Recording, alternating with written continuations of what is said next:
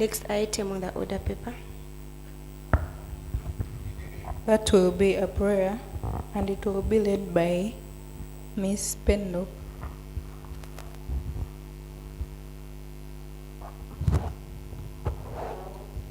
Let us humble ourselves for a word of prayer. Lord, loving Father, for today, we thank you for the gift of life and everything good that you have done for us. We thank you so much as we begin this meeting, which is our second sitting for the 8th Western Region Youth Parliament. We pray and call upon your Holy Spirit to be with us, guide us, so that everything that we shall discuss about shall be for the good of the youth and our country at large. Be with us, Lord. Bless us, guide us, and after all that will be done, we shall glorify your name. I've prayed all this through Christ our Lord.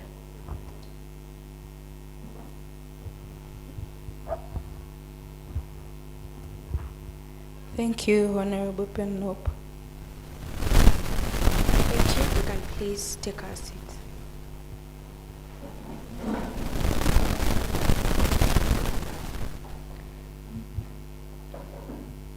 Clerk, next item on the order paper. That will be the opening remarks on behalf of the conveners of the Youth Parliament. I'll therefore invite Mr. Howard to give us the opening remarks.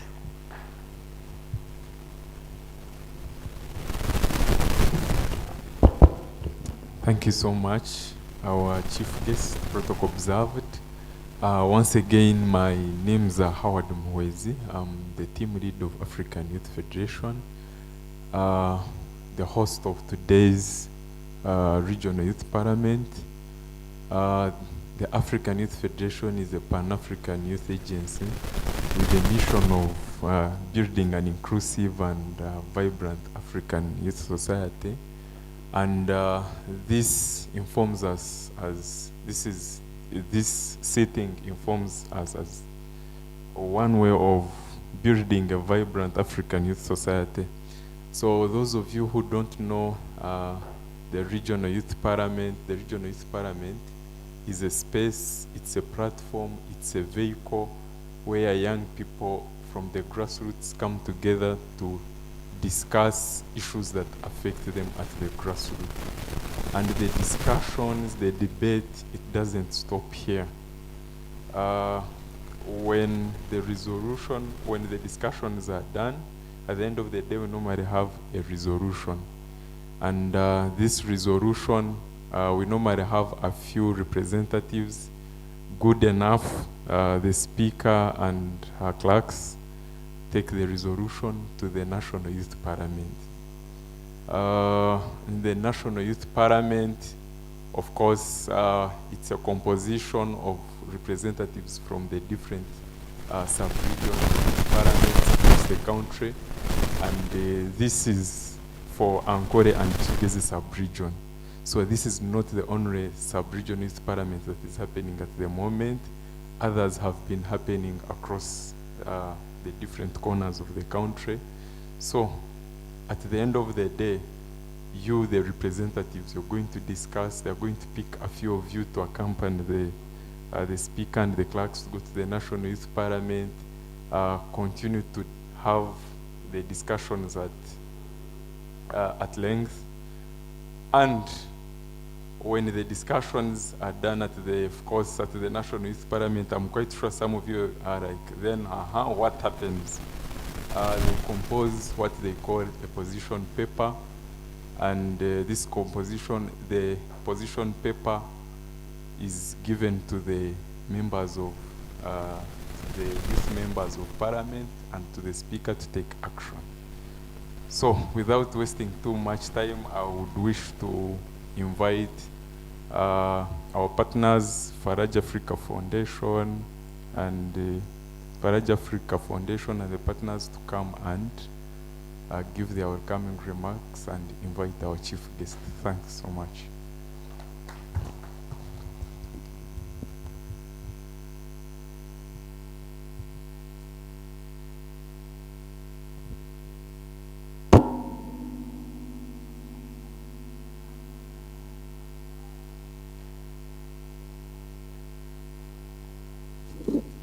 The Right Honorable Speaker, our dear esteemed chief guest, our partners, and the August House, a very good morning.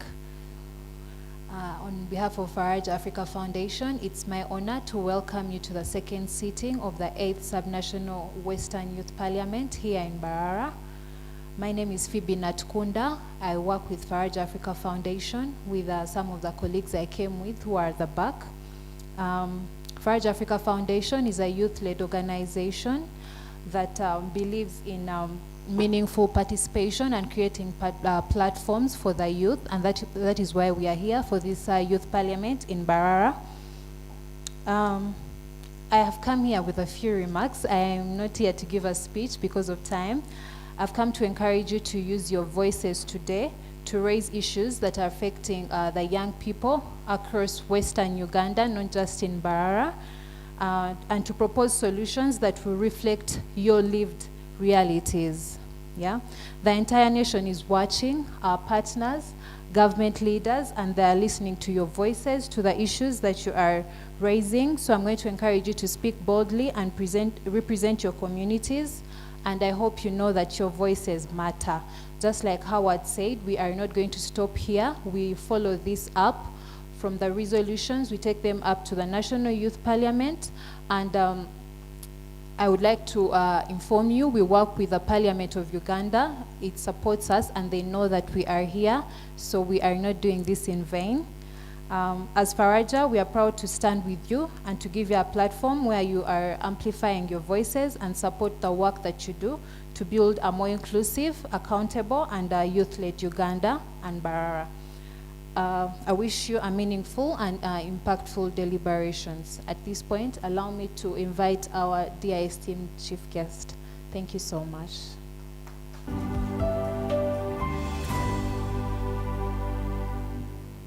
You're welcome to this conversation. My name is Roger Stuliabwe. It's an opportunity yet again to talk about issues that are of national importance, as most people like to call it.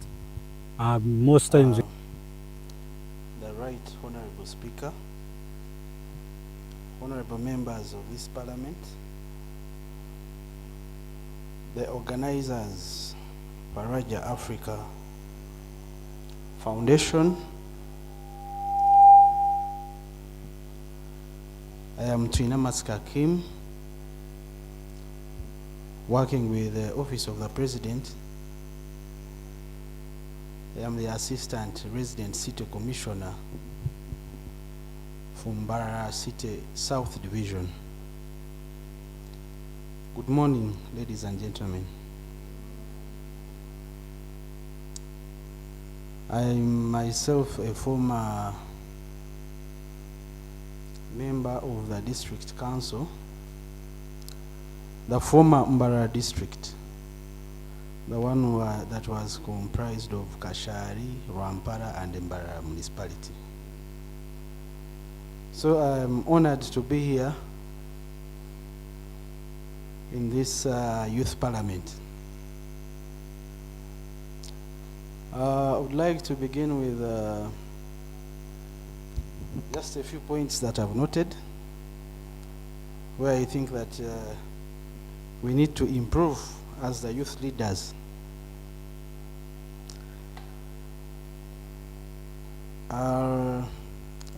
I've noted that we have poor time management. And through you, Madam Speaker, I would like to encourage the honorable members to always observe time. Leadership takes discipline. To be a very good leader, you have to be disciplined. And managing time is really, really a very serious issue when it comes to leadership. So I hope we take note of that. So I want to thank the organizers of this event, the second sitting of Youth Parliament, for for this very important engagement. This parliament is not just an event, it is a training ground, a space where people can learn how to articulate community issues, debate national priorities, and understand parliamentary procedures.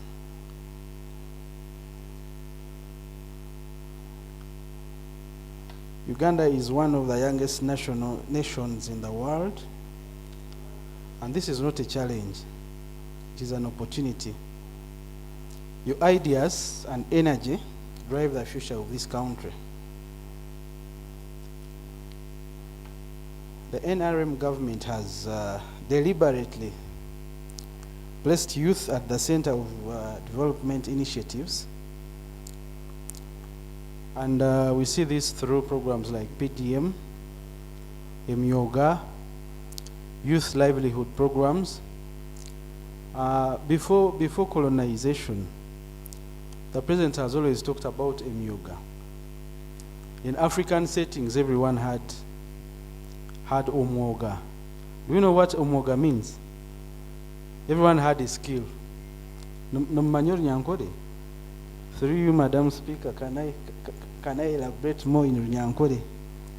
Tukatujara ababizi, tukatujara abahesi, abahiji, but because the Europeans were bakarahuka kushemuka, so they were looking market for their own products. But in African settings, we had better products. Nkechanzi, chanza cyo kunywera mu mati. Tukatwine swan zite zibabire babija ombiti. Tukatwine bijiko bite babire bihombiti. Tinko manya bahina barabirebereho harimu. So the NRM government is looking to bring back those skills. And most of those programs are targeting the youth. PDM is a component of youth. Yoga, there's a component of youth. And there's a program that is directly for the youth livelihood program. It is for youth groups. So our government is very, very, very much committed to the empowerment of youth. So that's why they are trying to bring back the Yoga concept. Because we don't want to be a supermarket for the outside commodities. So as you deliberate today, let's debate with facts, logic, and respect.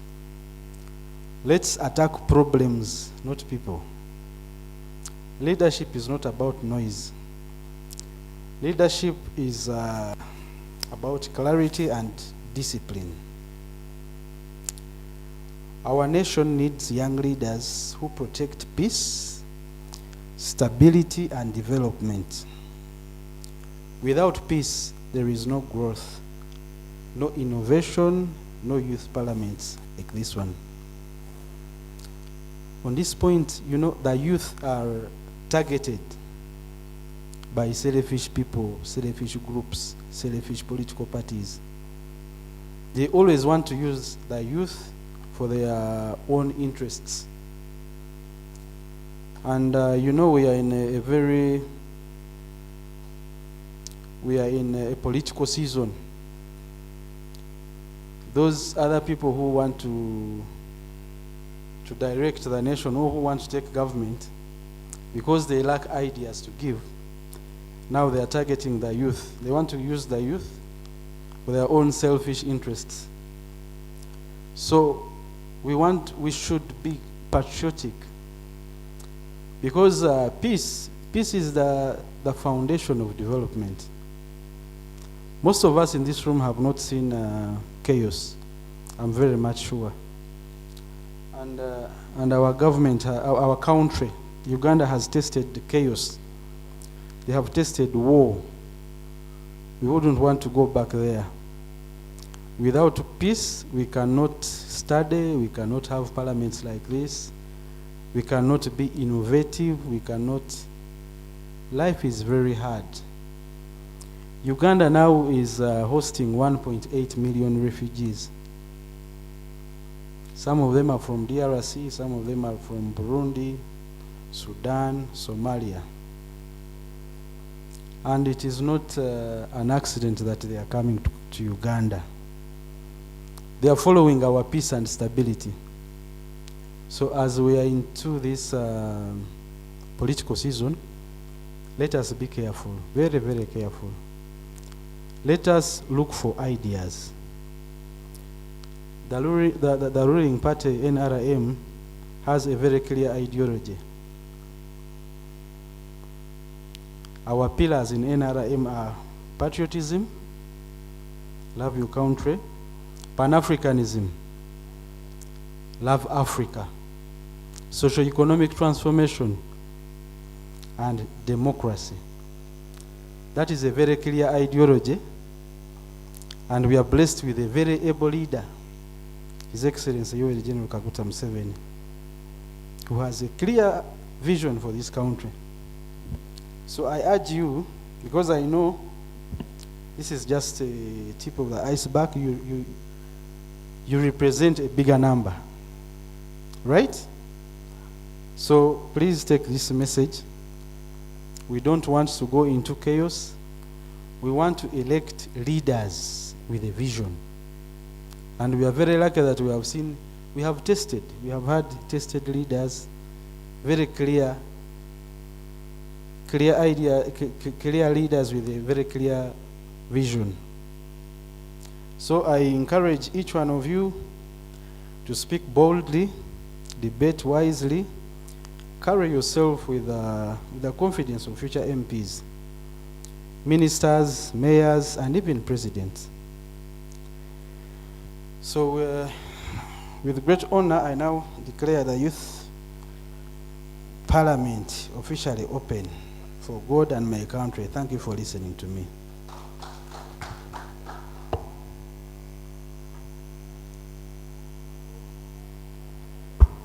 Thank you, our chief guest, for those insightful remarks.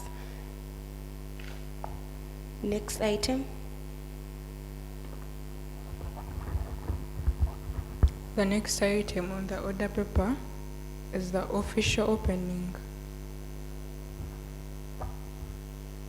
I will therefore take the honor to officially open this second sitting of the 8th Western Youth Parliament with communication from our chief guest. Thank you very much for entrusting us with the leadership of this parliament. Gone are the days when chaos used to influence change. Now is the time that policy impacts. And we heard from our chief guest that the youth nowadays want to be used. They want to be manipulated. What came in my mind was why? Because we are powerful. We have a voice. We heard from the previous speakers, Mr. Howard and Phoebe, tell us how each one of us has a voice, and we have to use our voices to impact this nation. I would love to thank Faraja Africa Foundation and the different partners for giving us such a platform. To us, the youth, it is a privilege, and we can assure you that we are going to debate with facts, we are going to debate with logic and reason. Let it ring in your mind that you have a voice. You have a voice. It doesn't matter the type of English you can speak, but as long as whatever you're speaking is out of reason and logic, please submit it. We are going to have a vibrant house today, and I am ready. I can't wait to hear our different submissions. I will give the different instructions immediately that will lead our house immediately after the communications that we have on the order paper. I believe each one of us has the order paper. If you don't have it, you please raise up your hand and you will be attended to, so that all of us are following the same orders in this house. Thank you. That will be my communication. Next item on the order paper. That will be number 4. The house will be suspended for an official photo. I will have our chief guest and our different partners lead us for a photo moment. It's very good for us to have these moments captured. Thank you. House suspended.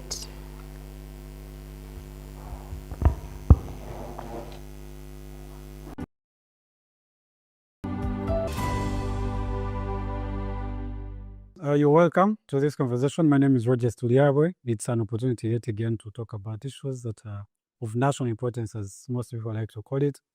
Most times we come here with people who have a bit of expertise, or at least have passions in particular areas, and mostly focusing on young people and youth, their contribution in most of the sectors and on the issues that as they happen. What is the perspective of youth? What is it that the youth can be putting in?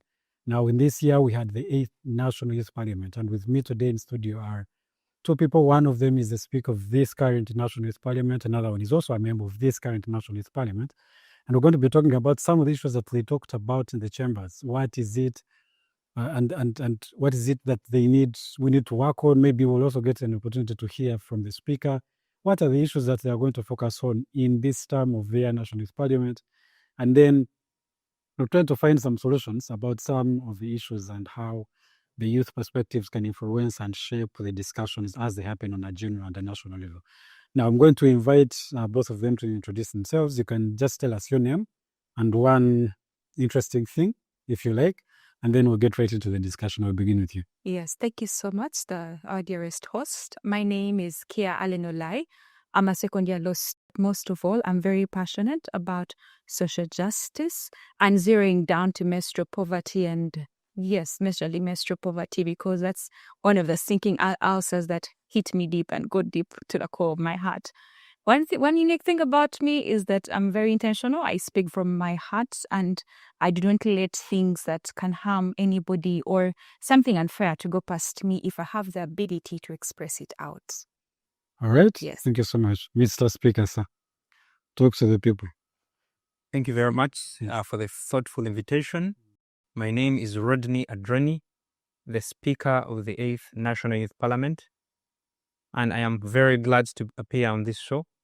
I am very passionate about environmental activism, environmental justice, but in the same vein, I'm also very, very passionate about political activism, especially things to deal with governance, good governance, and meaningful youth participation.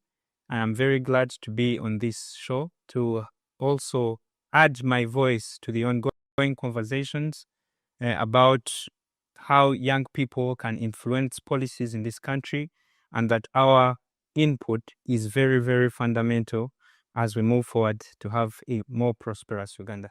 Thank you. Thank you both, and thank you for coming and for making time to come and speak to the people. Now, when I was looking at the statistics, the UBOS report for 2024 puts the percentage of youth between up to the ages of 30 for 78% of the population of Uganda. And 23% of that 78 is the ages between 18 and 30, which I want to believe at least most of us are falling in this phase. The issue for, even with that demographic and the understanding that we have a lot of young people that are in spaces that are in the ages that can continuously contribute to development processes, there still remains representation. Now, the issue of representation is a decades and centuries old issue. What I want to understand from both of you, I'd like your take on why this has not changed in a very long time. What brings about this whole COVID? Why does it not improve? What is the problem?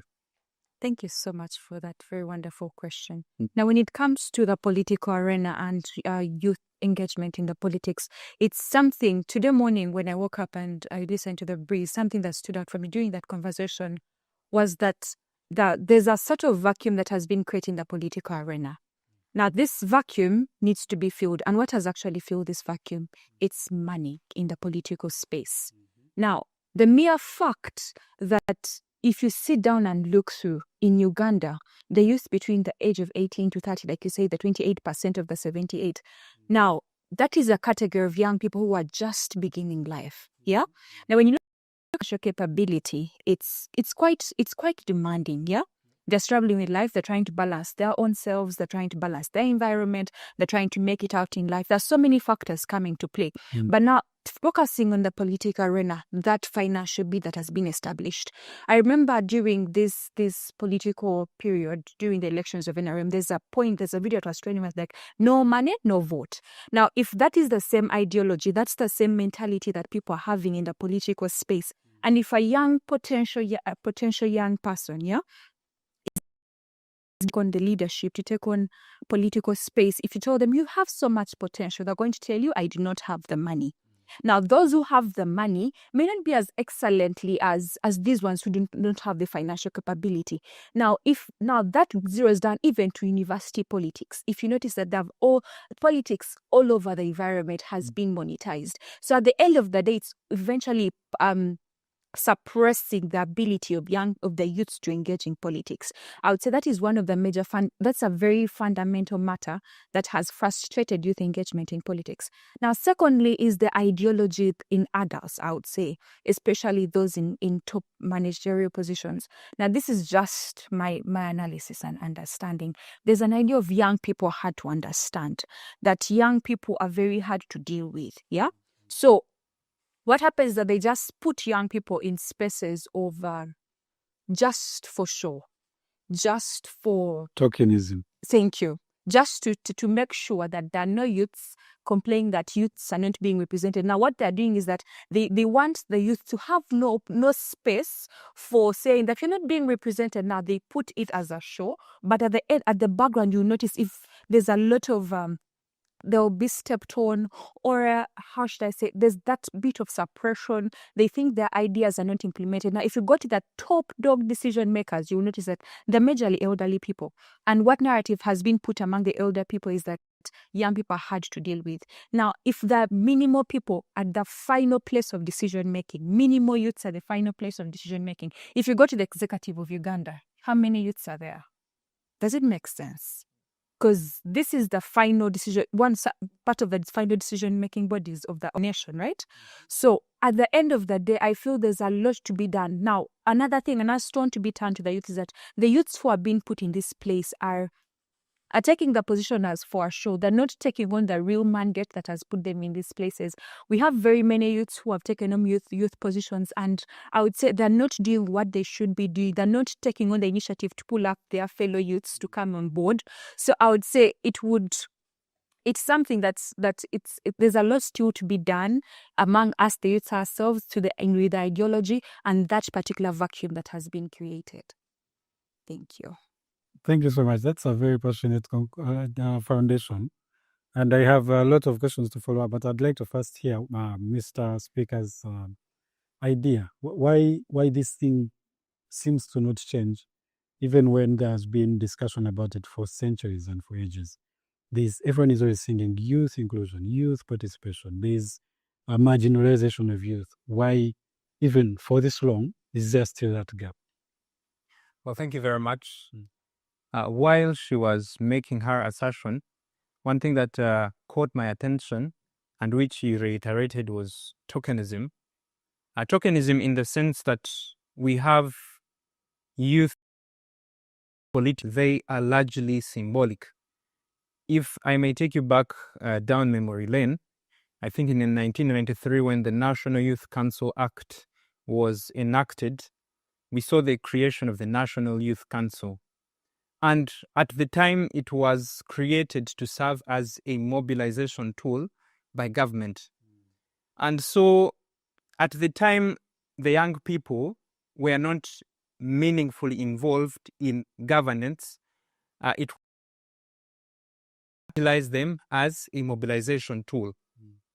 And if we try to make an assessment of the current youth structures right now, the NYC itself, with youth structures down to village level, We have at sub-county, we have at division level, and we have also at district level. We have the national, Uganda National Students Association, and the most recent one, the national, that was birthed in 2018. But our problem has never been the insufficiency of youth structures. It is not, because all these platforms are in existence. Now, the major challenge we face is that these platforms are not doing meaningful representation. So the question shifts then from not the insufficiency of these platforms, but whether these platforms proficiently represent and whether they have been empowered enough. And also, I think that for any country or any political system that wishes to thrive beyond its founding generation must inevitably invest in its young generation. It must empower the young generation. Why? To consolidate the gains and carry them forward into the future. And I think when we talk about youth representation, it is actually not a matter of only youth advocacy. Our current leaders and duty bearers must come alive to the fact that we are the future of this country. And if we are not empowered enough, then we shall have the future of our country in shambles.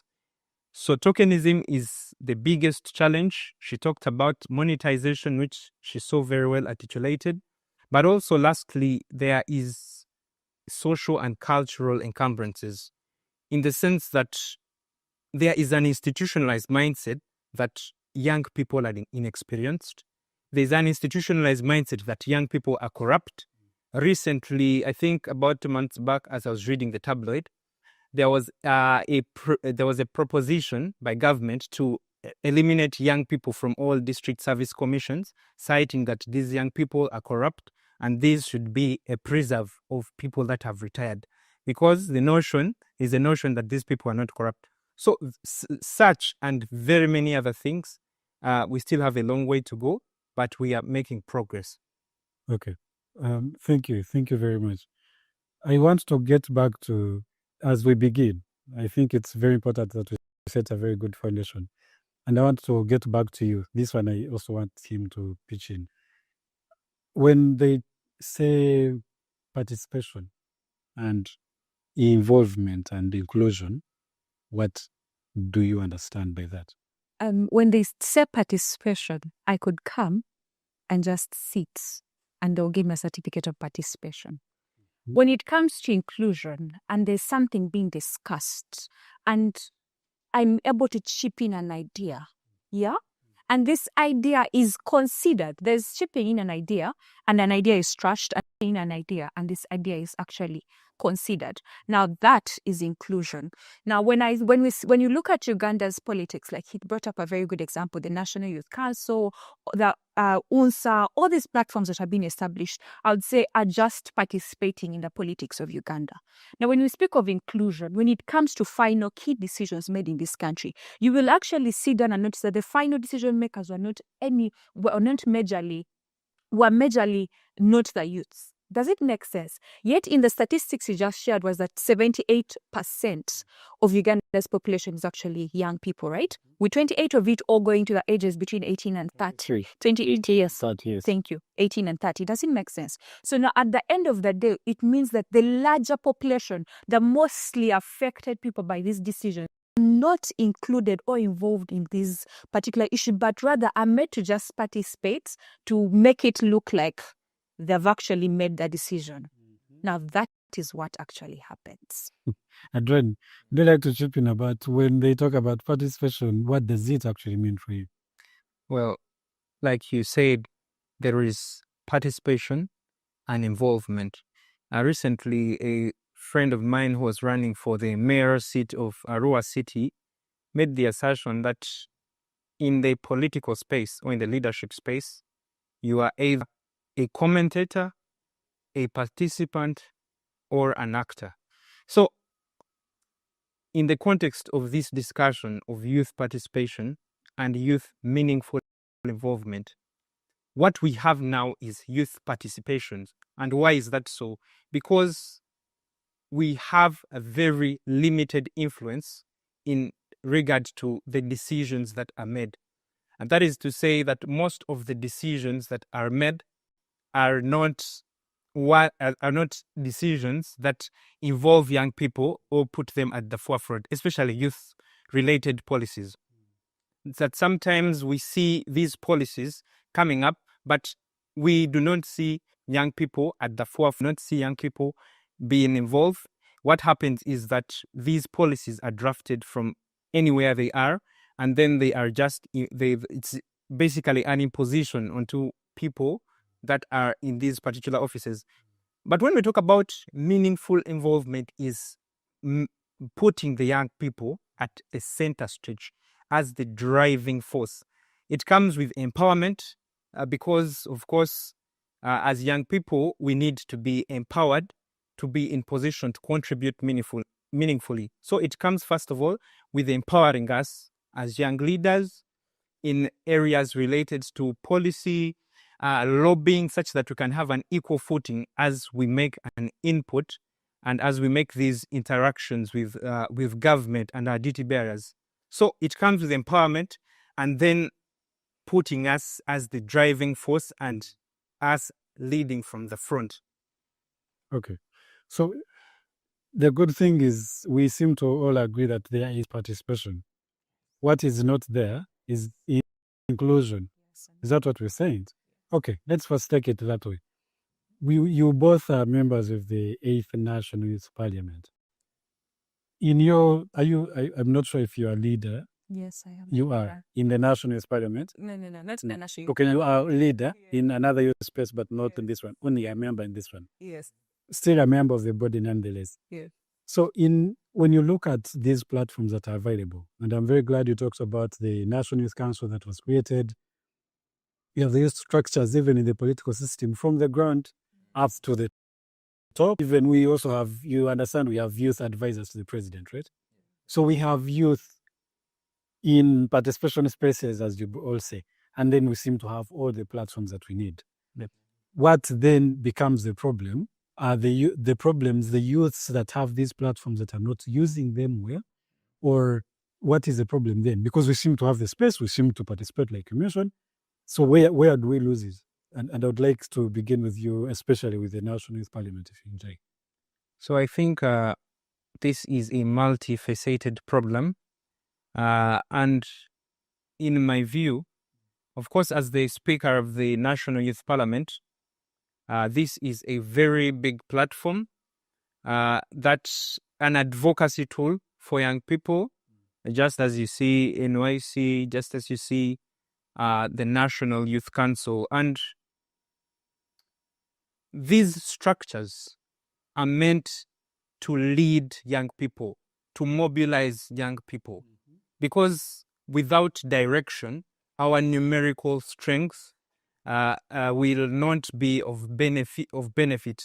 Because had very many young people quoting the statistics that we are the majority, we are the majority, we are the majority. But then how do we leverage our numerical strength to ensure that we have an actual impact? And it is through leadership that is offered through these structures. And also the nature of conversations that we have. For instance, if you look at the NYP, you realize the kind of motions that we've been raising. And I think the one that was pertaining to youth representation and meaningful youth participation was actually the most animated session. That actually shows that the young people are alive to the current problem of underrepresentation. And actually, I think that it is a very timely conversation, especially as we approach the precipice of an election and a change in power. What better time to reiterate our position of being meaningfully included than this point that we are, than at this particular period.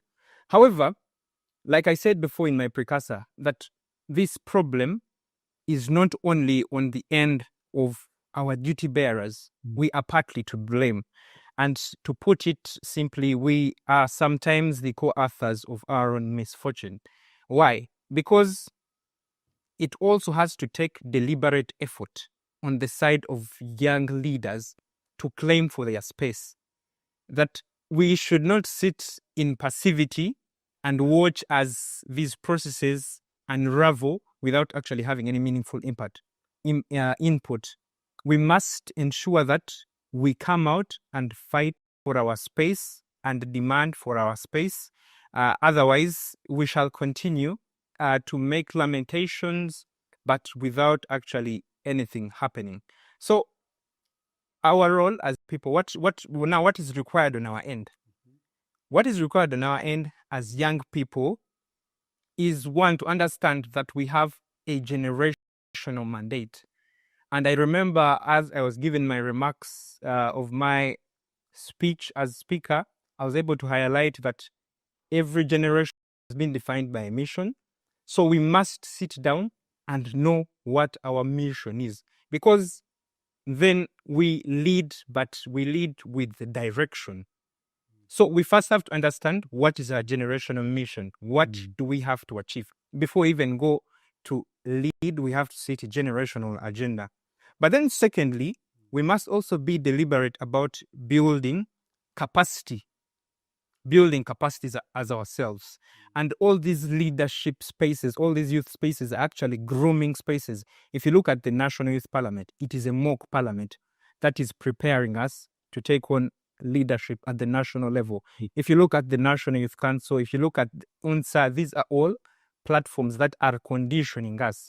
So what do we use these platforms for?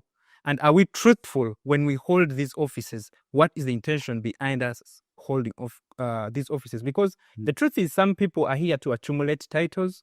Some young people are here for monetary incentives. Some people are here to simply boast that they have spaces. But these are actually spaces that can be harnessed for advocacy, for capacity building, as we look forward towards building a country that works for us.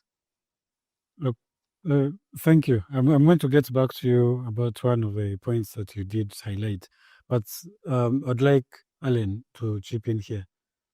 We seem, and you mentioned earlier that sometimes some of the leaders will occupy some of these spaces, youth leaders, that is, and then they're not calling up others. And then he also mentions that sometimes the ball is in our court.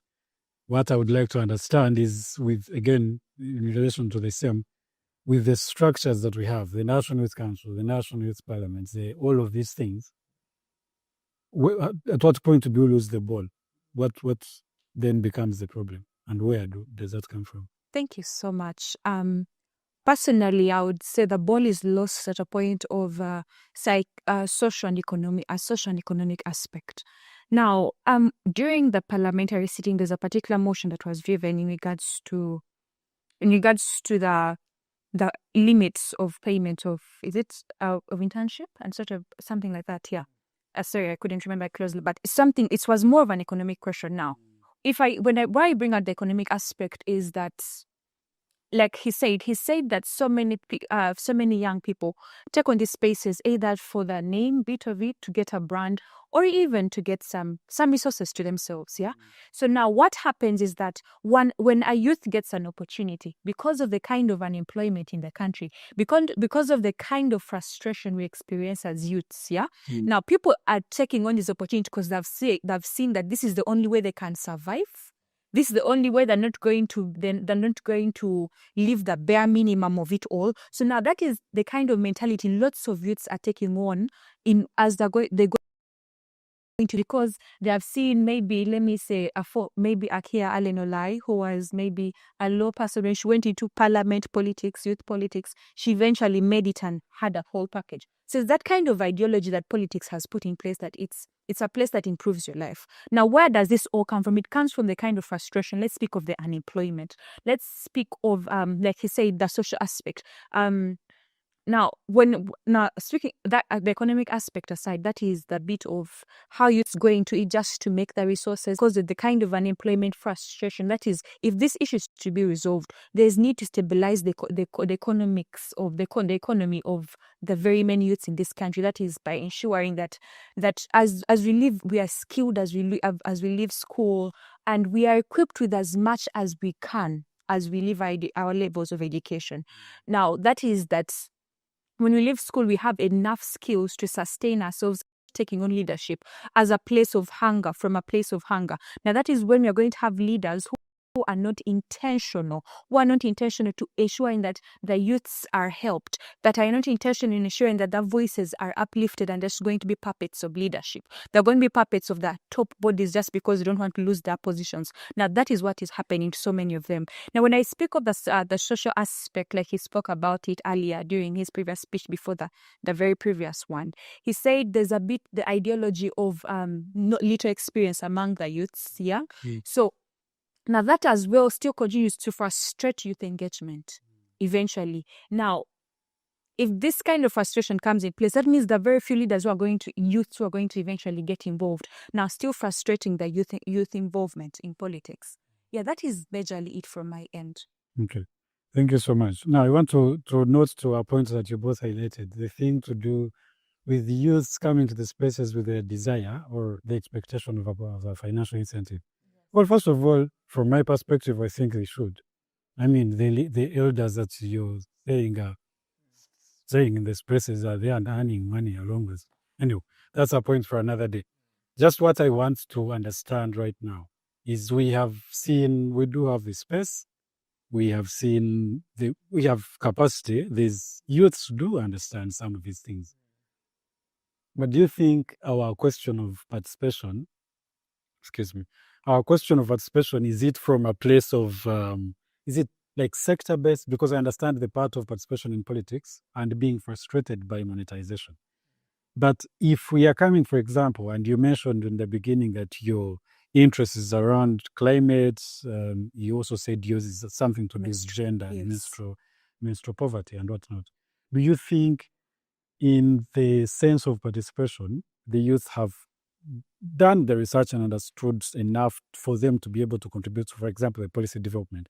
And that is one point. Another is, especially in regard to your National Youth Parliament, do we need at formulation level, or do you think reform should be at the implementation level in all of these policies? Because again, all of these conversations are going to go back to what policy is facilitating this, what kind of space, right? So I would like your highlights to, understand how both of these things work. And for me, I would say reform needs to go to the point of implementation level.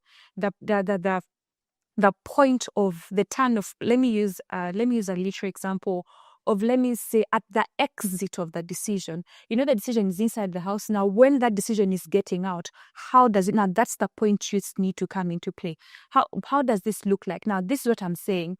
When it comes to key decision making, I've studied law, and I believe when it comes to implementation of policies, when it comes to things of looking into issues on how to resolve policies, it's not a very difficult thing. It's more of a question of empowering. It's more of a question of training more young people. Like he said, if these elderly eventually do not train the youths, this is the future generation, not even the future. They are the now generation. If they're not empowered, if they train them in a system that is very, very, how should I say, very suppressive, very ignorant. Now, that is the kind of leadership we shall have at the end of the day. Now, we need to have more youths involved in the point of implementation and the point of final decision making. Let's have more prominent executive members from the youth level, because why are you representing the majority on their behalf? Why are the majority being represented? Those are the things that happened during the French Revolution,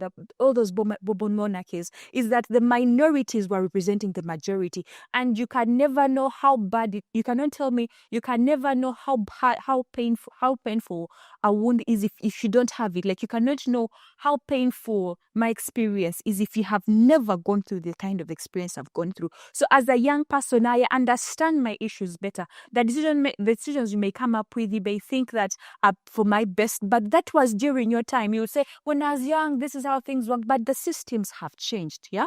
So I understand my current system better. I understand that if it is driven in a certain way, results will come out better, and this is what will make me happy. So if you come, that's why you will notice that. Let me use a very simple example of homes. When children are bought for butter shoes, yeah, they want the kind of pumps. That's why you find the child will not even love what you bought them, right?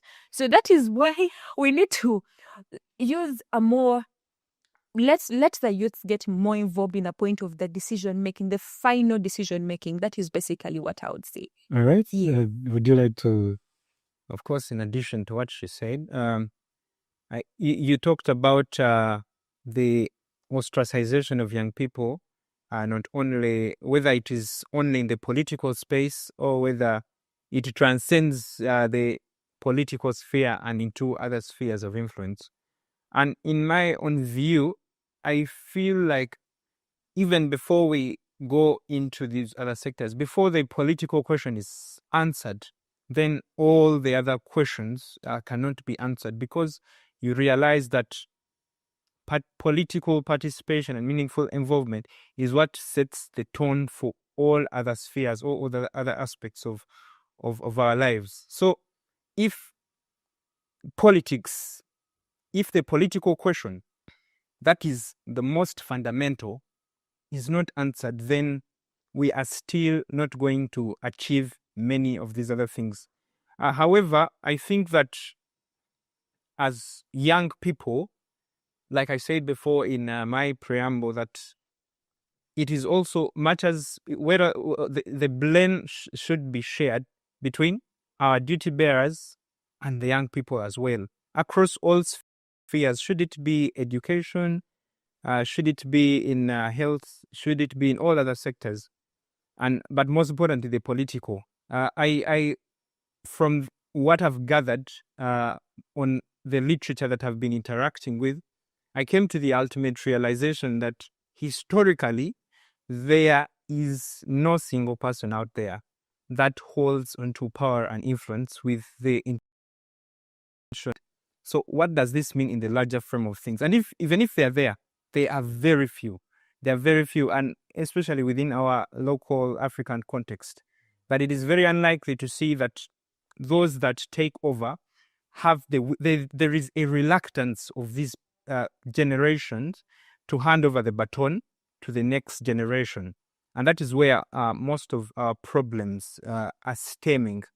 So I, for one, think, of course, in addition to what she said, that empowerment is very important for us to have meaningful involvement and inclusion beyond the participation that we see today.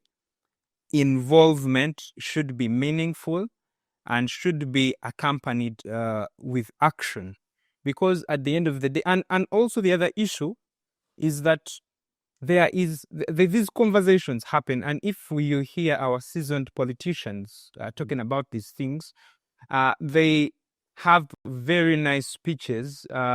They keep talking about youth inclusion, but it's merely lip service. It is nothing more than political rhetoric and flatulence that is not backed by action.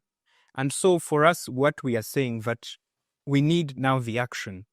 And on the question of policy, of course, and also in the broader scheme of meaningful youth involvement that we've been discussing today, is that I think one of those very big challenges that we continue to face up to today is that we have weak legislation. For example, most young people today complain about the highly monetized nature, like we've been having this discussion from time immemorial, and even in this particular conversation. But then, what do we do about it? Beyond the rantings and ravings, what do we do about it? We do not have laws that specifically speak to how we should behave, how much money should one spend in an election, which is actually something that is achievable if you are to be able to benchmark on various countries beyond. We have seen that it is very possible to have this legislation. What we need is political will, and then also young people demanding aggressively. Of course, I am one of the proponents for advocacy, peaceful advocacy. I believe that we can channel all our grievances in a calm and organized manner, but with firmness and clarity that ultimately will materialize into results. And I'm very happy that you're the one who is saying that, seeing as you are the Speaker for the National Youth Parliament. Now, Kia, you mentioned earlier, both of you, that some of the youth platforms that are there and structures are mostly mobilizational platforms for political mobilization as well.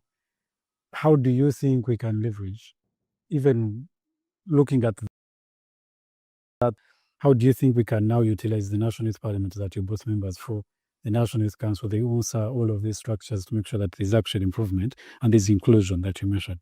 Okay, now I think I'll fall back to what he said in his previous speak when it comes to litigation.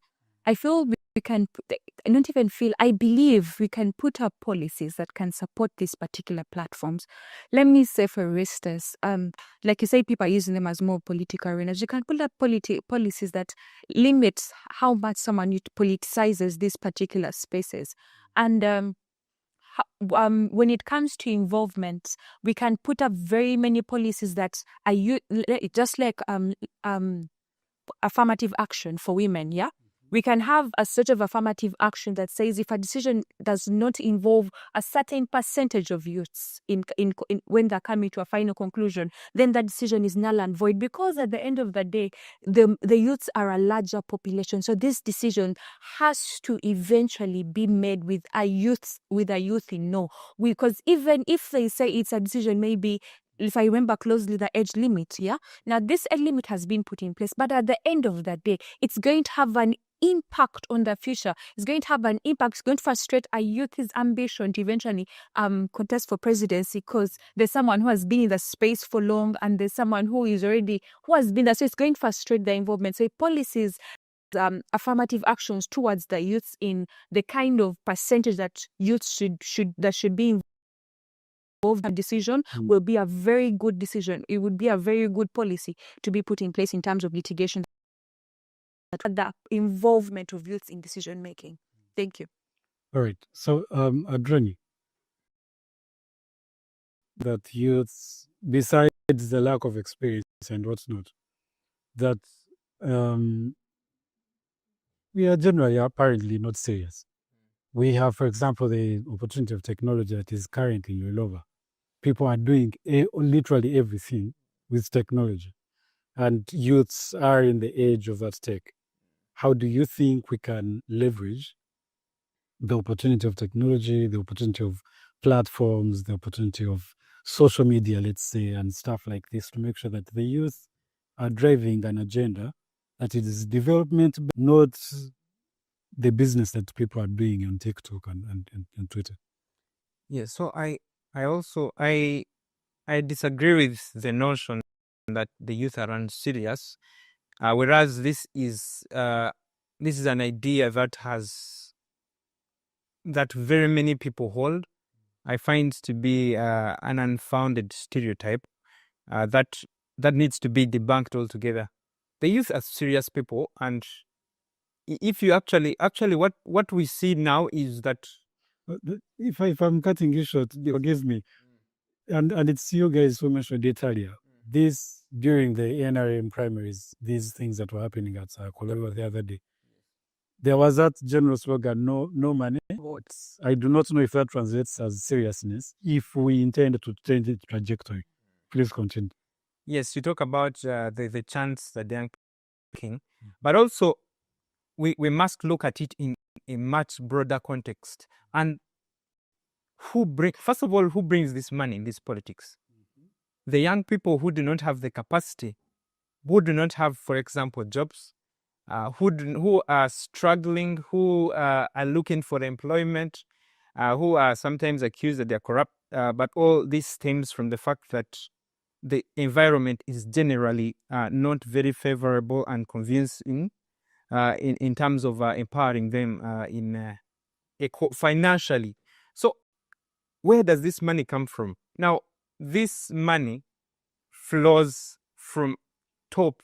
And what do I mean? That this money comes, this is an example that has been set by the current, the older generation.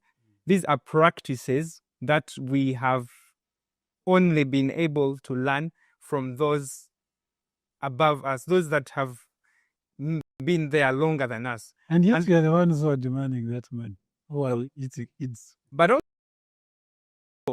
the point I'm trying to make is that, sorry for breaking. First of all, I personally do not in any way condone that notion that without money, no politics, like the chants were being made. And it is actually wrong, and that is something that must be done away with. But the point I am trying to make is that, and first of all, we should know that much as those chants were, they should not be blown out of proportion. They should not be blown out of proportion in a sense that they do not represent all young people out there. There is a faction of those, but then there is a faction of those that are actually serious and are actually looking forward towards seeing and making better our political environment that has been marred by monetization and all things related to that. You wanted to... Yes. Yes, I would still supporting the bit of no money, no vote. I would say that is a notion that has been established by those in power and the final decision makers. Why? Because if you go down and see, youths are the most unemployed people. So now they see that actually where the political season is coming, you'll hear you say katukwaleko kusente. Like, let's make some money. Because even after voting for them, they know, let us just eat for now, because after that, it's time for suffering under their foot. Does it make sense? It does. That is what you are being put out. Now, that is what these people in leadership have actually put out there, is that when it's time for politics, this is the only time you can actually benefit from us. And even if you say, I'm against it, because you somehow they have been twisted in a way I don't even know how to express it. It's quite difficult to manipulate the political arena in these times, in this particular.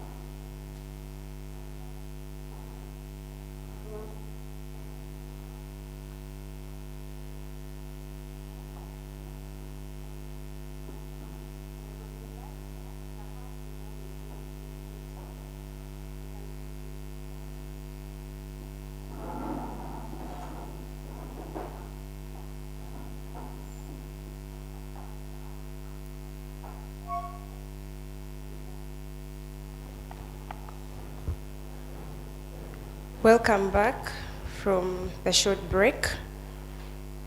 We will have the next item on the order paper.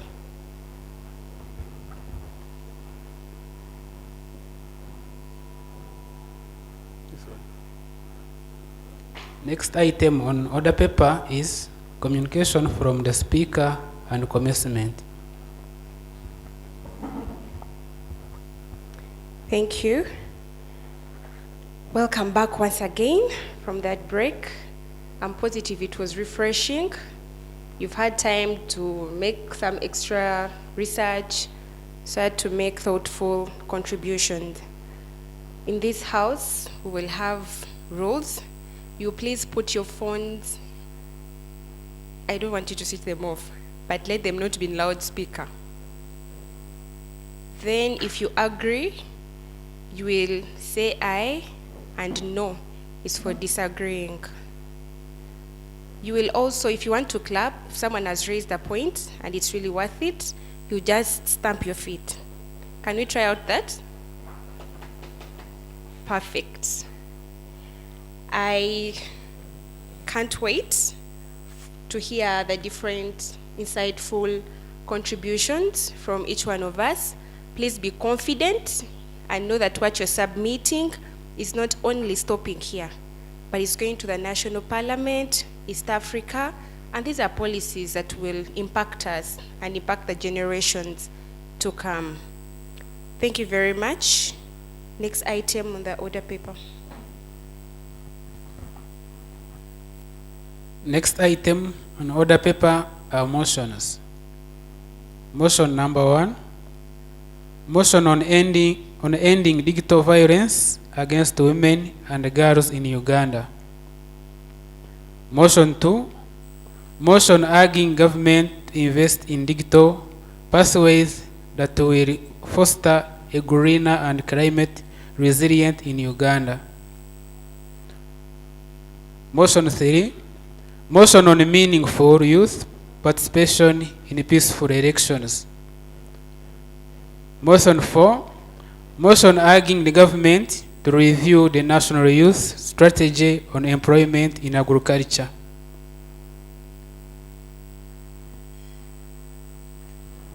Thank you. We'll go to the next item on the order paper.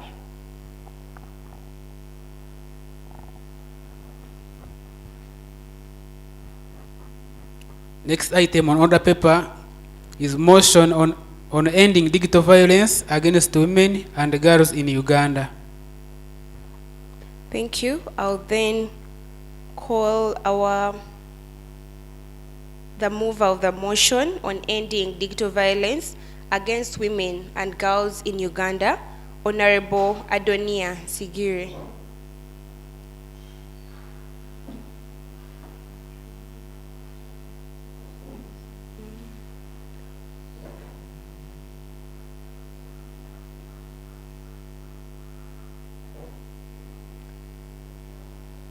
We will correct that. The motion is, there's been changes in the order paper. So we'll have motion 3 come first, which is motion on meaningful youth participation in peaceful elections. Motion on meaningful youth participation in peaceful elections. The mover of the motion is Honorable Adonia Sigiri. You are welcome. Right Honorable Speaker, and your table, the organizers of this house, and those who have given attention to come and attend to it. Good afternoon. Good afternoon, ladies and gentlemen. Sigiri Adonia is my name, and a brief of the motion before I move it.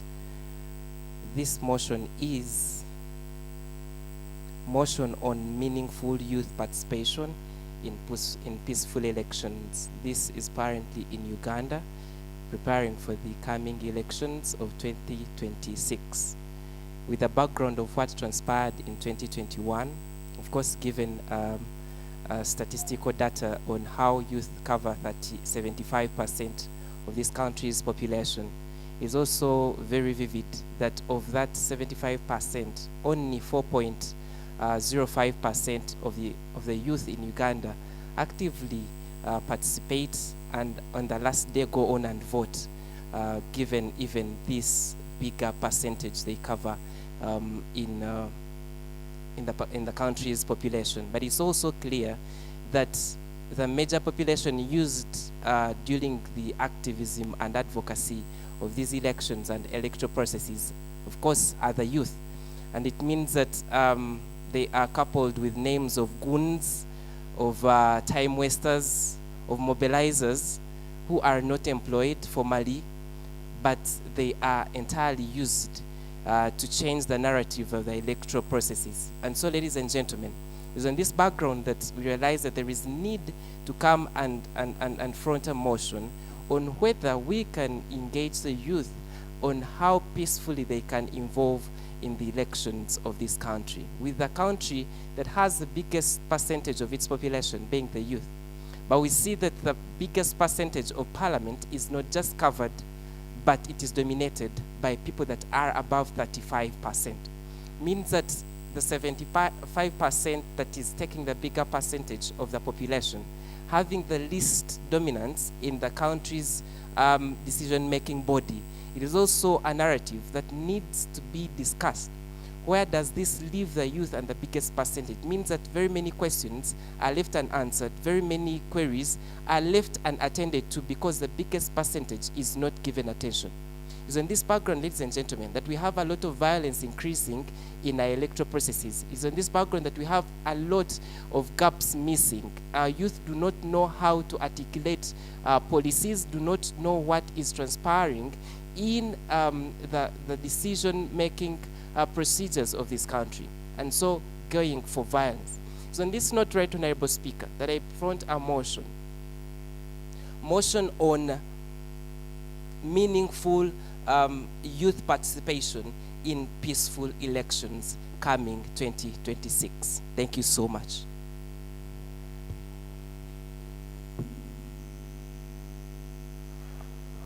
I'll therefore invite the seconder of the motion, Honorable Arthur Kakuru.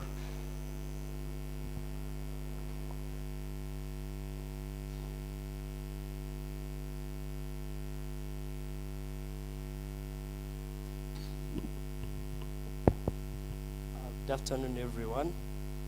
I'm here to second a motion youth participation in peaceful elections. Dear Speaker and the guest house, what makes an election peaceful is a meaningful conduct of actually that youth participating within an election. There is a perceptive or there is a narrative in our today's society that youth are actually emotional or they do their decisions on emotions, and definitely they're decorated with violence, they're decorated with actions that lead to fightings within the emotions. Our country today is under a government or a managership of the 27 youth that did a decision and actually went to Luwelo and fought for their country. What does that bridge to the current generation of youth? It gives us a degree that actually this country can change or this country can maintain a status quo under our decision regardless of numbers. On a ground that, like Adonia just said, on a ground that 75% of the population are actually the youth, but only a few of us are part of the decisions, actually the decisions that we don't basically make, but we are part of the secondment of sitting in a parliament to second what the old men have brought on board. What actually brings that, or what makes us not to be actively meaningful in election, is on a ground that one, people in society have notions that youth are actually supposed to stage all their thinking on academic and development career. If today your father watched you on a TV participating in an election, would ask you, did you forget about reading your books? Did you forget about you don't own a plot in Barara? Did you forget about that you have not bought a personal car? You're following a youth who owns a mansion in Kampala. You're following a youth who has this. And that is the nation that has built a ground that youth have not actively participated because the status quo does not actually support them too. But on the other round, then we question the youth. What makes you meaningful? Before you choose to go on a trail with a group of people, before you choose to go and actually participate in election, what are you gaining from this election? I'm very much sure that there are very many people that have lost their jobs because on particular day of rallies, they didn't participate they didn't go to attend to their work, and definitely they left their workplaces. We have very many youth who are political prisoners who will enjoy their Christmas in prison because they didn't meaningfully participate in the election. They subjected themselves to issues at hand. But that one does not scare us at the context. It only looks on how meaningfully do you participate in. Life after election is going to be full of frustration. It's going to be full of unemployed youth. It's going to be full of abandoned young children whose parents have been abducted, whose parents participated in election issues that actually took away their lives. I remember in 2010, when as Justin P2, when we went for Alali, there is a friend of ours who actually lost his life on Alali. And what does that mean? It means that it will scare some of us to go back to the Lalis, because every time we see Lalis, we are subjected to remember that innocent passed on.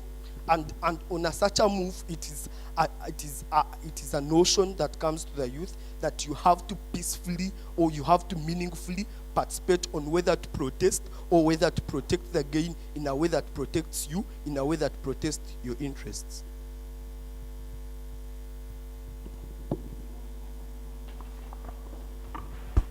Thank you, Honorable. Now that the motion has been moved and seconded, it will be open for debate. We'll have the honorable members submit their arguments, whether you support or you're against.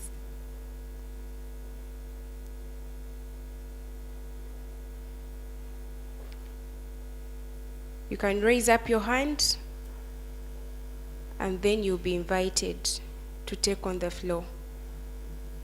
Honorable members, this is a motion that affects all of us. It impacts us as the youth, with a key statement as youth participation in peaceful elections. And the times we are in right now, this is a very vital moment for us to front such issues. Yes, please, honorable member, you're welcome.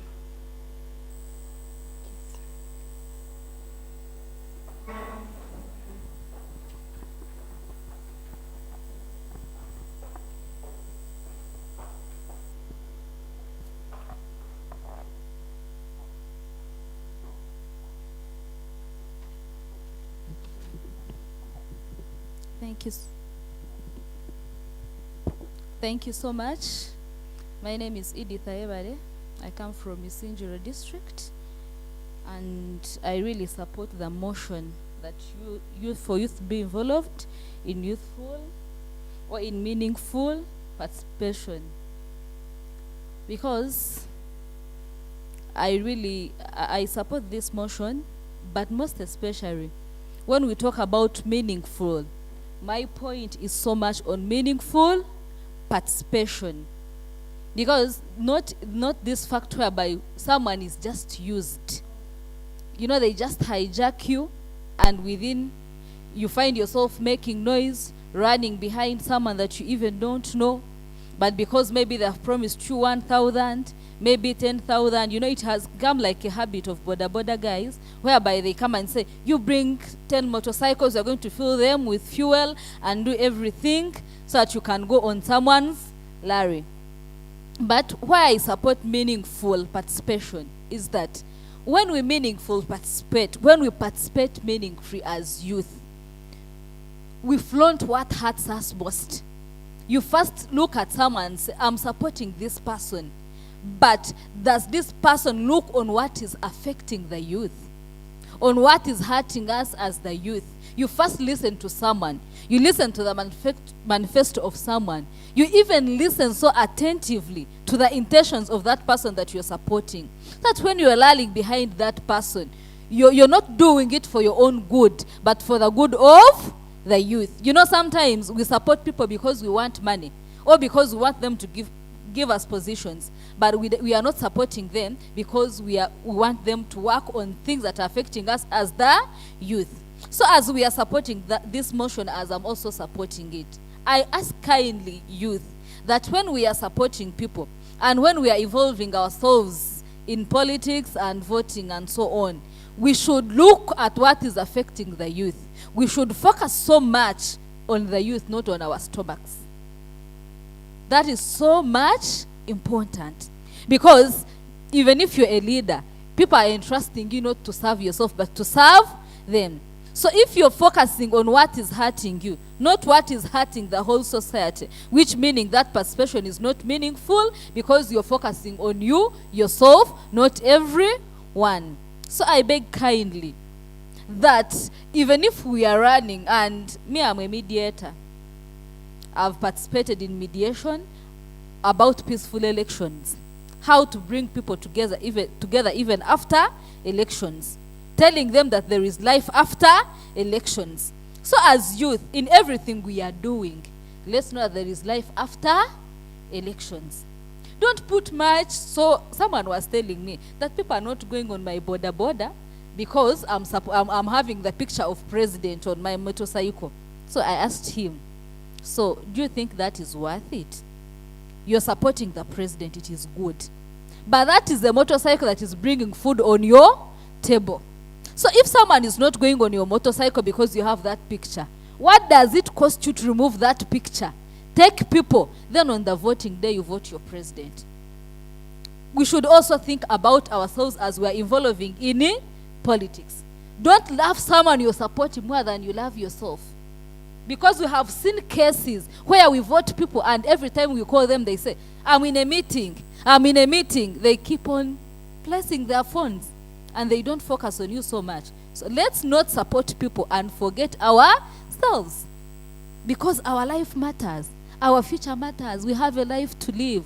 When you are in prison, someone is on a rally, still requesting for votes. Even if you die, he is going to remain a candidate. They won't say that, please, they won't denominate him from continuing to do what? To campaign. So please, let's support people. Let's love them. Being patriotic is very good because we are Honorable living in member, I request you sum it up. Okay, thank you so much. That was all I had to tell you. I'm telling you that we should involve ourselves in meaningful elections, but still we should mind about ourselves so much. Our life matters and our future also matters. Thank you so much. Thank you, Honorable Member. Yes, please, Honorable Member. As you come, don't forget to give us the solutions.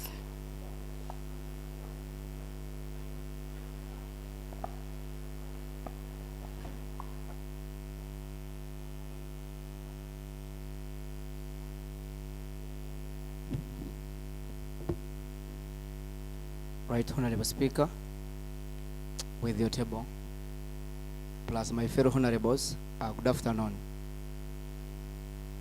Honorable Tukamhewa Justice from Barala City North Division, and I'm here to support the motion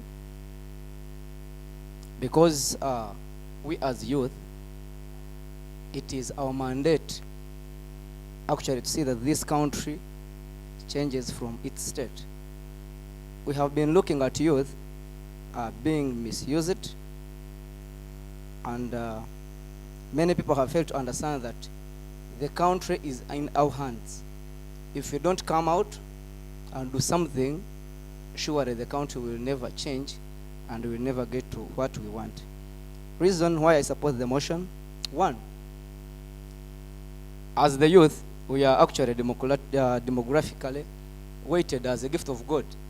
You cannot find a youth who has no energy. It is rare. We are the ones with weight, we are the ones with energy. We can do something and be seen that really there is something that has been done. And if we don't come out and participate in our elections, you will find the old people are still using us. The old people are not minding about us, yet we are the ones that fight. We are the ones that talks a lot. We are the ones that already think of what can be done.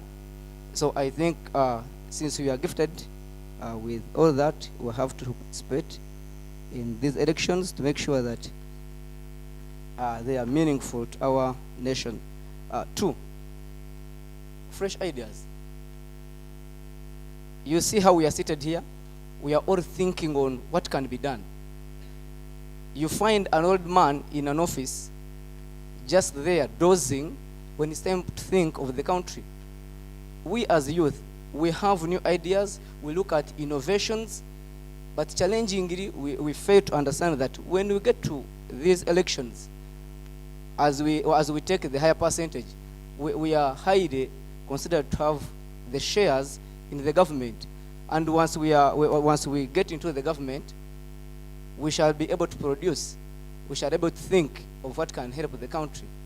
So being that we have fresh ideas, we think of innovations, I pledge that the youth come out, participate in these elections to go well. The third point is about policy relevance. We are the youth, we can think of what can be done and as a good policy to support the country, to support our fellow people. Old people think about us when we come out with something. If we don't look at policies that can help us in the country, and these people actually also follow us, we are giving them a chance to always think of us. They bring their ideas, they bring their policies, we just follow. Someone gave an example. The person that was speaking here talked about the border people. They tell them, you bring your border, put it here on the petrol station. For justice, Yes. we are all honorable members here. Okay, sorry. I beg you address your colleague Thank you. rightly. Thank you. The border man is told, bring your border, put it on the petrol station. They put for you fuel, you drive for the rally. He has no thought of what comes next. You're driving, just driving, and you fail to understand that it was your time to think of, if I'm driving for this person, what am I going to gain? What comes next? So policies are still in our hands. So youth, please, we need to come out and be part of these elections. Lastly, long-term stability. The Honorable Speaker here said, some time back, the 27 youth organized a group and took over this country. It is the same thing here. If we come out as youth, we participate in these elections, automatically the youth will have a percentage that they will take in the government, and for the long term, you will find that the youth are getting chances of always coming in the government. If we sit down and we don't participate, that's why we shall always finding others taking on and youth remaining behind. So I think if youth come out, we have the chance to have the long-term stability of our nation, of our country, and the well moving of the government. Thank you so much. Right, Honorable Speaker, I beg to submit.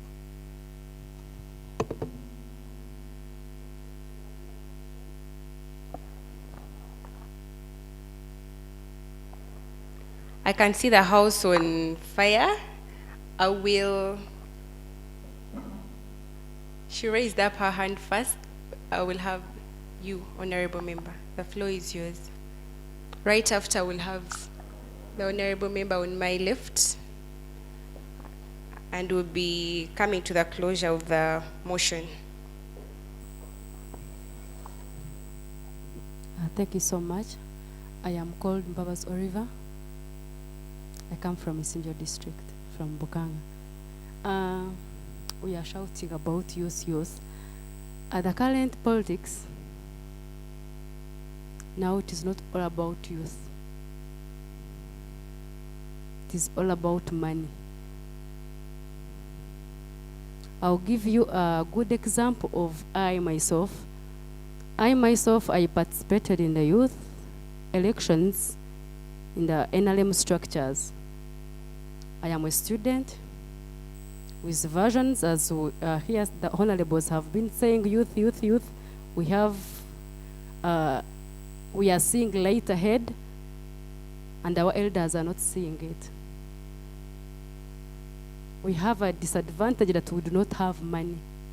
And now today's election is all about money. So as the youth, how can we go about it? Because I cannot participate in any leadership position because I do not have money. I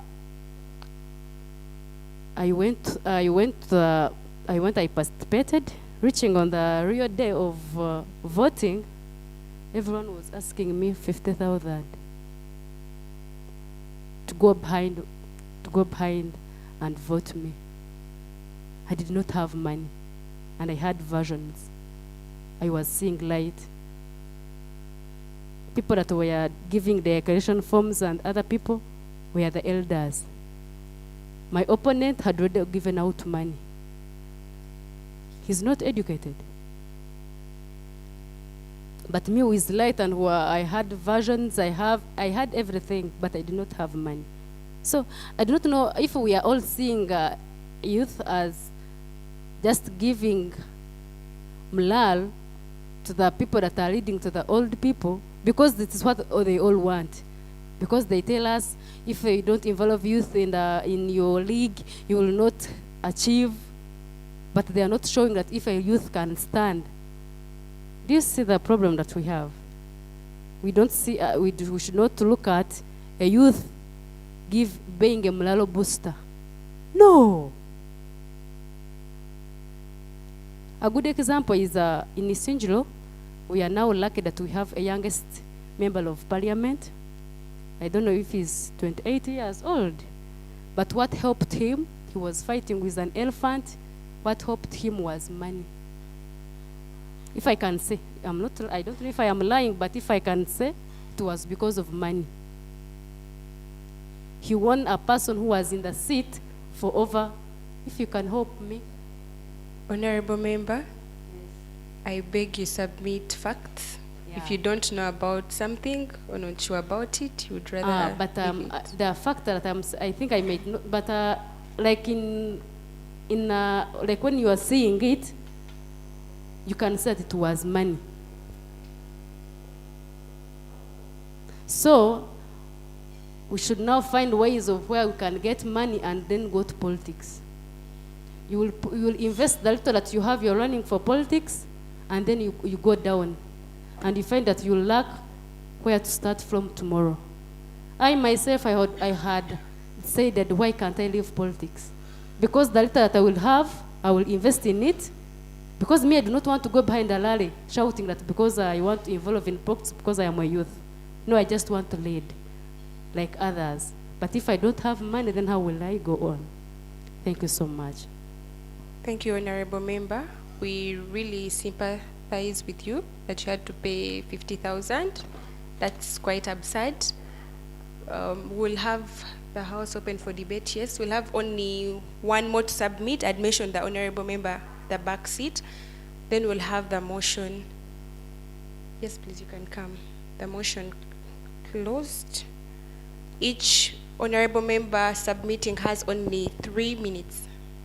Yes, thank you so much. Thank you, Madam Right Honorable Speaker, and the fellow August House. Good afternoon. My name is Elvis Ayebade. I'm a student at Mbara University of Science and Technology, where I happen to serve as the Guild Speaker. I'm happy to be part of today's Youth Parliament, and I'm privileged to be debating on this motion that is about meaningful youth participation in elections. Honourable members, I believe there's no better time to talk about this than now. However, it should have been brought a bit earlier so that our resolutions could have time to be implemented. The move of the motion clearly gave us a preamble that 75% of the youth, of the population now is the youth, and also highlighted that the majority of the decision-making organ of Parliament is dominated by people above 45 years of age. That should be alarming to us. And my submission stems on what exactly is youth participation. Honourable members, youth participation in politics is not just as a voter. Following the background of how much the youth comprise of the percentage of the entire country's population should show us that that should be reflected in terms of the representation in our youth, in our parliament, national parliament. But why are we not getting that? The previous speaker almost hinted on it that usually I'm seeing participation is not just as voters, as I've said, and the barriers to having youth as actually the leaders. We should be leaders, aspirants, and candidates in this position, not just as voters. And why are we not seeing that in this current state?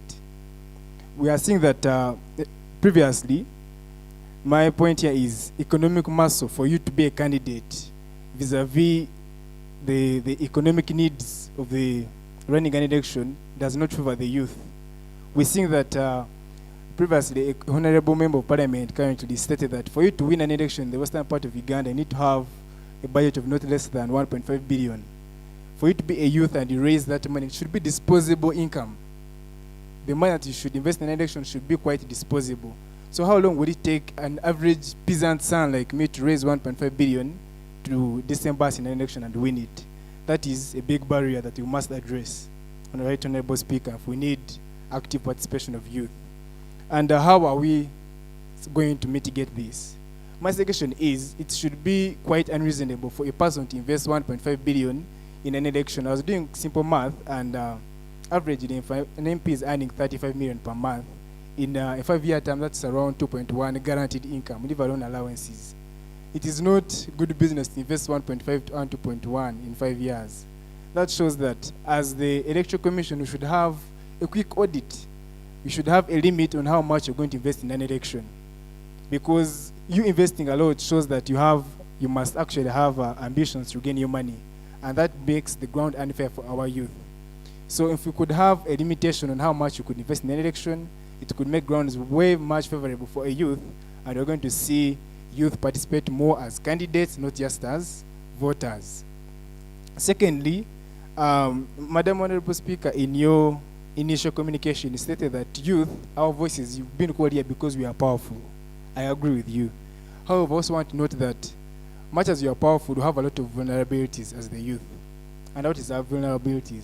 Still, economic vulnerabilities. We are poor, we are broke, we are unemployed. So in the art of negotiation, when you're negotiating and someone knows your vulnerable part, trust me, high chances you'll be taken advantage of. So the youth are poor, the youth don't have money. We've seen usually when MPs come to us because you're a group of 10, they make in a hotel like Oxford to make you mobilize as noisemakers and hand you a purse of 10,000 at the end of the day. As the youth, we are much more than that. So how are we going to address this? Let us economically empower the youth so that 30,000 is not enticing enough for you to move the whole day riding behind a kind of tool, forged academic documents, and is not really more than capable to represent you in the parliament. We need to economically empower the youth so that we are not being taken taken advantage of as mobilizers, as noisemakers, and hooligans. Lastly, as I conclude, Right Honorable Speaker, I would like to tell us that as the youth, we've also not known how much value we hold. We've not known our worth as people. That is why we also run as candidates. The previous speaker here came and said, what do you gain?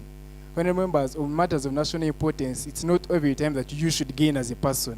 So fronting our personal interests has continued to demoralize us and undermine our value. Where someone will know you come, you, hoping that this MP will know you and maybe give you a job later. But what am I suggesting? We should be more organized as the youth in these elections. Have more orderly bodies so that we can engage our aspirants at district levels. We only saw one presidential debate. I've not seen any district anywhere in this country where I've organized a debate to hear from our MPs. What are they going to do for us? But this is what we should be doing as the youth. We claim to be intellectually up, claim to be educated, but we're not giving platforms to our leaders to tell us what they have in cupboards for us. Member, so we should, as a wind-up, we should be more organized so that we could amplify our voices and demand more, demand better grounds where we can assess our leaders and vote if you are to be voters peacefully, not as foot soldiers to be hooligans, not as people to be taken advantage of as mobilizers, but as frontliners of meaningful change in this country. With that said, I would like to submit Right Honorable Madam Speaker. Thank you. Thank you, Honorable Member, for that revealing contribution. As promised earlier, I would only have one more submission from the Honorable Member behind.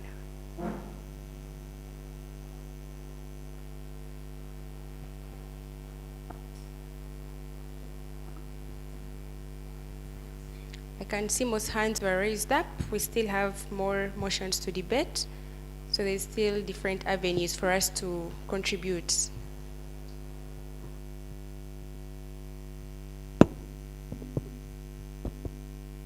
Good afternoon, everyone.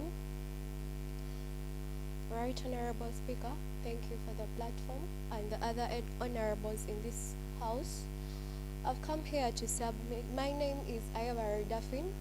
I'm a third-year law student at Bishop Stuart University, and I'm the speaker of the Rule of Law Club at Bishop Stuart University. I've come here to support the motion on meaningful youth participation in peaceful elections. First of all,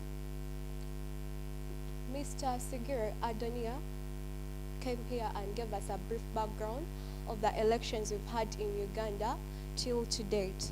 But if you are to make an analysis of these elections, you'll find that from the past, we've not had youth participate in elections because they were not given firm grounds to participate in there. But now today, it comes to our attention that we are very many youth where we have accessed facilities like education, we have technology, so we are informed about various things even at our young age.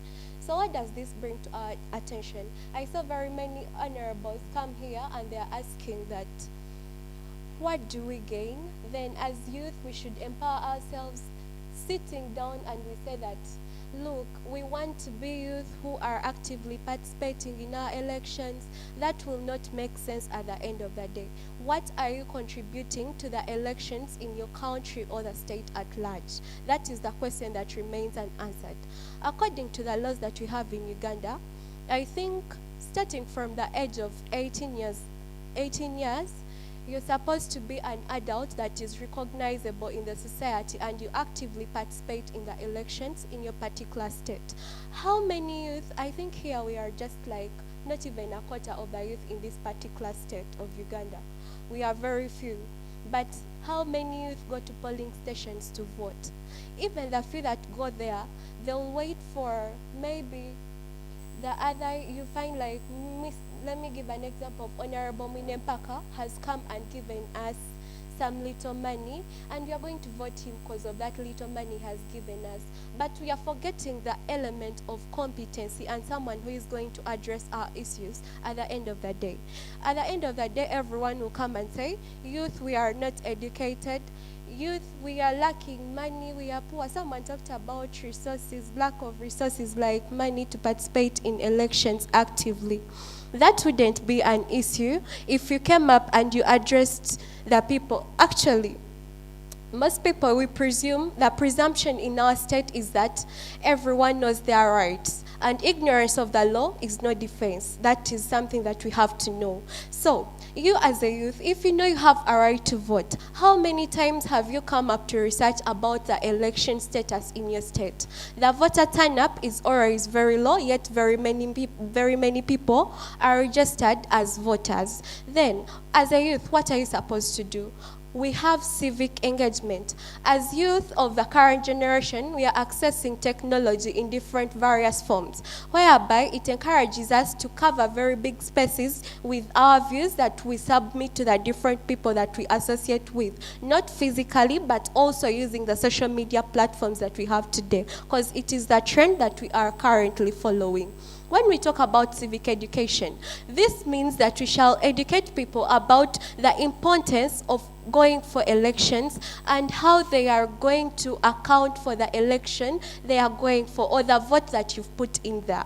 For example, in a scenario where we have an honorable who is coming with a view of, I'm going to go to parliament, front a motion of maybe every youth, we shall start a project where youth in the country will participate actively.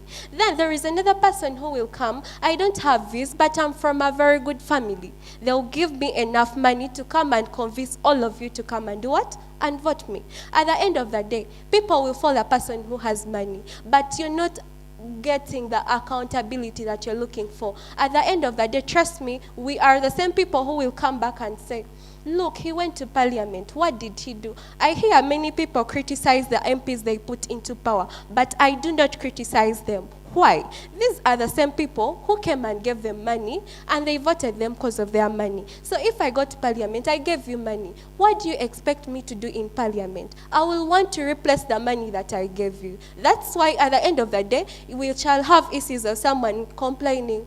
Corruption will not end unless you start making decisions based on facts rather than things that they are just fronting to you. At the meantime, you're looking at personal gains that are coming for a short time, not the long-term effect that will come with them. Then, I had started talking about the point of civic education. Please, in those different villages you come from, in those different areas we meet different people, not everyone knows about the use of voting or the purpose that comes with voting or the purpose of having credible leaders coming to front their views. Then how many people have come to your doorsteps to teach you about elections, about voting, about the importance of voting, about the criteria followed when they are going to vote? There are very few. But you as a person who has a chance to access these different platforms and you're learning something from them, you're the very person supposed to go back to your villages and educate these uneducated youth and these people who are ignorant about the importance of voting.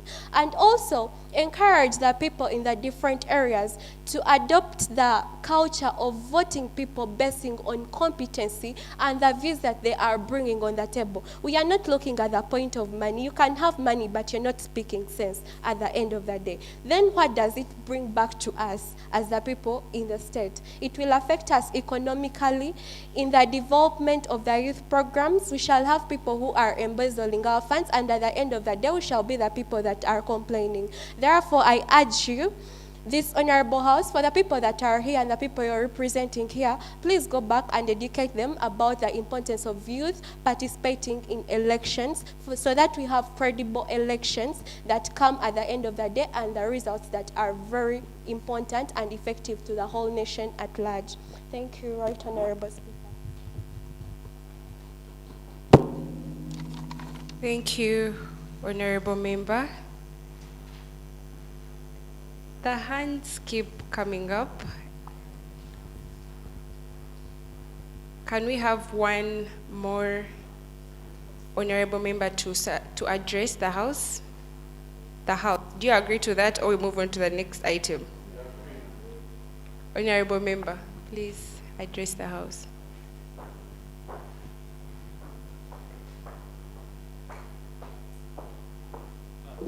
Thank you so much, Right Honorable Speaker and the August House, for allowing me to address you. I will have to begin by maybe reminding us that meaningful participation for me goes beyond what is currently being done and what is being offered to us as the youth. I would like to remind us that we have 5 reserved seats in Parliament, the Parliament of Uganda, and the youth make up a little over 10% of Parliament. And this, actually, it's more than 10%. It has increased in the past, thankfully, due to a revolution that came around 2021, which I would like to call the Red Revolution. The youth in Uganda currently, before 2021, it was much worse, and currently it has become a little better. We have more youthful people in Ugandan politics, in Parliament. We have more youthful MPs who you can relate with. She mentioned about a Honorable Maria, I think, in Sinjiro, who also had to, get an upper hand because of the financial edge he probably had over the opponent. I don't know. I would like to remind us of other notable examples, like, I don't know her name, the former current NRM flag bearer for woman MP in Ntungamo district, who is below, I think, 25 years of age even. I do not remember her name once again. Currently, we are practicing tokenism. They make it look like they are including us as youth. They make it look like they are giving us a chance to actually be involved. They create all these programs, youth livelihood programs, youth graduate empowerment, program, funny programs, which on the outer outlook, you might think they're actually giving the youth an edge. But at the end of the day, you'll find when the people who are implementing these programs are not even youth. We had a conversation a few years back where some people were arguing that the age of youth who are allowed and eligible to stand for youth positions should be increased from 35, can you imagine, to 40 years of age. people are clinging on to youth to seem like they are representing youth. The other day I saw a podcast called Unstoppable Gen Z. Those who don't know Gen Z, these are people born 1997 and beyond. In the audience of that podcast, more than 50% were not youth. And the few youth who were there were actually seated at the back. They didn't even get a front position. Now, this tokenism that is being practiced, we have got to put an end to it. I would like to point out that in 2021, in central Uganda, because of the Red Revolution, fortunately the youth embraced this Red Revolution more than the older people. We had almost 80% of the elective positions in central Uganda, and I am talking from chairperson LC1 up to LC5 and youth councillors and everything. More than 80% of the positions were taken by youth. So it means a youth revolution is possible if we actually embrace ourselves. I am not calling for political divisionism here. I am saying, as an, by the way, my name is Arihola Kirab. I am the guild president of MAST and I'm affiliated with NOP. Thank As you, a Honorable disclaimer, Member. 1 minute. Beg you submit. Yes, 1 minute. I am not calling for political divisionism. I would be happy with an NRM which is filled with 60 or 70% of the positions held by youth, because we are the majority after all. We are nearing 80% of Uganda's population. Every year we get over 700,000 people reaching working age, but only around 70,000 jobs are created in the job market of Uganda. Like someone mentioned, we are unemployed, we are underemployed, we are poor, we have not been given a chance to participate. They look like they are giving us a chance, but they are not actually implementing and making us better eventually. So I am calling upon the young people of this country and the youth, if we do not stand up and rise up and create our own revolution. Because I see people masquerading around. General Muhoozi is over 50 years of age. He's not young, he's not a youth. Can we get an actual youth revolution? Thank you so much, I submit. And before I conclude, let us support youthful leaders. Why is a 20-year-old campaigning for a 70-year-old? That person will never give you a chance.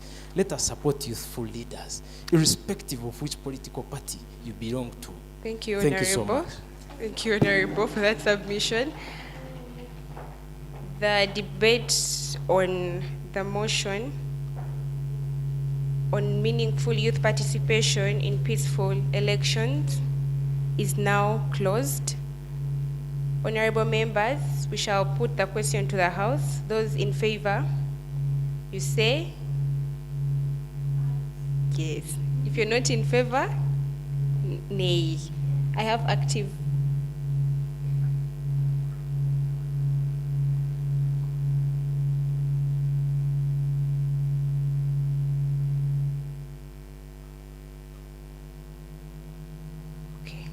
I was receiving some information in regards to this that I was addressing.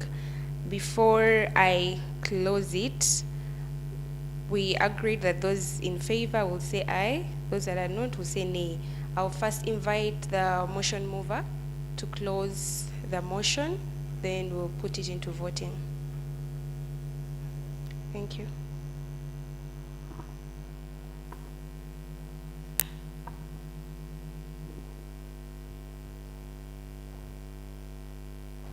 I want to appreciate all those that have given their attention to discuss this very relevant motion in today's sitting.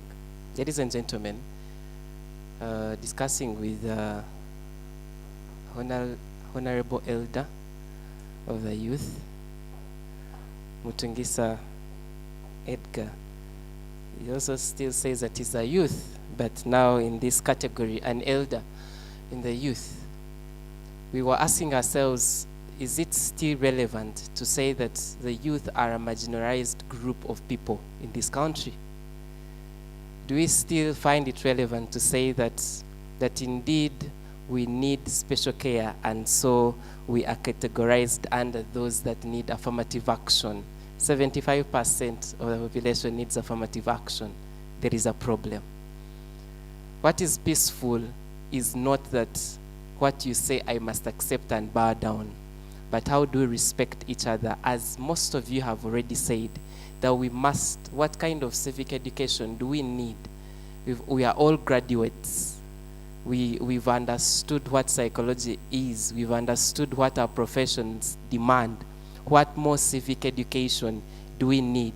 That means that there is a study of a layman that we have not grasped. I appreciate all the honorable members that have supported this motion. In conclusion, ladies and gentlemen, and right honorable speaker, I want to categorically say that peaceful elections call for youth to be sober.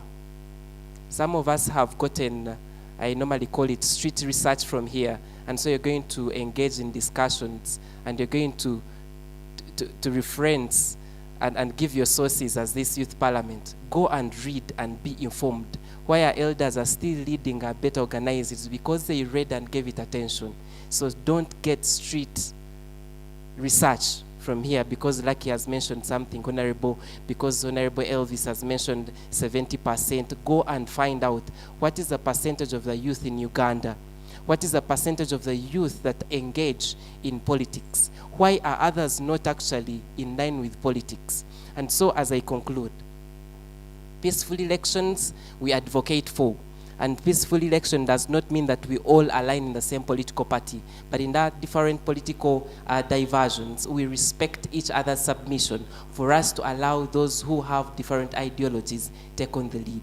The love for money for the youth here as a team, I must re-echo it, that it is the problem that is killing us, not because we are unemployed, but because we have fostered and put forward the love for money other than going out to understand what we really need on the grassroots as a youth.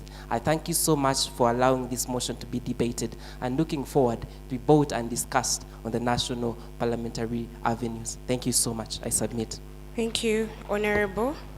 The motion is now closed. Debating on the motion is now closed. We'll then vote.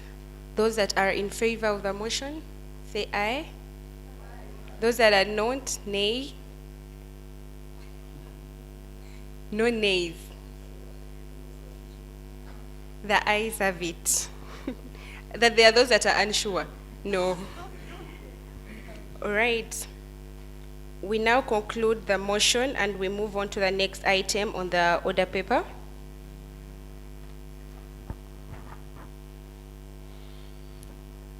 Next reading on our order paper is motion. Next motion is motion on ending digital violence against women in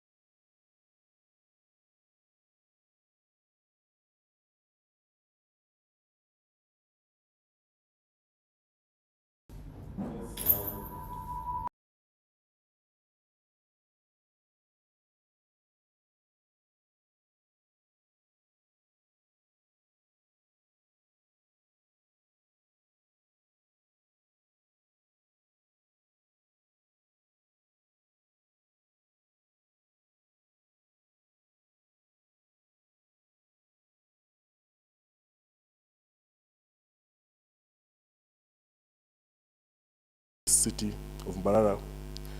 Mr. Speaker, tomorrow, December 7th, the entire African continent will be commemorating the Telecommunications and ICT Day under digital revolution and inclusion of the marginalized.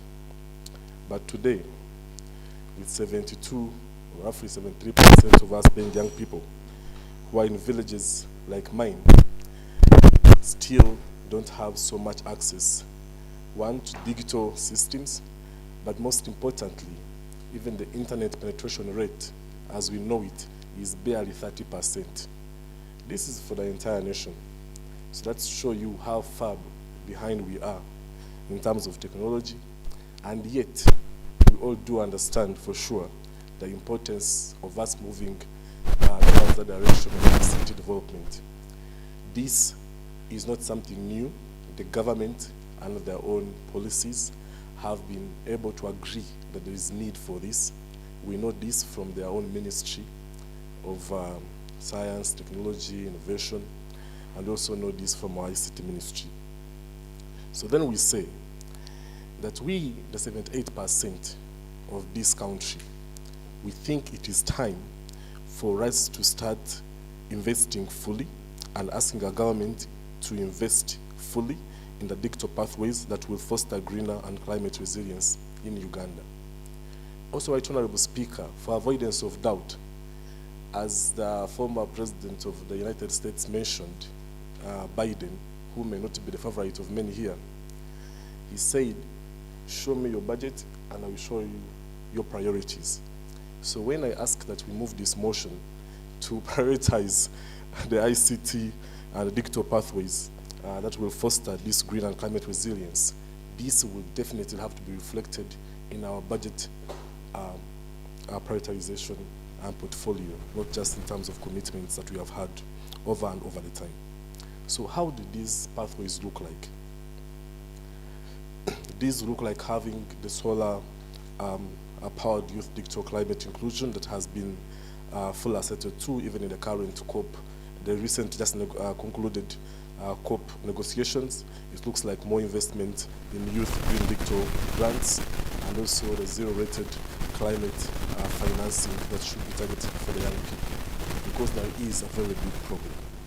Now, outside that motion, which should be very easy for my government people to accept, Honorable Speaker, we want to also tell this House that the problem of this green and climate whole agenda that is happening now is that when the flooding happens, it's actually the young people who suffer the most.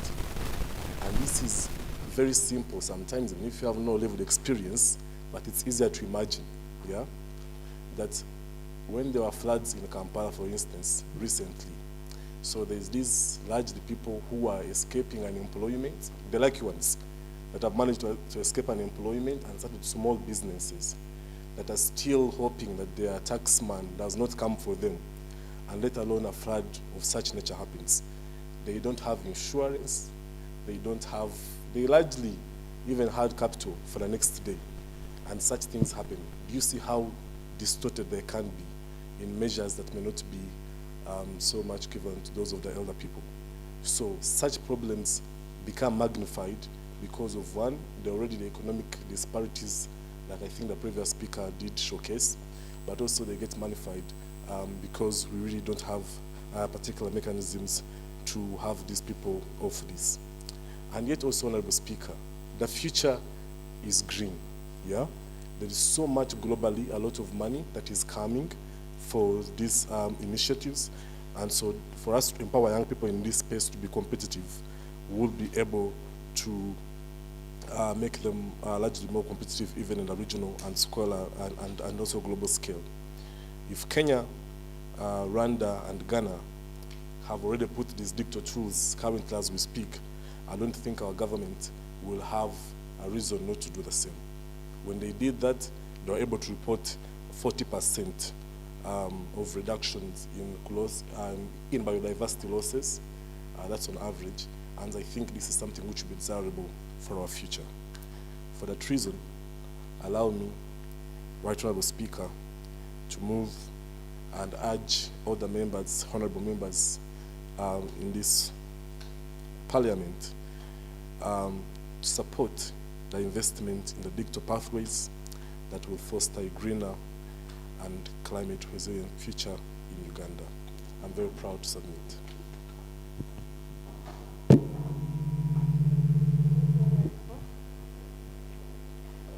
Thank you, Honorable Member.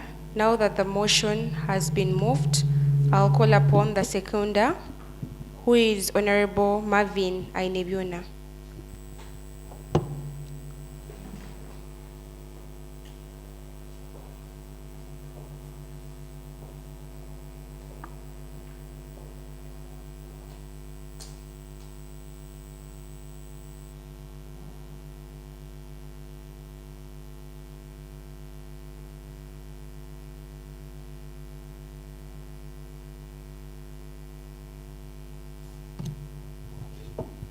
Good afternoon, everyone. Yeah, Right Honorable Speaker, fellow honorables, I'm much obliged to be here, of course, to address this motion. Now, most relatively, the person that passed the motion, my deep elder, Mr. is used of BP, so he started by finishing everything in the first speech. But relatively, that's well. If we are to think in the same lines, we are yet to live a life that is being lived in Dubai, countries like Qatar and Kuwait, where of course now climate change has become a very big issue. In Dubai, when you wash a shirt and hang it outside at exactly 6 a.m. to around 7 a.m., by the time it clocks 8, your shirt will be in ashes. So you can imagine that level of climate change that we are reaching at. And there is a need to address some of these things. You'll agree with me that climate change is here, and much more, if we do not have the capacity to address the climate change, then we yet to have a lot of predicaments that are coming in our way. Now, first of it all, yeah, of course, putting in place digital pathways is a very important and key way to deal with climate change. But most importantly, who is then now financing or funding some of these digital pathways? It's the government.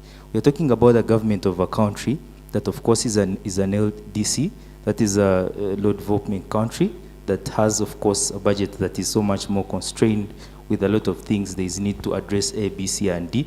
Let it be noted that I'm not supporting the government in this kind of issue and trying to look at. Honorable Member, I beg you second the motion, then you can maybe come in to submit and address. Second the motion? No, yes. Okay, I second the motion. If that's what you meant. Okay, Honorable Member, you then get back to submit, to give in your submissions. Okay, thank you. Thank you. Honorable Members, the motion is now open for debate.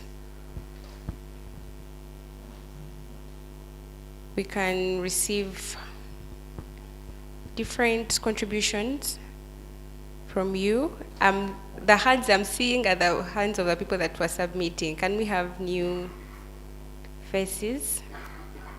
This is an issue that is very pressing to many of us.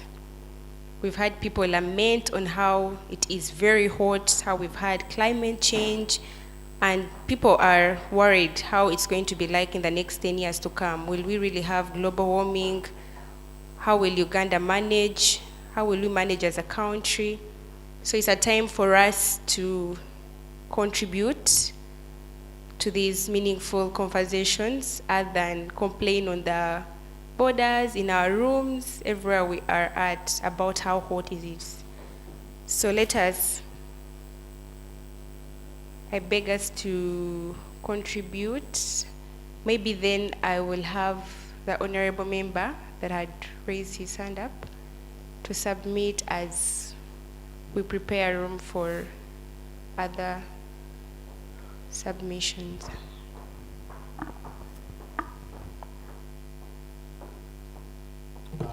Thank you so much, Right Honorable Speaker. This motion, Edgar, I would have to disagree. You made it a little complex, a little hard to understand for us. And to actually get to understand it, you may have Honorable member, yes. I beg to correct you.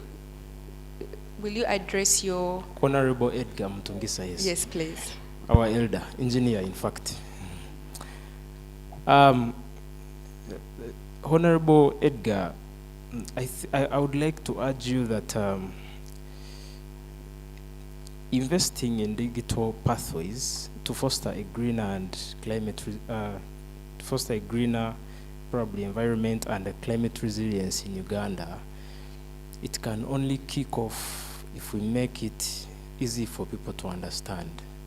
And while we lobby the government to invest in this initiative, in these solutions, we need to also lobby them to make this material, make this information easy for people to digest.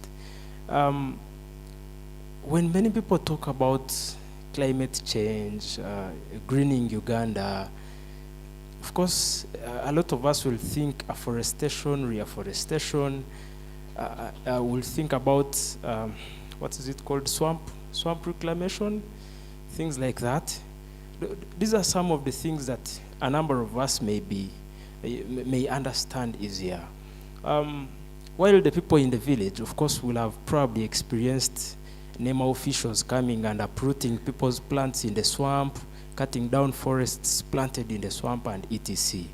Now, how can we go digital in this fight for better climate resilience in Uganda and a greener Uganda in general? A number of us, actually, I want to believe youth are not parts of the problem of environmental degradation and climate change in Uganda. We might be part of the vehicle, if I might say. Now, the problem with that is that we probably do not understand how Uganda came to where it is now. In fact, Uganda may not be, the biggest victim of climate change and greening, much as, of course, the forest cover has reduced, the swamp coverage has reduced, but us as the youth might not have taken part in this, so we might not actually understand. I would like to remind this house that many of the people being born now will not know some of the places which had swamps. Like, they will never know that this place had a swamp, for example. As you're moving along Kampala Road, those who have been moving along it for like 10 years, you'll know places which were once big swamps, but they are not swamps anymore. I mean, a child born 10 years ago will never even know that there was a swamp here. So they won't know even what they need to do. Now, as we encourage government to invest in digital pathways, can we also actually get to involve ourselves and get the Ugandan population to understand where we have reached? Can we try to make the population understand the problem that we are trying to deal with? Because if we try to get the government to tackle and invest something that the population does not understand, we definitely won't get anywhere. People may better understand something like construct roads, when they don't know that these roads are responsible for a lot of carbon dioxide emissions, they're responsible for a lot of environmental degradation, which are part of, people may not understand that infrastructure development comes with environmental degradation and the risk to our climate. People may not understand that for every building you lift up, it would be best if you plant maybe 10 trees to counter the carbon dioxide emissions from there. People may not understand that farming methods like grazing cattle alone contribute to, the climate degradation. We may have a government which is encouraging, let us do more agribusiness, let us graze more cows, but they are responsible for a lot of carbon dioxide emissions. So as the youth who probably understand the issue of climate change better, our elders may only know that, those days rain used to start in July, now it starts in October. They may not understand what that means. Those days we used to have a lot of grasshoppers. These days grasshoppers are few. Those days grasshoppers used to fall in our millet gardens, but they no longer fall there. Now, these are some of the things the less sensitized people may understand. They don't know that that is because of climate change. The reason because you no longer catch grasshoppers in your maize garden is because of climate change. So can we try to break down this information more for the population, for the youth themselves, so that because we are the actual victims of this climate change, we are the ones who are going to live longer than any other people in this country. I beg to submit. Thank you so much, Right Honorable Speaker. Thank you, Honorable Member, for that submit. You have a point of inquiry? You're inquiring the House, the mover of the motion.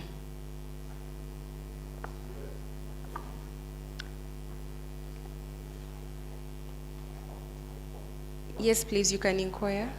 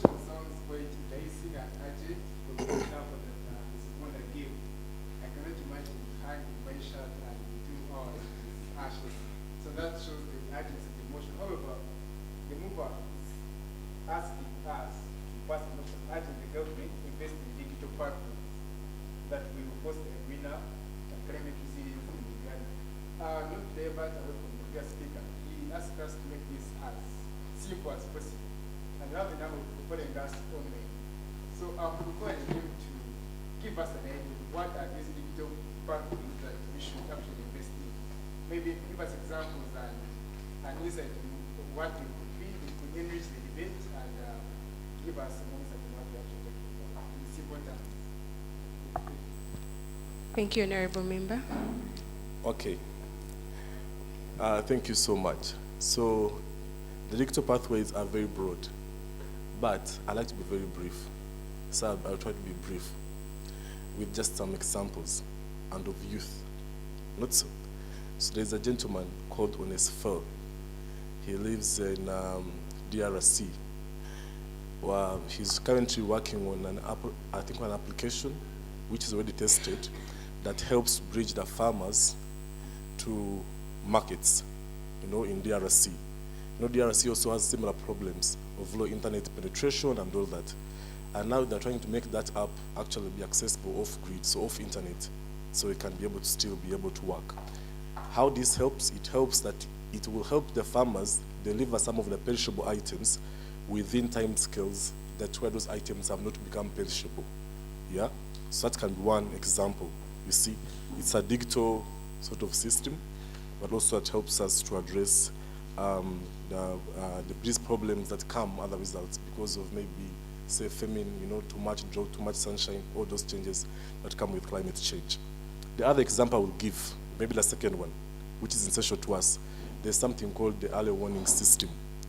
Those who love peace and security may know so much about it, where you are able to predict things before they happen, and then you help people to be able to work fully on them or prepare for those, right? So you're able to tell, for instance, that next month there's most likely going to be a drought in Mbarara, and therefore then that helps the business people, the farmers, all those people to be able to prepare, So such helps us then to forecast and then of course plan accordingly, which would help people to respond and all this.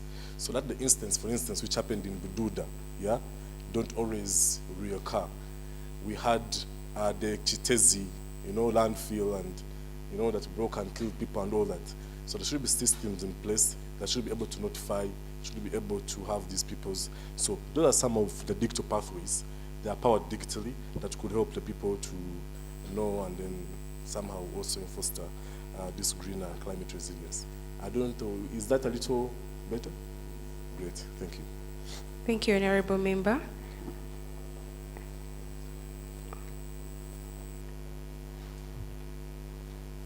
I would like us to have a balanced debate so that we have different submissions from the women, the honorable members in the House, and also the gentlemen in this House.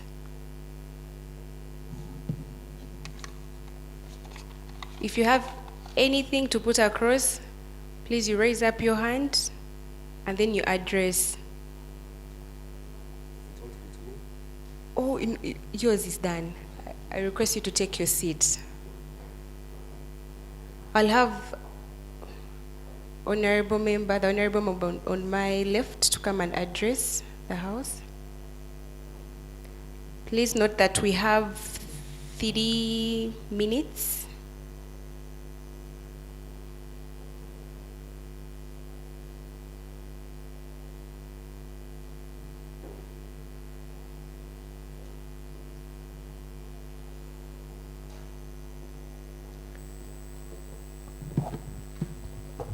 Thank you, the Right Honorable Speaker. By the names of Kategaya Musa Ahmed, firstly, I want to thank the Honorable Edgar for the motion, and here is my contribution about the motion. This House is urging the government of Uganda to invest in the digital pathways that foster a greener and climate resilient future for the Uganda. One, I'll talk about the rationalization. In rationalization, one, it's about the climate change impact. In Uganda, vulnerable, the climate change impacts like droughts, floods, and unpredictable weather patterns, which affect agriculture, water resources, and livelihoods. So here is the digital solution potential. It is leveraging digital technologies that can enhance climate resilience through early warning systems, thus promoting precision farming, climate smart practices, and digital market access for farmers. The next would be the electronic government services. Streamlining climate-related services like carbon tracking, green energy adoption, and eco-friendly policies. Then here comes data-driven decisions. Using data analysis for better climate planning resources, management, and green investments. So the specific request would be to develop a national digital climate strategy, outlining investments in digital infrastructure, for example, the data platforms for climate monitoring and response. Second would be support digital literacy and access. Enhance digital skills for farmers, the youth, and communities to adopt green technologies. The next point would be promote green technology, innovations, incentives, startups and businesses developing climate resilient solutions, e.g. the solar energy, the waste management. Then point number 4 would be partner with the stakeholders, collaborate with private partners to boost funding and expertise. Then the benefits would be boost climate resilience, food security, and sustainable growth. Another benefit would be to create the green jobs, especially for the youth in the technology and agriculture. The third benefit would be to improve resource efficiency and reduce carbon footprints. Therefore, as I'm submitting, we call upon the government to prioritize these digital pathways to build a sustainable climate resilient Uganda. Thank you. Thank you for that submission. I'll then call upon the honorable member from the women's bench to come and address.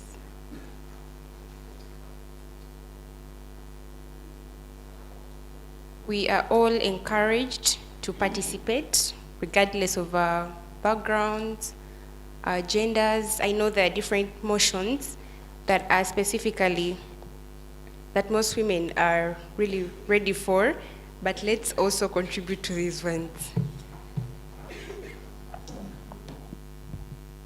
Thank you so much, Honorable Speaker. Once again, I'm Babas Oriva. I am not supporting the motion.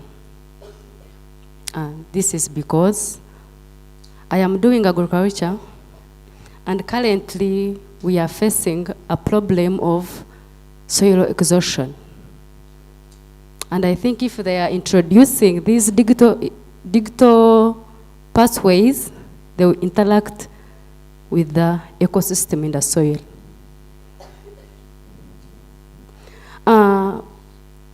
Honorable Speaker is urging the government to invest in the digital pathways, and most people that are doing agriculture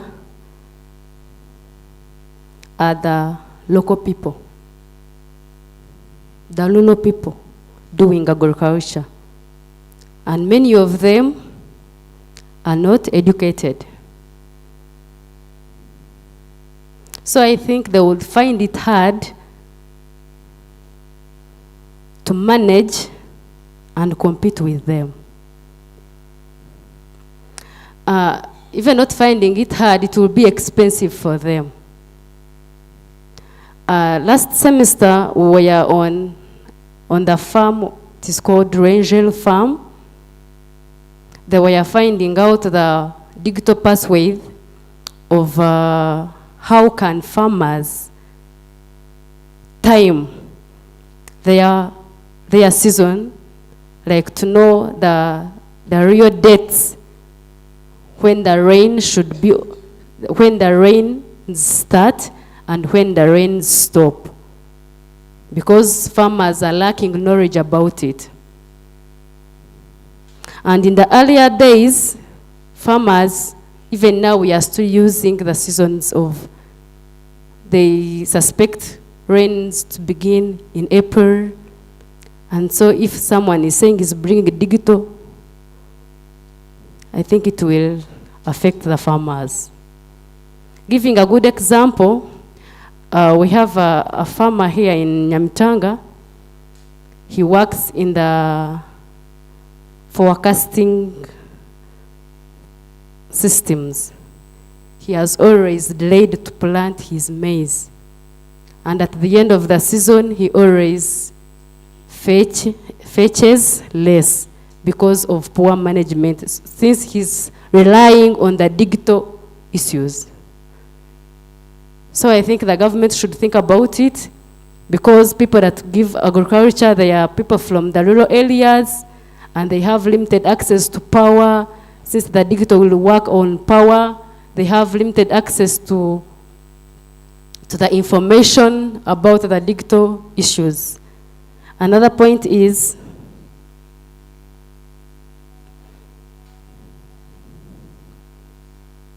the farmers, they will find it hard. Do you know how to tell my mother that now you should stop doing this because we are now in the modern thing? It is hard to change the culture. So I think they should find ways of how they can cooperate with the culture or the existing ways of how we are supporting our climate than introducing the digital pathways. I think I submit. Thank you, Right Honorable Speaker. Thank you, Honorable Member. We'll have the Honorable Member at the back to address the House.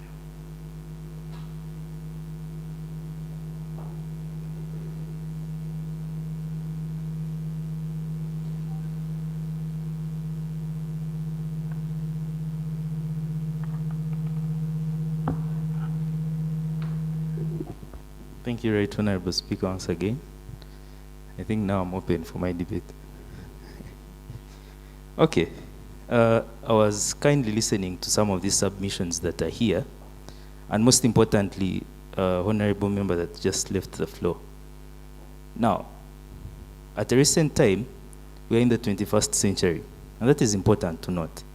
Now, we are not still going to use solutions that were there in the 20th century to solve predicaments that are in the 21st century. Different century, different problems. Now, it is at a time when at least more than 70% of the population is a youth population. That simply means that the 70% is subjected to education, and it is to that aspect that people are now informed and know exactly what to do. So it is in that way that we need now to prepare for the future. We're not going to stay in a narrative where we believe a 40-year-old gentleman in I do not know where still cannot, address these challenges because he does not know how to use a smartphone, or just because he does not have power at home. Now, it's not about the farmers only, honestly about the farmers. The debate is open. The debate is quite open to a lot of stakeholders. There are people that work in weather forecast companies, and some of these companies are very good and enticing to our agriculture system. So it is important to note that when we have climate change crisis, like I was mentioning before, we need to now open up opportunities to some of these initiatives so that we could build a system that, one, does not look at only addressing issues of farmers who are only doing small-scale farming, the urban farmers of our style that are here in towns, but also looking at solutions that can help large-scale farmers. So if we still know, if we still know that we have someone in Nyamtanga, like she was mentioning, that does not know how to get seasons, know when to plant their seeds or something like that, then that is why we need digital appliances to help us now foresee some of these circumstances. And now that is where the government needs to come in and intervene, put in place digital systems that are important in shaping and also showing us how best we could do things.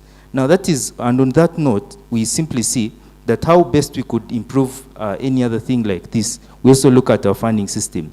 Our government is an LDC, like I simply mentioned, and it has a lot of things to prioritize. It's not only going to look at how best we can improve our weather, our climate, and all that, but it is also going to look at other priorities that are also important for our health systems, for our education systems, and these other things. So how best we put in an effort to see how we could build a system that could help a simple priority group and also help the other priority groups. And one of the things I think, climate change is very important, and if we do not address such an issue at a very tender age, then we are at the verge of losing it all as a country.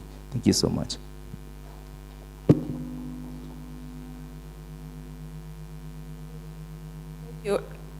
Thank you, Honorable Member. Do we have any more submissions? Honorable members in the House, yes, please. We'll have you as the last honorable member to address this issue. You can please take on the floor.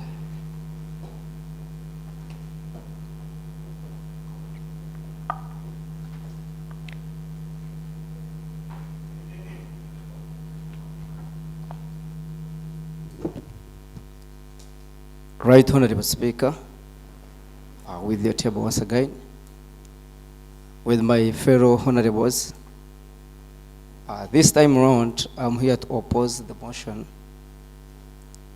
The motion that is saying that the government should actually invest in digital pathways that will foster a greener and climate resilience in Uganda. To my thinking, Mr. Honorable, the move of the motion, when I do research on digital pathways, I look at initiatives and concepts using technology to guide users, like students or businesses, through digital learning processes and growth. But then when I take a picture, I look at our country and start asking myself, if we put emphasis on digitalizing our agriculture, maybe, or other industries, yet other things have failed. And we doing things that really Ugandans don't need at the moment. This thing would come, maybe sometime to come, but at the moment, you cannot say you're going to invest in digital pathways, yet you have failed even to develop subsistence farming that we have. Look at the percentage that we have in Uganda. Agriculture being our backbone, we are focusing on subsistence farming that the country is depending on, yet the country has failed to develop it. And you bring a motion of, let us invest in digital pathways to help the learners, to help the farmers. To me, I think the country at the moment first develop what we have. We protect what we have at the moment. Then we think about digitalizing these things later. The government has already failed to give our people capital to invest in agriculture. I want us to be realistic. Look at home, the Kasimoro garden you have even failed to develop it. And then someone is telling you, let us put money in digital things when you have only 3 banana plantations, or even one. You have one Kasimoro garden. I think the government should first look at how we can develop what we have at the moment, then we look at it later. Look at our land. We don't have land actually to put enough agricultural stuff. Instead of trying to pass through the government to provide land to people who can do good farming and have food in the country, instead of putting money to digital pathways at the moment. That is what I had, Honorable Speaker, and I beg to submit. Thank you, Honorable Member. We are now moving to the closure of the motion, which is motion urging government to invest in digital pathways that will foster a greener and climate resilient Uganda. And climate resilience in Uganda. I'll invite the mover of the motion to give closing remarks.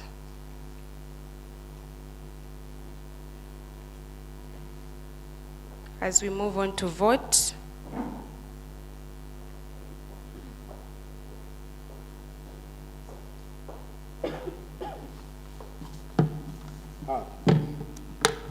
Honorable Speaker, this motion has a lot of opposition, but I'll try to respond to a few concerns.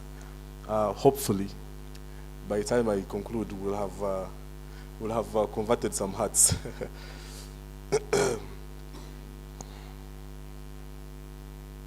And also, right, Honorable Speaker, I'd like to know how much time do I have, so that I don't. You know, there are a lot of questions. you have 5 minutes. All right, thank you. Great.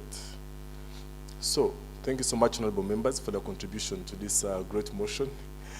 And I do also associate with a lot of concerns that were raised, especially when we start with Honorable Oliver. I think there are good concerns there on how we have soil exhaustion, on we have rural and educated farmers who won't favorably compete, we have limited access to electricity and information, and how it will be hard to tell our mothers right there to neglect their ways for our digital pathways. I think those are very important concerns. I do, however, believe that those concerns are more or less not necessarily an opposition to the motion itself. I view them as concerns that we should, while also having digital pathways, we should also be able to address, yes, which I think is very okay. So I think to that extent, it's really indeed true that we cannot just neglect our own native ways to transition fully into this. So while we are investing in this, as the motion says, we should definitely be able to keep also those systems and be able to encourage them. But we should also be able, for instance, to train these rural uneducated farmers, so that we give them a chance to come to participate in this. But secondly, I didn't get the name of a good councillor, the Right Honourable, who just ended the discussion, who was talking about why we should put the technology in agriculture when other things have failed, and on how we failed to invest in subsistence farming. Yes, so I also do share also that concern. It's one that I think is very important. I do, however, fear that given the trends, as already we discussed, that if we do not invest in these digital pathways, even the little subsistence farming we have now could be lost. And I would rather also try to preserve the one, just like you, by investing in these pathways, so that we have, we do not necessarily get to lose on that. But also our investment in agriculture is hardly a quarter of what we agreed on in the Maputo Protocol that we signed as a government. So this investment in agriculture will not just be for the future, but will also be as a part of fulfilling our commitment that we made, of where we're supposed to have at least 10% of our budget to agriculture, something which we have failed consistently to deliver on. This motion could be a chance for our government to score in that direction. So it achieves not just the benefits we talked about, but also helps us deliver on that commitment on the Maputo Protocol. I think it should be a good motion for us to adopt. Now there is also, I think from Honorable Musa, how we need to have a digital strategy, enhance digital skills for farmers and youth, and work with the private sector, and on how we ought to have the green energy adoption, data analysis and evaluation. This Honorable Speaker is say are very important additions we can have in this motion and consider. And I think they are very great because they strengthen, I think, the motion at hand as more of ways in which we can innovate and work around it. And lastly, I think I also do agree with Honorable Lucky on how we need to make this conversation easy to understand so that we can be able to reach more people. Actually, I think I watched a video about some comedian sort of, or presenter who was talking about how when people are talking about things like tobacco, I don't know, maybe pharmacy things, the conversation is interesting. But every time we are talking about the conversation on climate, there always comes this professor. The conversation is very boring with some graphs or figures in red, and then we are decreasing these degrees. It's hard to tell, you know. Then there's carbon markets, then the language is confusing, the terms are new. Even for people who actually go to negotiate for us at the country level, hardly, I can guarantee you, I think 90% of negotiators we send to COP cannot even interpret a zero draft. The language is complicated to the extent that a hyphen will mean something. When this statement is in these brackets, it means something. When the brackets are curly, then it means something. When the language is complicated, I think I do agree that we need to do that. So, ladies and gentlemen, and honorable members of this House, I think with these considerations of culture, considerations of us making the language easier, and also in hopes that this will help us deliver on our protocol, I believe we should support this motion to go, but together go with all these changes that will make it stronger and better for this country. I'm very proud to submit.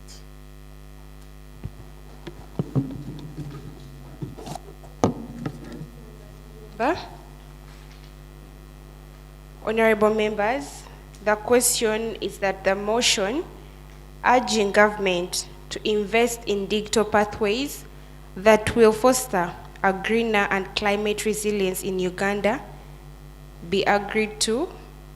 Those in favor, you say aye. If you're not, you say nay. Nay?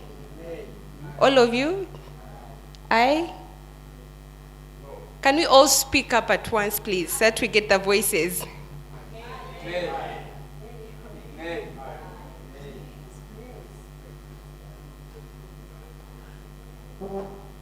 Those in favor of the motion, please raise up your hands. If you are not, please raise up your hand. Honorable members, I think that the nays have it. We need to, please raise up your hand.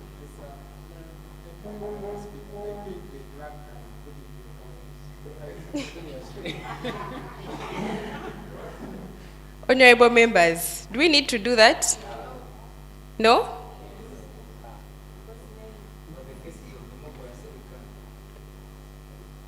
For matters of democracy, an honorable member is suggesting that we can, but I am seeing we are running out of time, but since it is democracy, we might have to. I'll be asking for the last time, those that are in favor of the motion, raise up your hands. The clerks, you can count.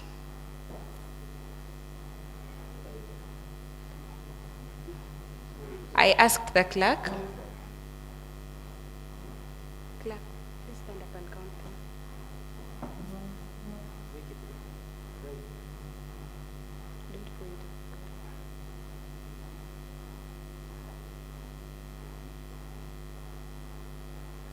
13. Those that are against the motion, how many are they? 12. Those that were in favor were 13. Those that are against are 12. Honorable members, the House has agreed to the motion. Next item on the order paper.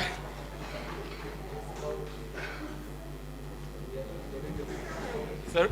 Eh?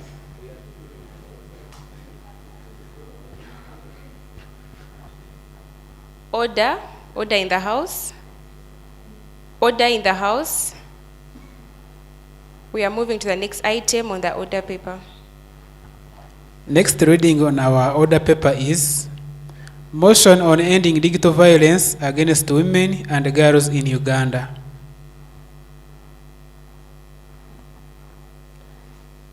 Motion on ending digital violence against women and girls in Uganda.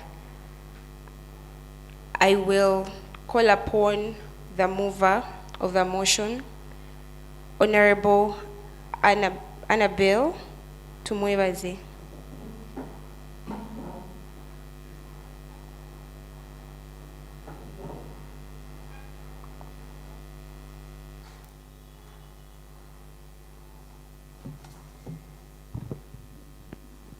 Thank you so much, Right Honorable Speaker. Honorable members, good afternoon. My name is Amabel Sanyo Tumwebaze, and I stand here today to move a motion on ending digital violence against women and girls in Uganda. This November, during the 16 days of activism, Right Honorable Speaker, the world, and Uganda inclusive, rallied around women, behind women and girls. And the theme was Unite to End Digital Violence Against All Women and Girls. And to be honest, I think that this is something really urgent, and it's something that we should pay attention to, because it is rising up, and if we don't stop it, every one of us here is going to be a culprit, including the men. And I know some of the men right now don't believe it, but you will be. By the end, I'm done with this. As the world becomes increasingly digitized, the battlefield and the battle lines against violence against women and girls has been shifted from the physical environments. The line has been drawn from homes, from streets, from our rooms and our workplaces to the digital realm. And to be honest, digital violence is just as harmful, as threatening as physical violence. But it's even more serious because it's invisible, we can't easily trace it, but it has more consequences because it affects the mental health of not just the victims, but the family members as well. While physical violence leaves visible wounds, like I said, digital violence inflicts deep psychological wounds, deep emotional wounds, and sometimes economic scars. But remember, it operates behind anonymity. It's interesting because 80% of online abusers, according to Ministry of ICT, are anonymous accounts. And I think we can all attest to that. If we are to look at Twitter, Twitter has very many anonymous accounts, and most of those accounts are used to threaten people, to harass women, to harass girls. Women today are no longer fighting to stay safe in the physical places. They are fighting on two fronts, the digital and the physical. One is the traditional struggle, but the other is a digital one, which is new, it is more complex, and it is threatening more than we think. It's threatening identities, it is threatening dignities, it is costing us futures. We can look at examples. We all know of someone. I'm not going to mention the name, but I'm going to mention the post, and you'll know the person, because I believe we are all familiar with that case. We had someone who just stood on Western Youth MP, and she lost an election due to digital violence. And I know some of you might be saying, I know right now some of you might be saying she deserves it, but no, she doesn't. Have you heard of what we call deep fakes? Deep fakes. These are AI-altered videos and audios. They make it seem so real that you cannot tell the difference.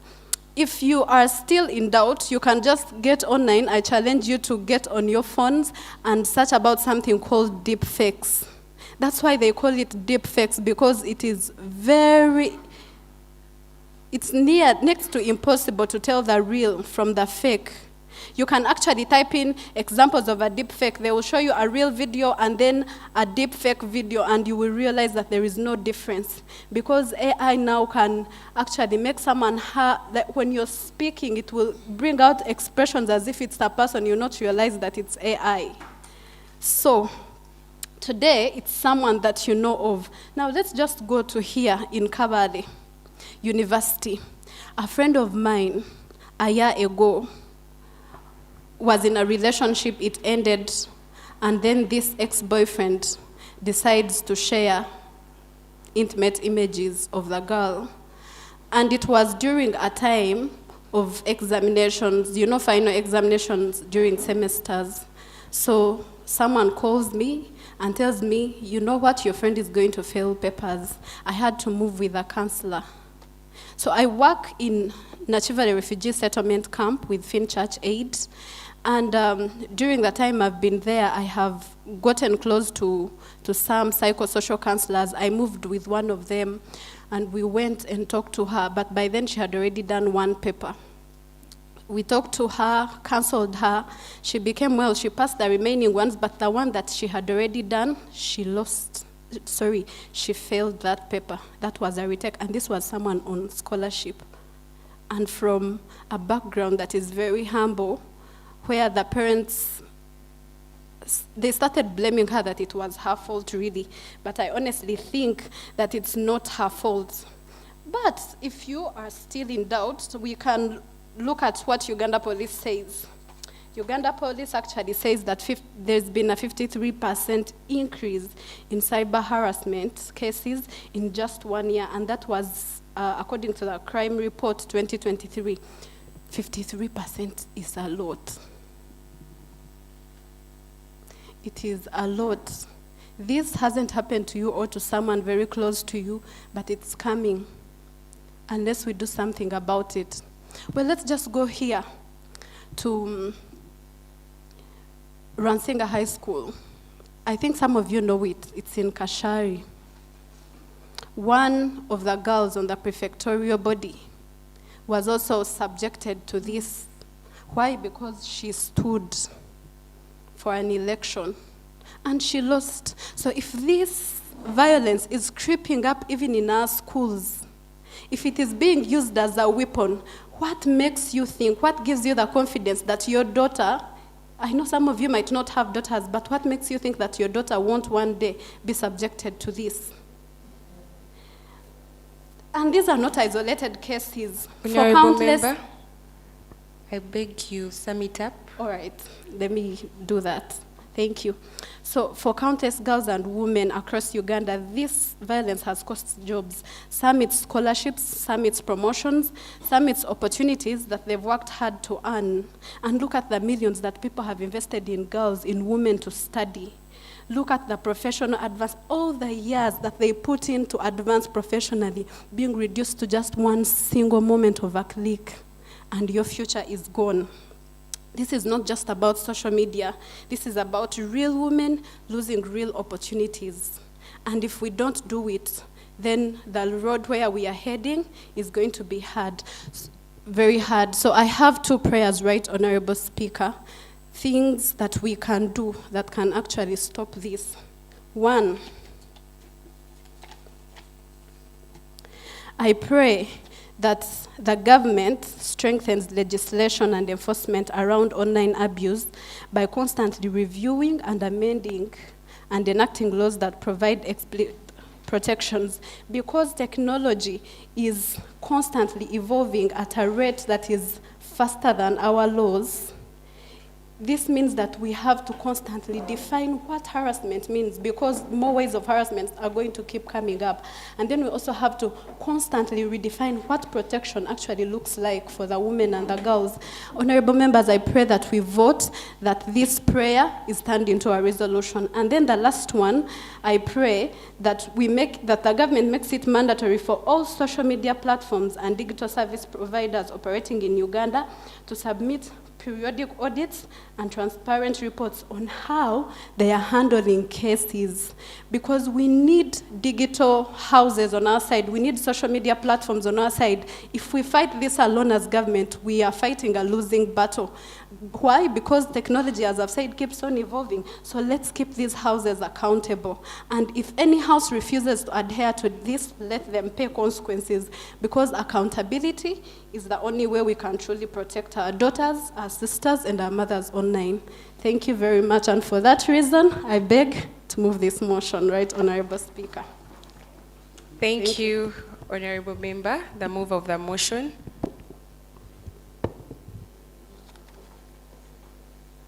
What is the hand for, Honorable?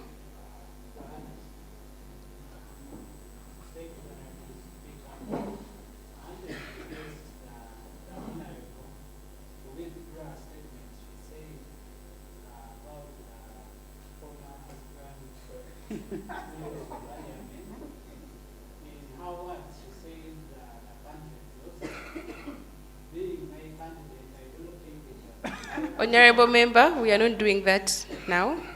Thank you very much for that. I will, after the motion being seconded, I'll then, being moved, I'll then call upon the seconder of the motion, Honorable Tusime Masi. You second the motion. If there are further submissions, you will come later.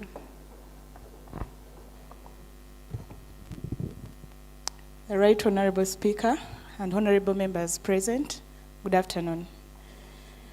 My name is Tusimi Masi, and precarring to what Honorable Tumwebaze have presented before the House, I do second the motion on ending digital violence against women and girls in Uganda. Thank you. Thank you, Honorable. After the motion being moved and seconded, the motion on ending digital violence against women and girls in Uganda, I'll therefore open the floor for debate. Honorable Member, you are welcome.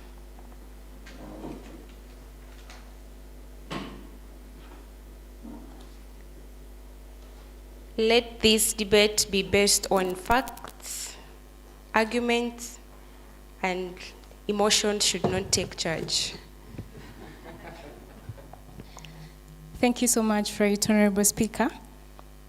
My fellow honorable members, good afternoon to us all. First of all, I want to appreciate so much my colleague for bringing up this motion, because just like she said, it's indeed so urgent, and we have witnessed and seen all the things happen online. Most times I get saddened, I get so amused of what takes place on these social media platforms. Ideally, these are platforms that should be used to, market ourselves, brand ourselves, find opportunities, and have social networks. But the way we misuse them in a way of violating people is really so sad. It is so painful. It is something so bad that it does not only affect the social reputation of the person that is being harassed or violated in that way, but also it affects the reputation of this person that is doing it on media. Yes, she said the accounts that do these things are so anonymous that you cannot get the person that has posted these things, but we have seen them happen in different WhatsApp groups, and at the end of the day, this person is found. I want all of us to join us to put efforts and hands together to stop this, because I believe it is going to start with it. It is going to start with us.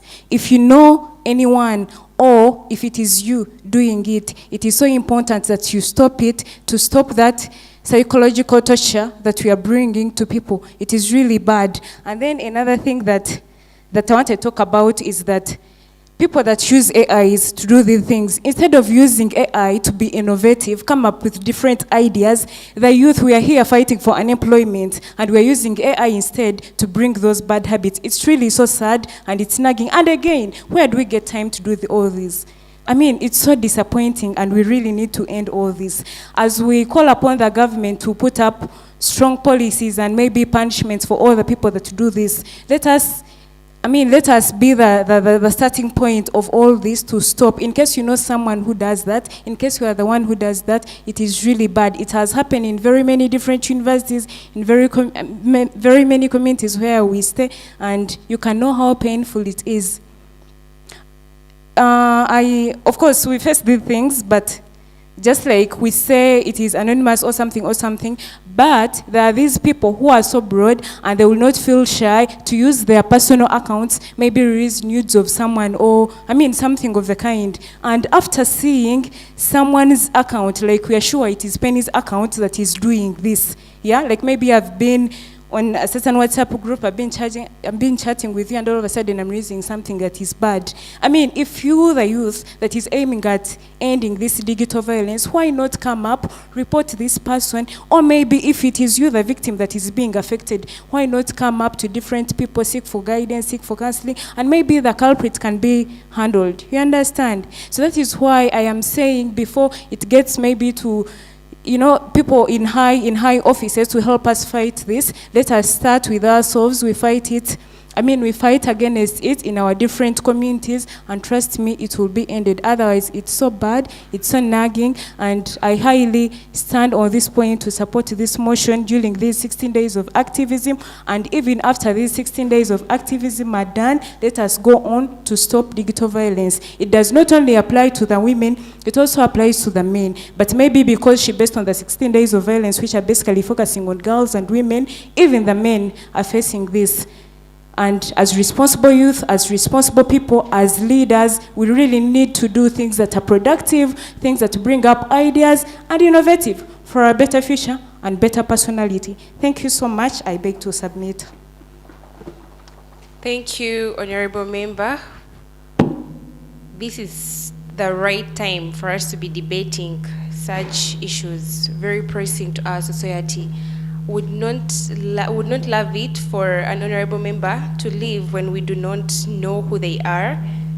So I kindly request us to introduce ourselves to the House.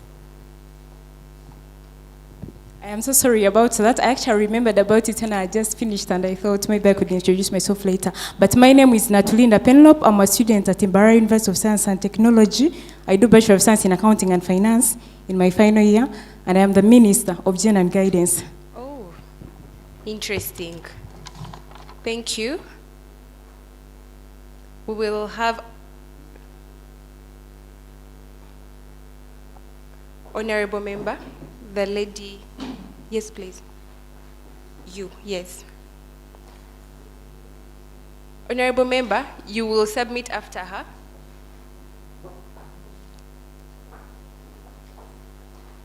Members from the women's bench are very active, and I could see the smiles on their faces of satisfaction that finally issues that are pressing us are being talked about. Yes, please, you can address. Right, Honorable Speaker, the clerks, and the honorables in the House.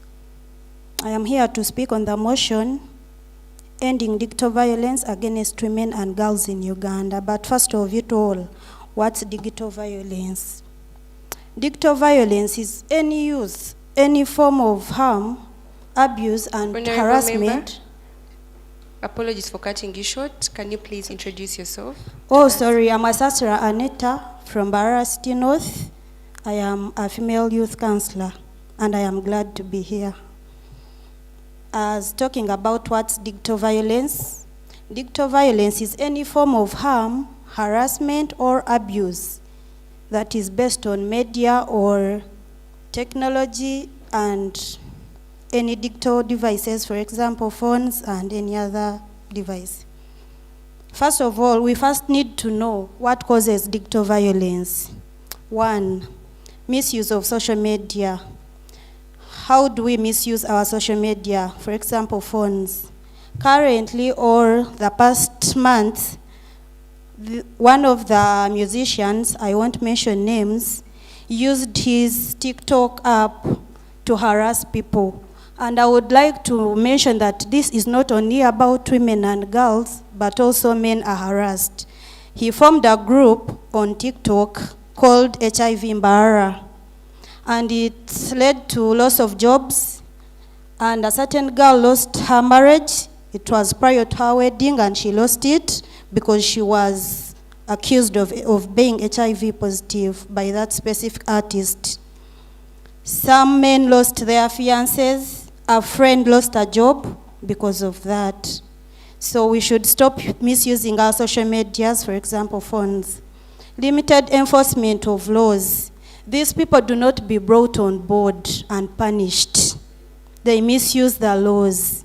Because if someone is caught doing that and punished, me, Anita, I would not do the same.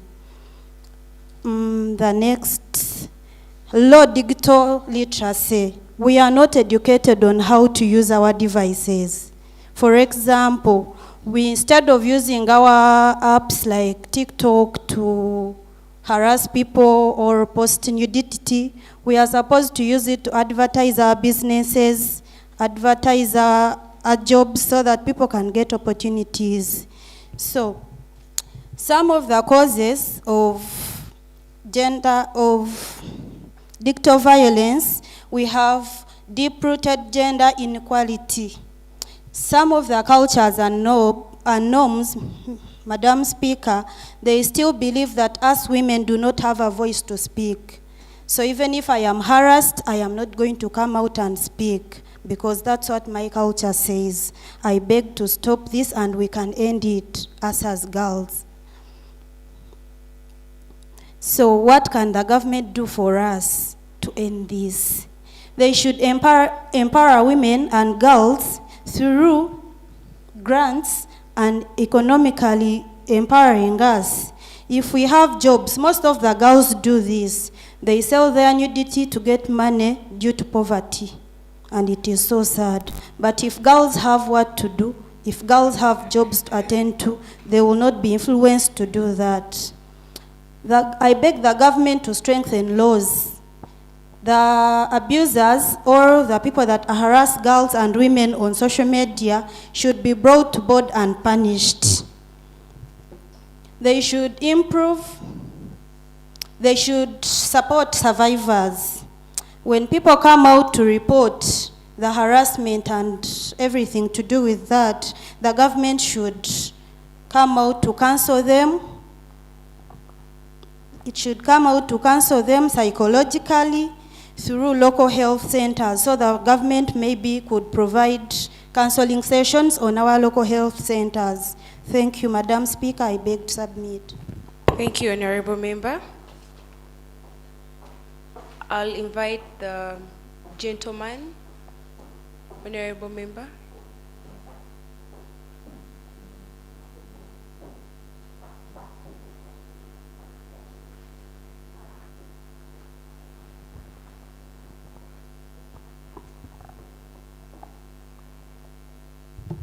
Thank you very much, Speaker. My name is Kakuru Arthur Asimwe, educationalist.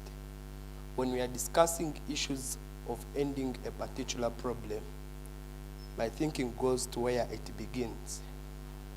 We are in a world where social media is a tool of every young youth, is a tool of every person in the 21st century. Currently, there is a move that if you are looking for a job, sometimes they ask you your social media accounts, and they even follow things that you are doing even in your early childhood. We are in an era where you introduced a girl to your parents before she even comes home. They ask for their social media accounts, and immediately your siblings pick on what they are reading from the social media, and people are losing marriages before they reach compounds. So what does that actually discuss to the end? The end discusses it that in this era, people should be keen on what they give the public.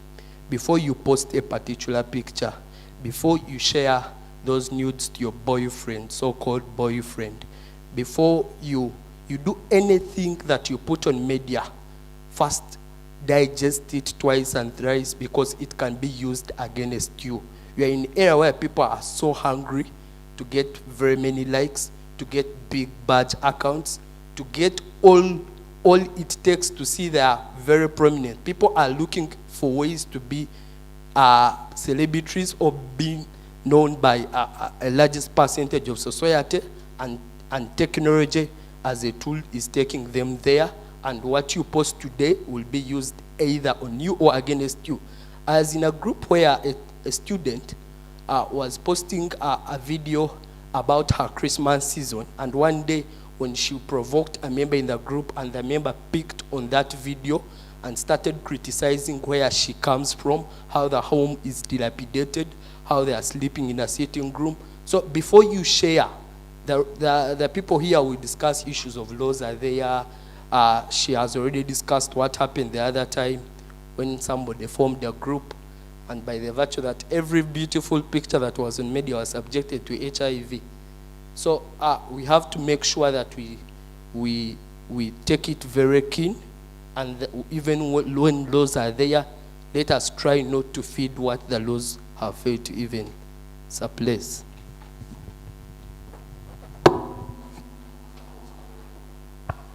Thank you, Honorable Member. You left just like that without submitting. That was it. Honorable Member, you'll be subject to discipline. I will open the floor to the lady, Honorable Member in blue. Yes, please.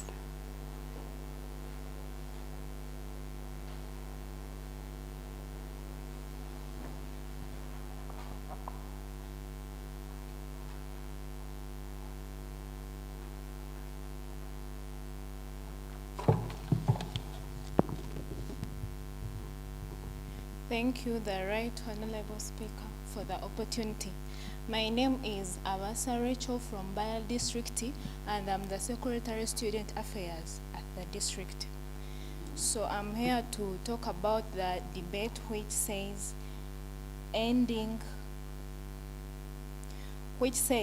motion on ending digital violence against women and girls in Uganda.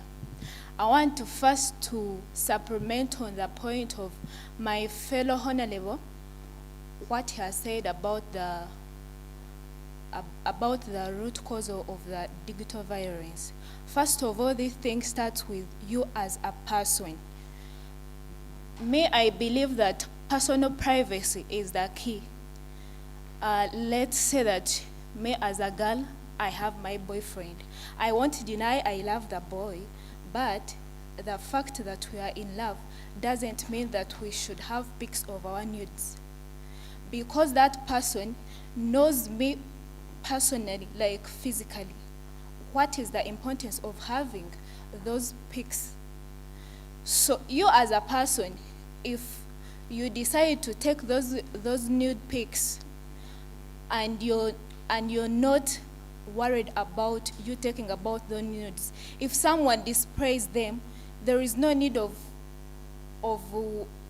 accusing someone of displaying your nudes, because you personally didn't take it as a point of privacy. If you as a person can't take your privacy as let me say it, if you personally can't take your private things private, whom do you think is supposed to take your private issues private? Another point I would like to talk about, the people that display those nudes on the platforms. I'm sure they're our friends, they're our fellow sisters, they're our brothers. I want you to think about this situation whereby your own sister is the one being spread viral on social media that this and this happened. You as a person, you're displaying a certain nude video on a social media because that person is not maybe an immediate relative to you. But think about it, if that person was your real relative, how would you feel? Remember, that thing brings about stigma. And the fact that we girls or women, naturally we have weak hearts. Stigma affects us much. You may actually develop mental illness. You might actually hate yourself. You even lose self-esteem. In all those, you might actually end up killing yourself. So I urge the government to put on the strict laws on the people that display those videos on social media and people that comment about them. And these people have come out using AI. Honorable Member, I beg that you sum up the submission. As I conclude, I beg that security should start with you. You are a girl. Thank you. Thank you, Honorable Member.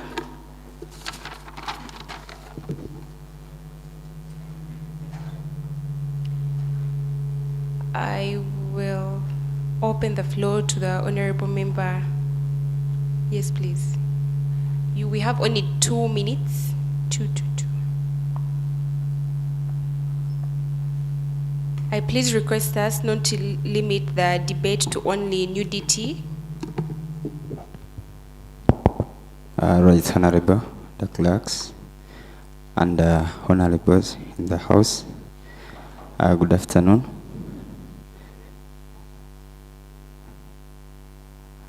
I'm by name is Hinda Ibrahim. I'm from Balareste North Division. Standing on the motion, saying that ending digital violence and the women and girls in Uganda, I will say that the government should implement and enforce strong laws against harassment and exploitation of and abuse, and should ensure that they align with the digital governance.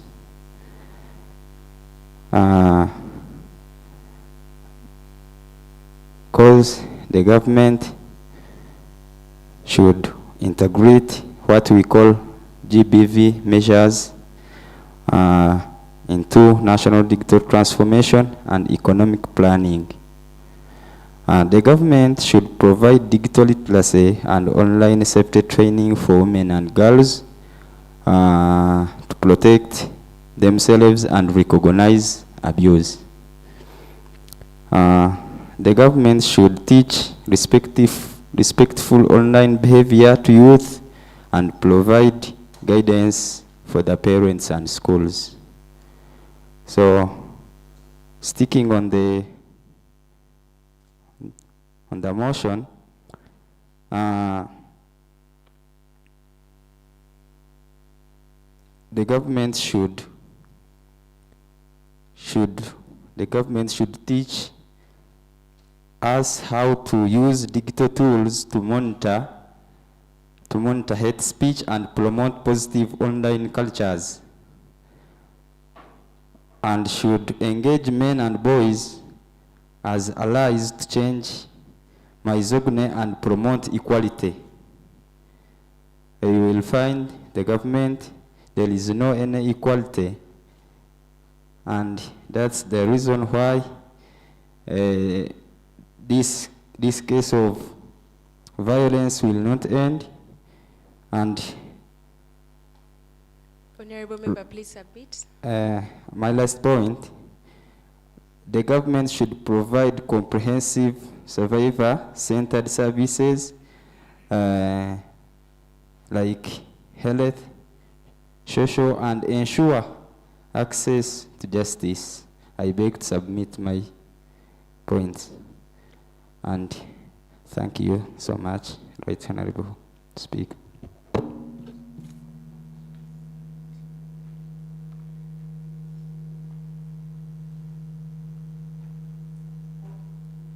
The Honorable Member at the back.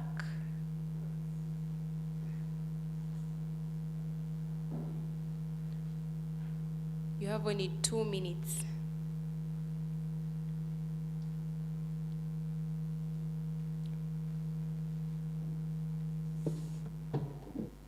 Thank you, Madam Speaker, with your team.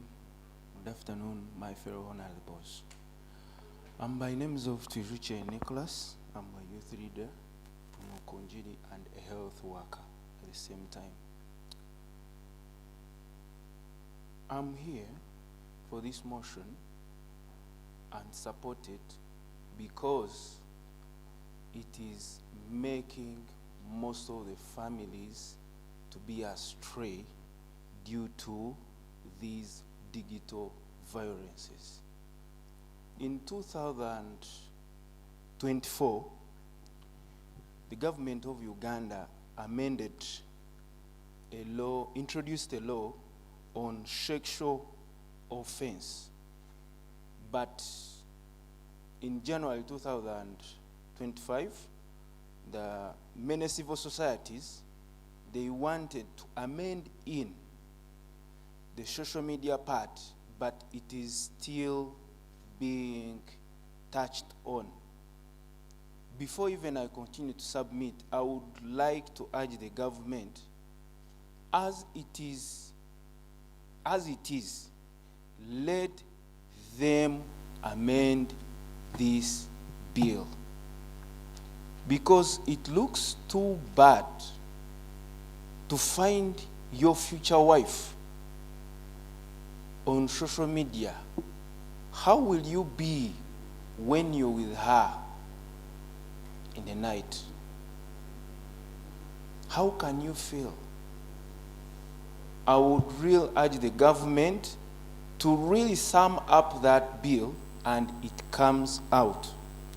Another submission, Madam Speaker, I would like the government to strengthen the legal frameworks about this, because tonight you can be a friend to me, tomorrow you're not a friend to me. Honorable Member, please submit. Thank you very much. As a man who fears God, I would like to pass on this one. In Exodus 22, 21 to 24, commands that protect the foreigners and the widows and orphans. Now, if someone is an illiterate, she have given you her heart, and for you after lust, you're not in love, you're after lust. Remember, an idle mind is a devil's workshop.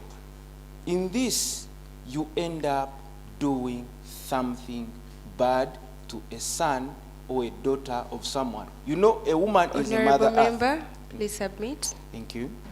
I would like, I would urge the Sum government. up your submission. I mean, your time is out. Thank you very much. I would like the government to increase on the forensic technologies that would foster someone, if a person sends something bad or nudity, they can follow up and they find the original sender for a particular and a hard punishment. Thank you very much. Thank you, Honorable Member. Please broaden up the debate. Let the issues not be only centered around nudity and sharing photos. Yes, the debates are very insightful, but let us widen up the thought in the debate. I will then welcome the Honorable Member seated in the middle. Yes, please. You're welcome.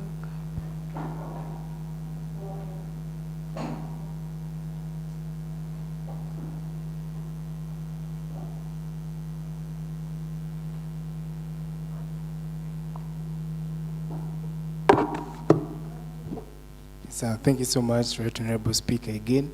My name is Elvis Aibare, a student of Medicine and Surgery, 5th year, and Guild Speaker, Mbara University, Science and Technology.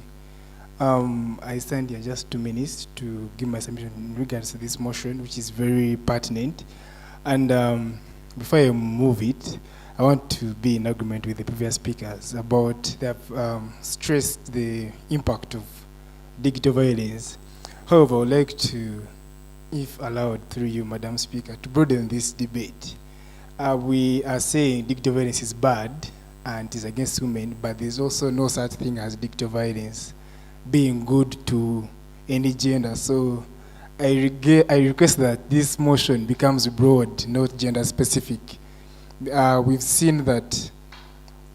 seen these videos, this violence against men who have lost jobs, against everyone. So unless if you give me permission that in the next parliament, I bring a motion to end digital violence against men. But if you allow us, we should really amend this motion and make it broad. Secondly, we've seen that people are requesting for government to put in very many laws, but I want to inform this House that we have already laws in place. Uganda does not need laws. We have beautiful laws written down, but we lack on implementation. We have challenges implementing these beautiful ideas, and it will be my prayer that this House debates on how we can address those challenges. As I conclude, I'd like to bring this House the attention that we have a Computer Misuse Act of 2011. It arranges, gives own provisions of all these things that you've been debating about. I also want to borrow the advice that Adonia gave us to read. So if we were reading, we would have used these previous minutes to debate gaps in implementing the challenges. We're asking for laws that are already in place. So let us get the gaps there. And these gaps that are stopping us from implementing these laws are 1 or 2. One is tracking unknown or anonymous users. People have shared, someone is harassing someone, and these people are anonymous users. How do we get them? 2 is implementation of these digital platforms. Twitter is international, but these laws are national. So how will the government work with these digital platforms to combat these crimes? So it will be my plea through you, Madam Honorable Speaker, that we make our time here worth it. We debate challenges, we debate solutions to those challenges, not echoing laws that are already in place, and also broaden this motion to being gender inclusive with regards to men. Thank you. Thank you, Honorable Member. As a House, we can look into the motion and we see whether we have to incorporate the different changes that I've mentioned. But however, the motion being already seconded, I think we have to look at that in the next sitting. Well, I will then welcome only 3 submissions from the 3 different honorable members.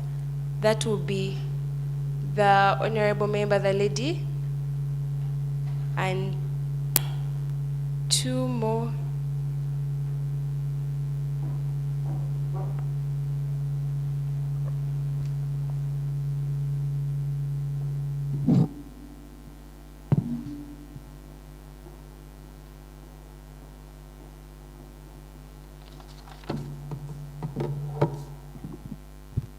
Thank you so much, Right Honorable Speaker, the House, ladies and gentlemen. Good afternoon to you all. My name is Pasi Lubwama Aquila. I'm a student at MAST, and I'm going to try to be as brief as possible due to time constraints. So everyone here can agree with me that digital violence is a mirror of gender inequality in the world today. And many a time, we find it that the ladies, we are more on that spectrum. Statistics by the Uganda Bureau of Standards showed that 40% of the women in Uganda have experienced online violence, whereby youth between 18 to 30 are facing it twice. If at all other ladies are facing it to a percentage of 40, for us who are between this age gap, we are facing it to a percentage of 80%. And that's something that all of us should be worried about. As someone who used to use Facebook a lot, which I no longer use because of some issues that happened there, issues to do with sending explicit content, issues to do with online stalking. How many more ladies do you think have left these online platforms because of such cases? So, what am I urging the government to do? First of all, yes, we are having the Computer Misuse Act, but the government should revise it. If not revising it, it should put in place laws to assist it. And the police and the courts as well should be facilitated and trained on how to handle such cases. In addition to that, in a digitalized world, the government can also put in place an application where the victims of such cases can always go and report anonymously. Because we tend to have applications like WhatsApp, whereby you can flag off someone in case they're sending you weird stuff and everything. In case you block them, you can report them. But what if it's brought down to a national level, whereby you can report anonymously, then the government can do something about it, and then you can also maybe be met with a counselor, you can be helped. Then also in addition to that, the government can also put in place arrangements so as people can learn more about digital literacy and as well as how to handle themselves online, because you have something called a digital footprint. Whatever you post and whatever you put online remains there. So if people tend to know about it and the implications of all that they post, all that they engage with, then maybe we can combat this both at a personal level and at a national level. I beg to submit.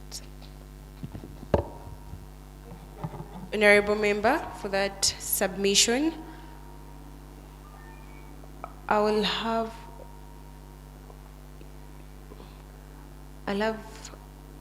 two. We have only two more to go. Well, there are only 3 hands up, so we'll have the 3 of you. You will submit. Honorable Member, you will come after him. Then, lastly, the lady, as we move towards the closure of the debate on the motion. You have only 2 minutes.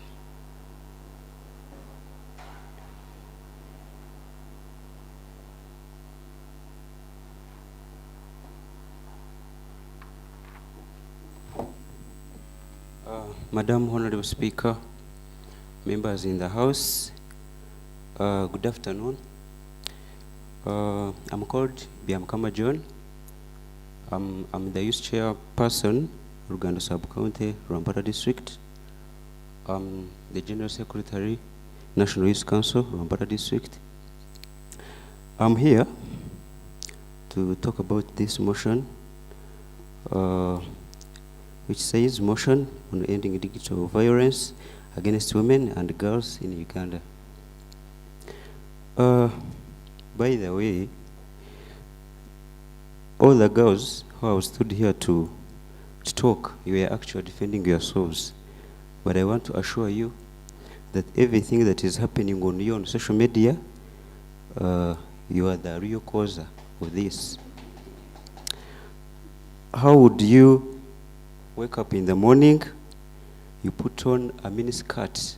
There is a miniskirt and somehow miniskirt, but a miniskirt, a real one, and you walk on the street. When someone takes a picture and posts it, and you start complaining, that person is right. Dress well, and we see if there is anyone who will take your picture and post it on social media. I beg to submit, Madam Speaker. Thank you. Point of information granted. they're informing you, please.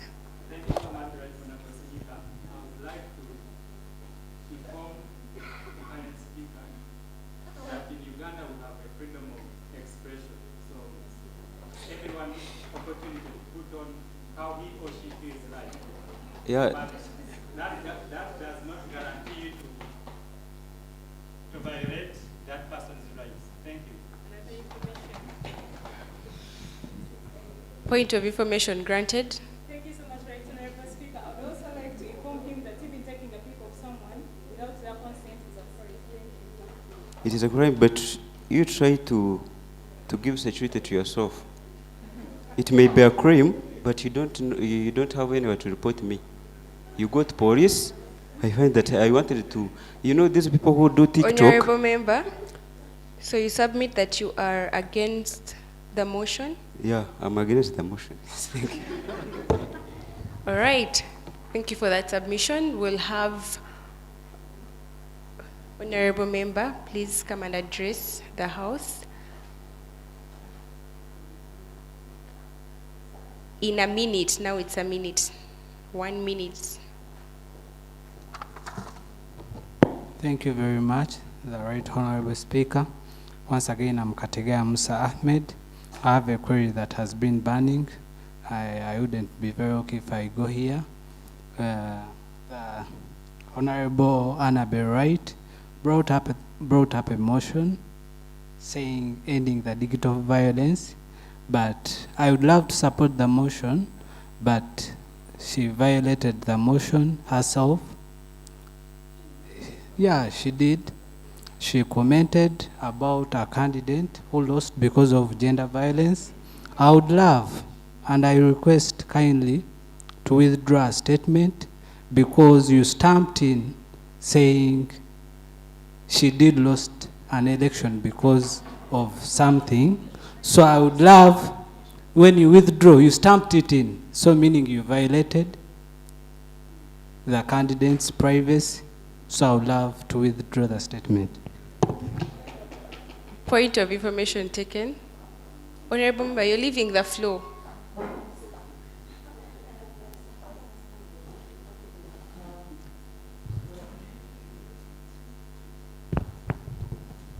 Thank you so much, Honorable.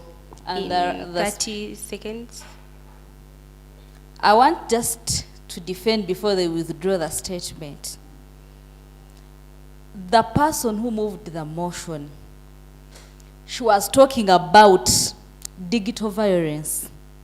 And she gave an example, whether you have picked it in a wrong way or good way, whether it is true or not true, but that thing happened, you were supporting him but not alone. That thing happened, it moved around and it violated the rights of a woman. Even us women, we felt bad seeing a private part of our fellow women moving around. So she gave an example that whoever did that, it was not good.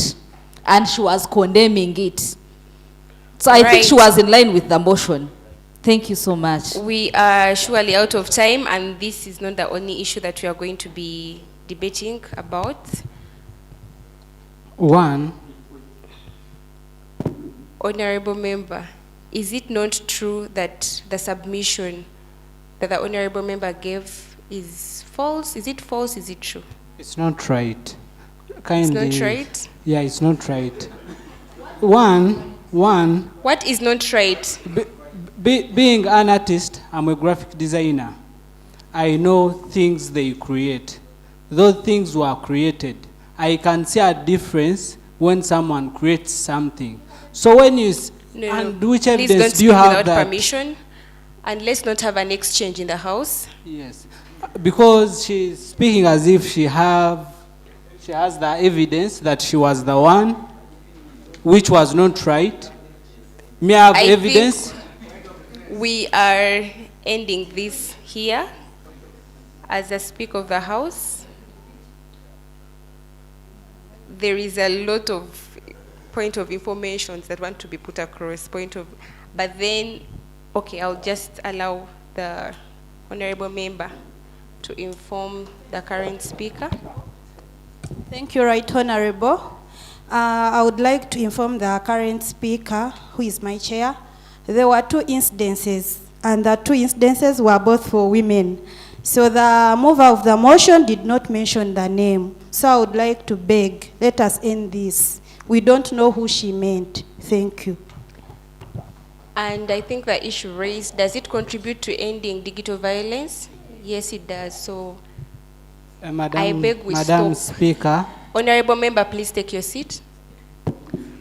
I'll open the floor to the honorable member, the lady at the back.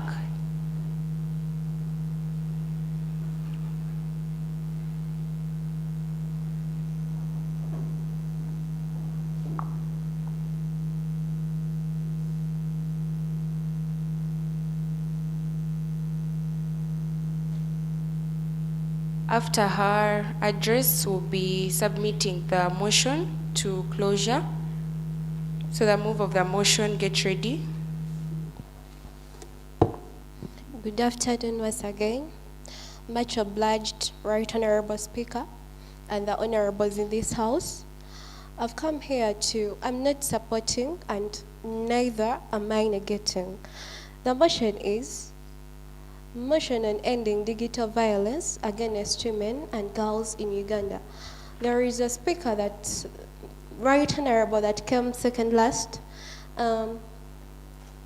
Right Honorable Dennis stood and said that everyone has a right of expression. Yeah, it is provided for under the Constitution, but it being a law, it doesn't mean that if you have a right and you misuse it, it is guaranteed by the state that it should be taken away from you. So having a right doesn't guarantee you to always violate us because you have a right. So to proceed on that very point of digital violence against women and girls in Uganda, most of the speakers that came here were in support of this motion, but I want to see where does this come from. Someone came here and said that some of the people share pictures with their boyfriends, so they centered the whole debate on nudity. But to talk about that, I think the solution to all that, it is to remind yourself that anyone can live in your life. Because today we have married people. These are people that have made vows and are recognized, their marriages are recognized by the state that they are very legal. They have entered into legal marriages. But now there is you who is just having a male boyfriend. Where does that leave you? Remember, these are married people, and sometimes they even have a point of privacy in their families, though they are legally married. So you who is having a boyfriend, who are you to commit yourself that what I'm sharing with him, he will not do what? He will not put out. So this one brings a point of this is something that is very natural. Or is putting yourself that what you're doing, it is either you, the moment it leaves you and it goes to another person, it ceases to be a secret. It has to go to the public. So the other thing, they were talking about laws. The laws are there. Someone came and talked about the Computer Misuse Act that is there. For example, the UCC is coming up with an innovation whereby they will start to use different forensics that identify different phones that send different images and the way you use the phones. These things are not yet embraced because we are not having the source of income or the resources. The resource is still a problem because the government hasn't approved some things in their budget. But still, when you look... Honorable member, please submit. Yes, okay. I beg to submit on this very motion. Ending digital violence starts with us. It's not the government that will put laws. And let's ask ourselves, put it in ourselves that we have to fight and end this, then it will not stop. Because if you wait for the government to put laws, it doesn't make sense at the end of the day if you want to keep provoking the break of the laws. Thank you, Honorable Member. I'll then call upon the mover of the motion, Honorable Amabel Tumwebaze, to give the closing remarks. Thereafter, we will vote.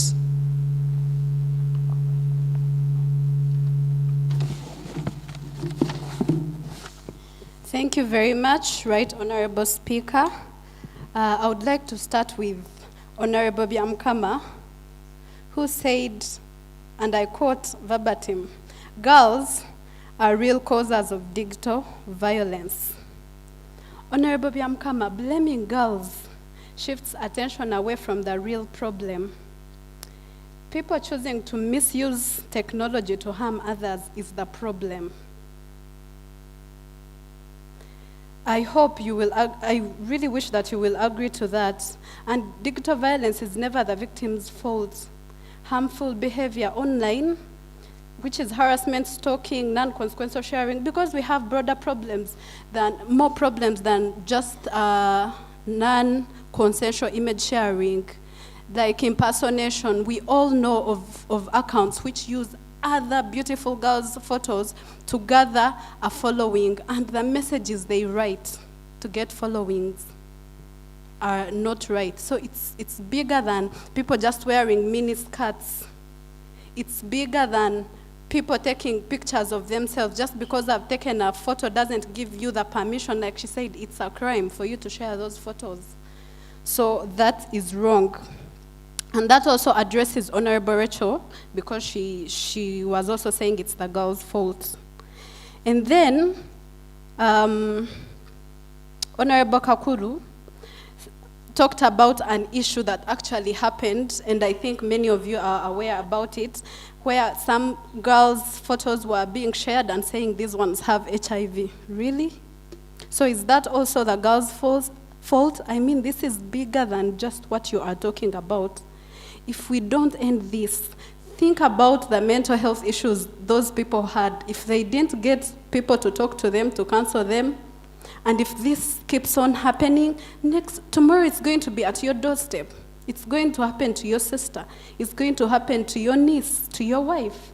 So why should something have to become personal before we act? Why wait to cry first before we do what is right? Digital violence against women and girls is already happening, and its consequences are real. Let's not wait until it becomes too late, because by then, maybe your sister, there are some rooms she will never get to because of what has happened to her because of digital violence. Honorable Member, sum up the submission. All right, thank you very well. There are opportunities they will never get. There are promotions they will never get. They will never amount to something that they really wanted, and they will be left doing major jobs.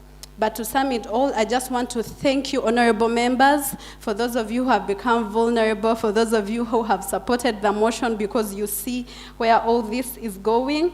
And I'm just going to re-echo the solutions that some of them were giving as I close the motion. Please do not re-echo. Our clerk will do it. Okay, thank you very much. Thank you for supporting. Have a good time. Thank you, honorable members, for your submissions towards this motion. We shall put the question to House, honorable members. The question is that the motion on ending digital violence against women and girls in Uganda be agreed to.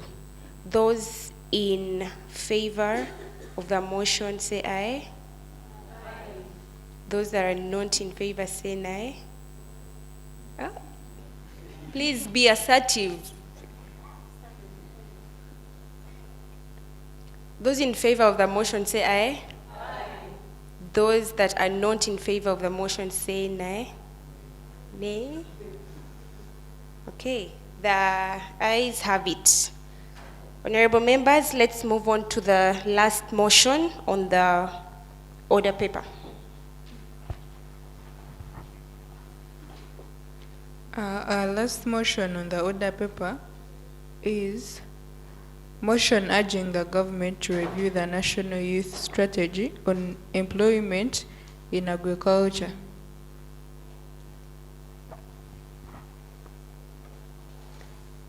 Motion urging the government to review the National Youth Strategy on Employment in Agriculture. I therefore call upon the mover of the motion, Honorable Dennis.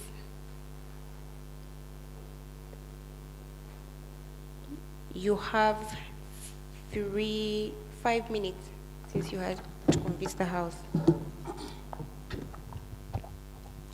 Thank you so much, Right Honorable Speaker. My name is Muhumza Dennis Turiatemba. I'm a student at Bishop Stewart University. I serve as Secretary for Students Affairs, Kazo District National Youth Council. I stand here to move a motion urging the government to review the National Youth Strategy on Employment in Agriculture. Right Honorable Speaker, I stand to raise a voice on behalf of very many unemployed young Ugandans who have been left out in the most important sector of our country. As we well know, that agriculture is the backbone of our country. Right Honorable Speaker, I want to let this House know about what National Youth Strategy on Employment in Agriculture is. Right Honorable Speaker, this was a government initiative that was established by the Ministry of Agriculture in 2017 in 2017, it was given a term of 5 years. That means it moved from 2017 to 2022. It mainly focused on creating jobs for young people in agriculture and reducing unemployment among the youth. It targeted youth across the country, specifically focusing on those of the age of 14 to 17 years that is not lawfully recognized according to the laws of Uganda. Right Honorable Speaker, we have seen youth participation in agriculture decline amidst increment in youth unemployment. We've seen youth participation in agriculture decline, whereas the participation of the aged cohort in agriculture increase. This can be evidenced. We've seen, for example, if I'm to pose a question to us, how many of us are seriously participating in agriculture as a source of income? How many of those school dropouts, especially those of 14 to 17, have you seen that are participating in agriculture as a source of income? And agriculture is the most appropriate avenue for them to express themselves and earn something. Right Honorable Speaker, the reason why we've seen that agriculture is now becoming like a retirement gig, where we've seen these people that have worked, when they are retiring, it's when they go to fully concentrate on agriculture. We well know that these politicians and businessmen, when they want to live and relax and retire, they return to investing in agriculture, yet it is the backbone of our country. We expect that the young people, we are the ones who are supposed to be actively participating in this, but we are not. Why?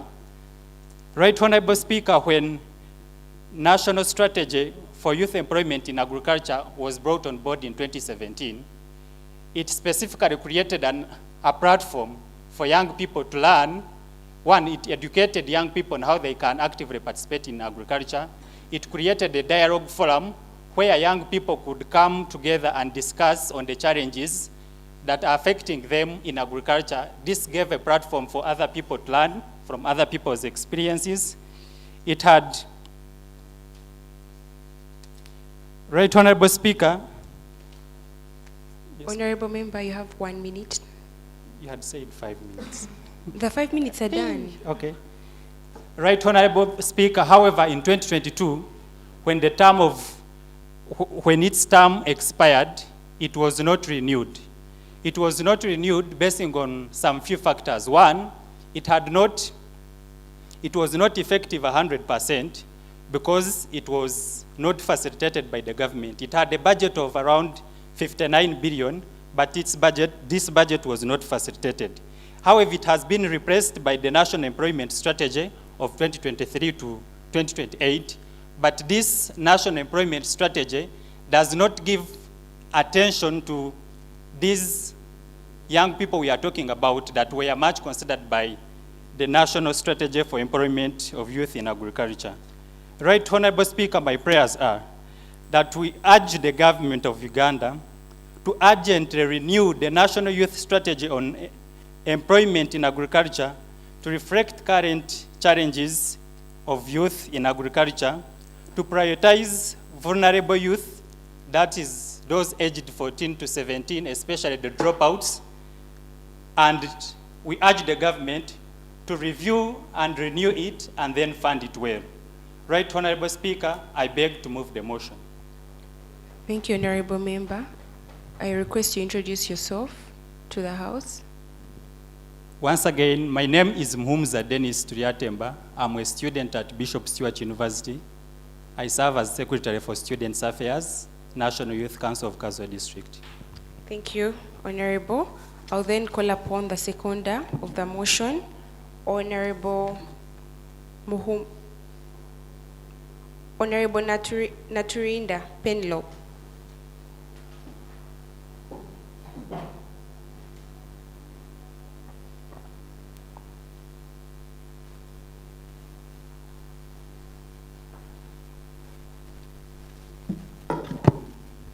Thank you so much, Right Honorable Speaker.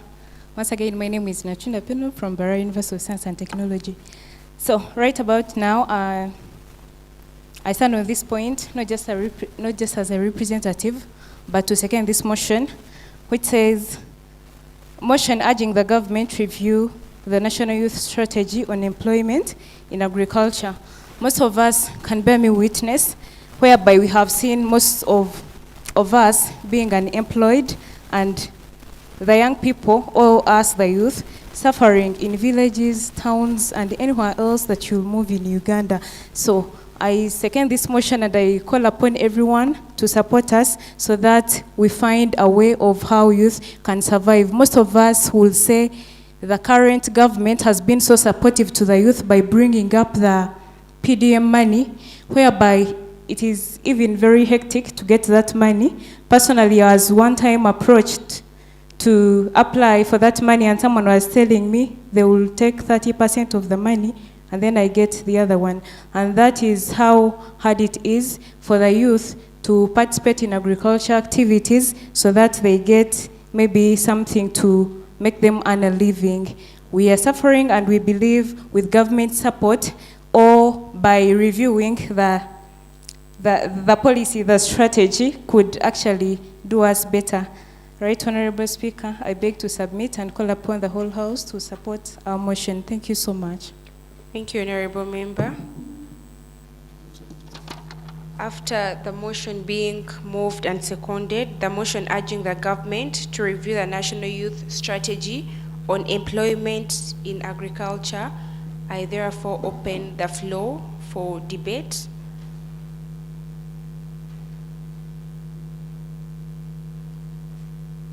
Yes, Honorable Member. The lady with glasses.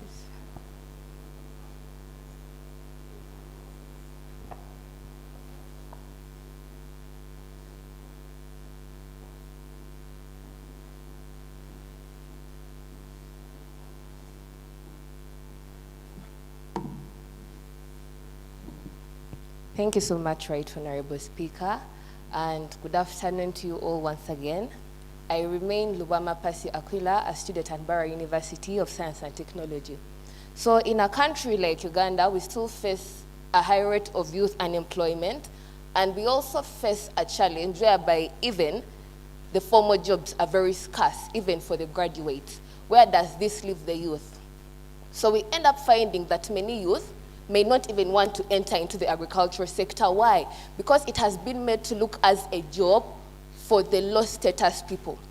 Many of them have even been given agricultural work as a punishment growing up in schools, and we tend to find that this national youth strategy on employment in agriculture at some point could not meet the changing trends, both in innovation as well as in agriculture. So what can the government do in relation to it? Because at some point the concept was promising, but it had some shortcomings, whereby it couldn't address challenges of how these youth could be able to attain land to carry out the farming, because maybe they wanted to, but how are they going to get the land? How are they going to get the financing?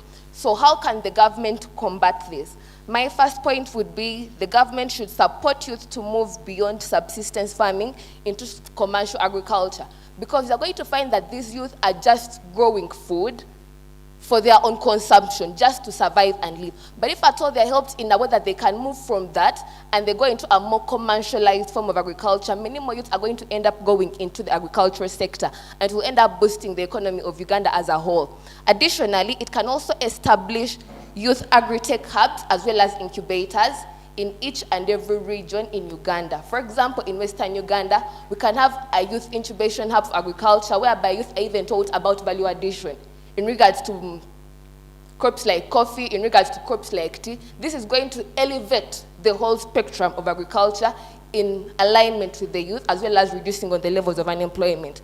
Then lastly, the government can also integrate modern climate as well as smart agri-tech digital tools, for example, smart farming, the Internet of Things, because youths nowadays, we tend to love the changing trends in the world. And if at all we don't keep up with the way the world is changing, then we are going to be left behind. By doing this, even the people who seem not to like farming as a low-man status economy, they'll end up turning to it. So the government shouldn't completely neglect it, but it should adopt it, but with more changing trends. I beg to submit. Thank you, Honorable Member. Yes, please, Honorable. The floor is yours. After her, we'll have you, Honorable. Let's use 2 minutes. Strictly 2 minutes. Thank you so much, the Right Honorable. Once again, I'm Ayabare Edith. I come from Isinjiro, and I'm the Secretary for Female Affairs, Isinjiro District. Me, especially what I want to talk about this motion, it is not all about the government alone. Actually, it is not, this system is already existing. But the thing that I would like the government to do is to sensitize the youth about how they can engage into them. Because there is Youth Livelihood Fund. Me, I formed a group and we got 12 million. But before I joined youth politics at the district, I was not aware that this thing exists. Many people are not even involved because they are not aware. And what makes things worse? You people, we youth, we should also wake up.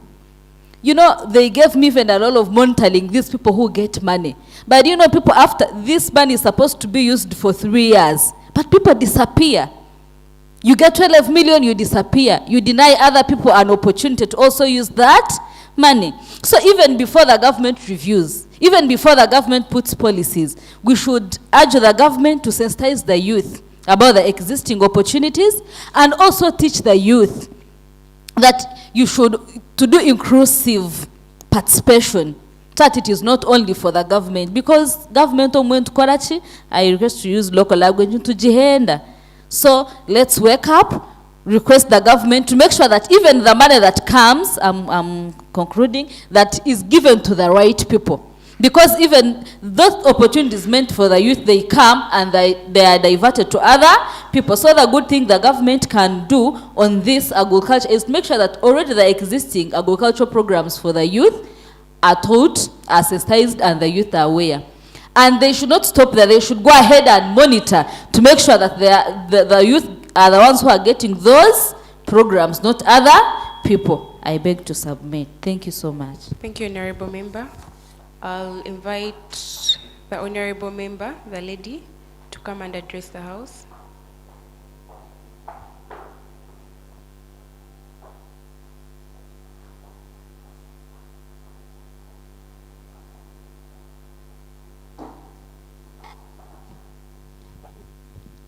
Thank you, Right Honorable Speaker. Once again, I am Babas Oliver, a student at MAST, doing Bachelor's of Science in Agriculture and Livelihoods.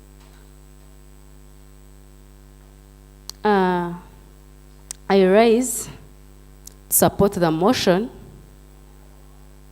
and this is because the motion says, I don't know why people are going away from it. They are saying, the motion says, urging the government to review the national strategy on employment in agriculture sector. And this, it was passed, and now it reached on its expiry date. It expired, it's not still existing. It expired in 2022. And this is why I'm saying it should review. The strategy helped to strengthen the youth in agriculture to access the resources. In its time, its focus was to let the youth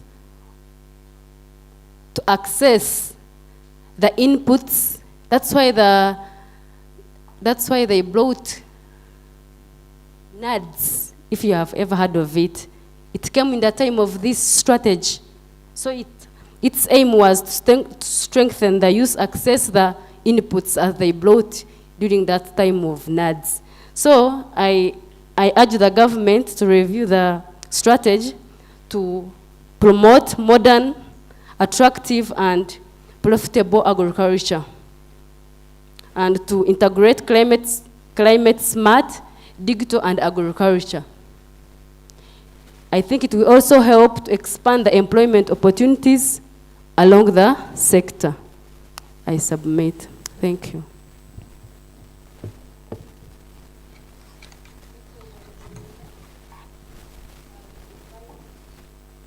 The honorable member, the front seat. Yes, please.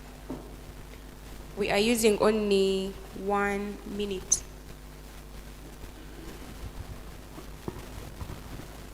I see someone whisper 1 minute. Yes, 1 minute.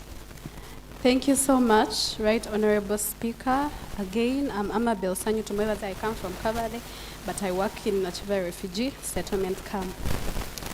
I agree that this strategy should be reviewed because one, both the strategy does not match today's realities, both the technological and the economic realities.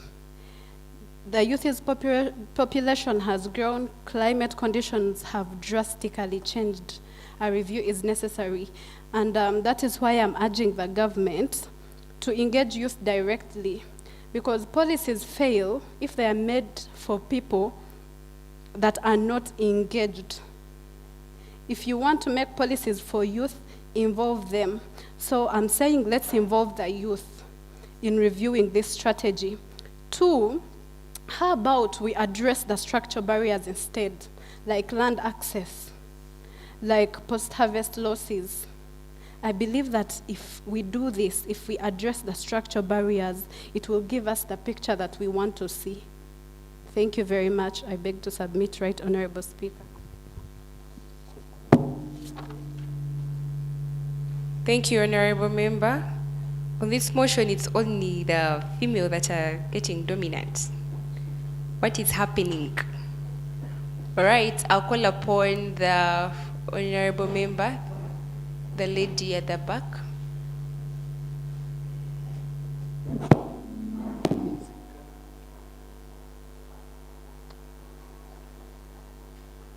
A reminder, we're using only 1 minute.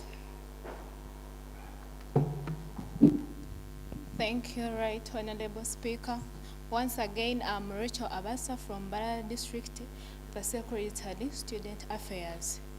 About the motion. Just a minute. If you come to address the House, you kindly leave the microphone the way you found it placed, so that they get feedback while recording. Okay. About the motion, the government reviewing about the employment of youth in agriculture would be a good idea, because I think in reviewing that idea, the government would be able to come out with the right ways, how the youth can be reached to receive those employment things that are sent to them. Because as my fellow honorable had said, those things of employment in agriculture for youth are already in place, but because of embezzlement, but because of the people that are in positions are taking advantage of those things on their behalf, they are just using them for their own benefits, So I think the government reviewing the issue would be of much benefit to the youth. I beg to submit.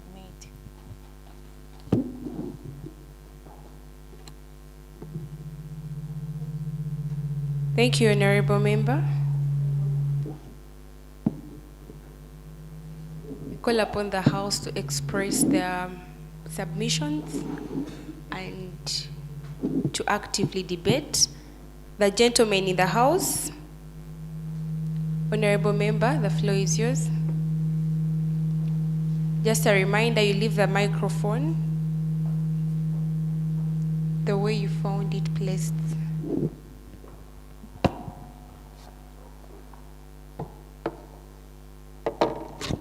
Right, Honorable Speaker, thank you. Yeah, I do support the motion because I think it's very important, given the very many challenges that the youth have been facing. I do understand also that I don't share the same sentiment that this has been because people don't love agriculture. I think people love agriculture, but they've really not seen its money. Money in agriculture is hard to predict, and as such, also sometimes requires a lot of capital, to start, which are problems for the young people. It's very difficult. Now, first of all, how will I have the land? Now, the government came with a 4-acre model. How many of us here own 4 acres? For us to implement the 4-acre model. Yeah, so you look at these things, sometimes they're very good on paper, but they're hard to implement. So you find, normally you barely own a acre, an acre of land, and now have a 4-acre model, it becomes hard to implement. But also I think there's got to be addressed an issue of agriculture financing, yeah? So fewer banks want to give you money to invest in agriculture because the risk is hard to profile, yeah, in agriculture. But also the loans, the percentages are still high, So all those barriers sometimes really make it not so much easy. But however, the strategy before us today actually does include a provision where they were meant to establish a fund for that. But now Ugandan funds with this government, my people in yellow, our worry is that even when all these strategies implemented, this money, it should be other problems. Because, and we've seen this share with the PPD Act. Remember recently when it was enacted, and there is a quota for the youth. However, in implementation, largely you can blame the youth, because actually in the district I saw, there was a tender, notice for tender, and no one submitted a bid. So they had to advertise. And this was particularly under the PDDA quota, that was just supposed to be a project that is meant to be implemented by the young people, yeah? But there was hardly. However, still in similar engagements, we have seen where the government, now the big guys, I won't want to mention names, but the big guys come under these same nice youth strategies, and they have things registered, they get the money, and of course they're more structured, they have the accounts, they have all these things. So there are these structural challenges, which I think when you have to address them, especially the question of finance, agriculture will be very fruitful, even for us to fully engage in. Thank you. Thank you, Honorable Member. Any more submissions? We'll have one last one, and then move towards the closure of the motion. The move of the motion should get ready.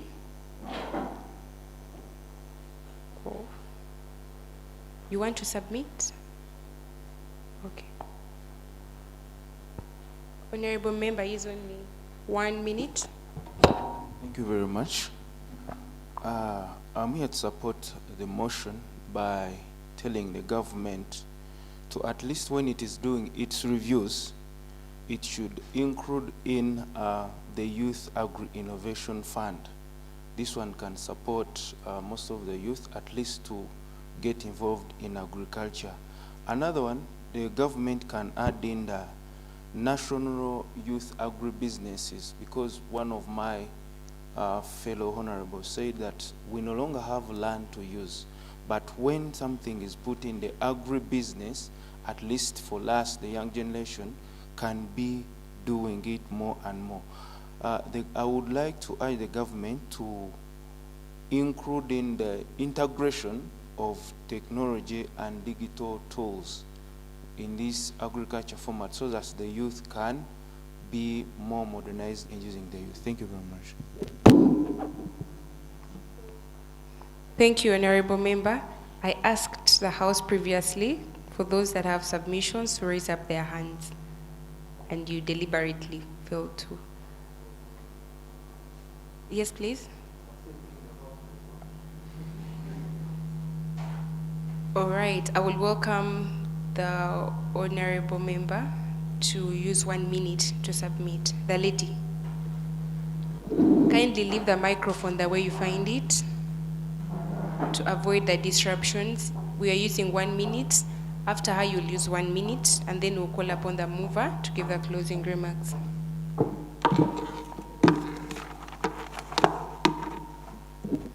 Right, Honorable Speaker, the clerks, and the honorables in the House.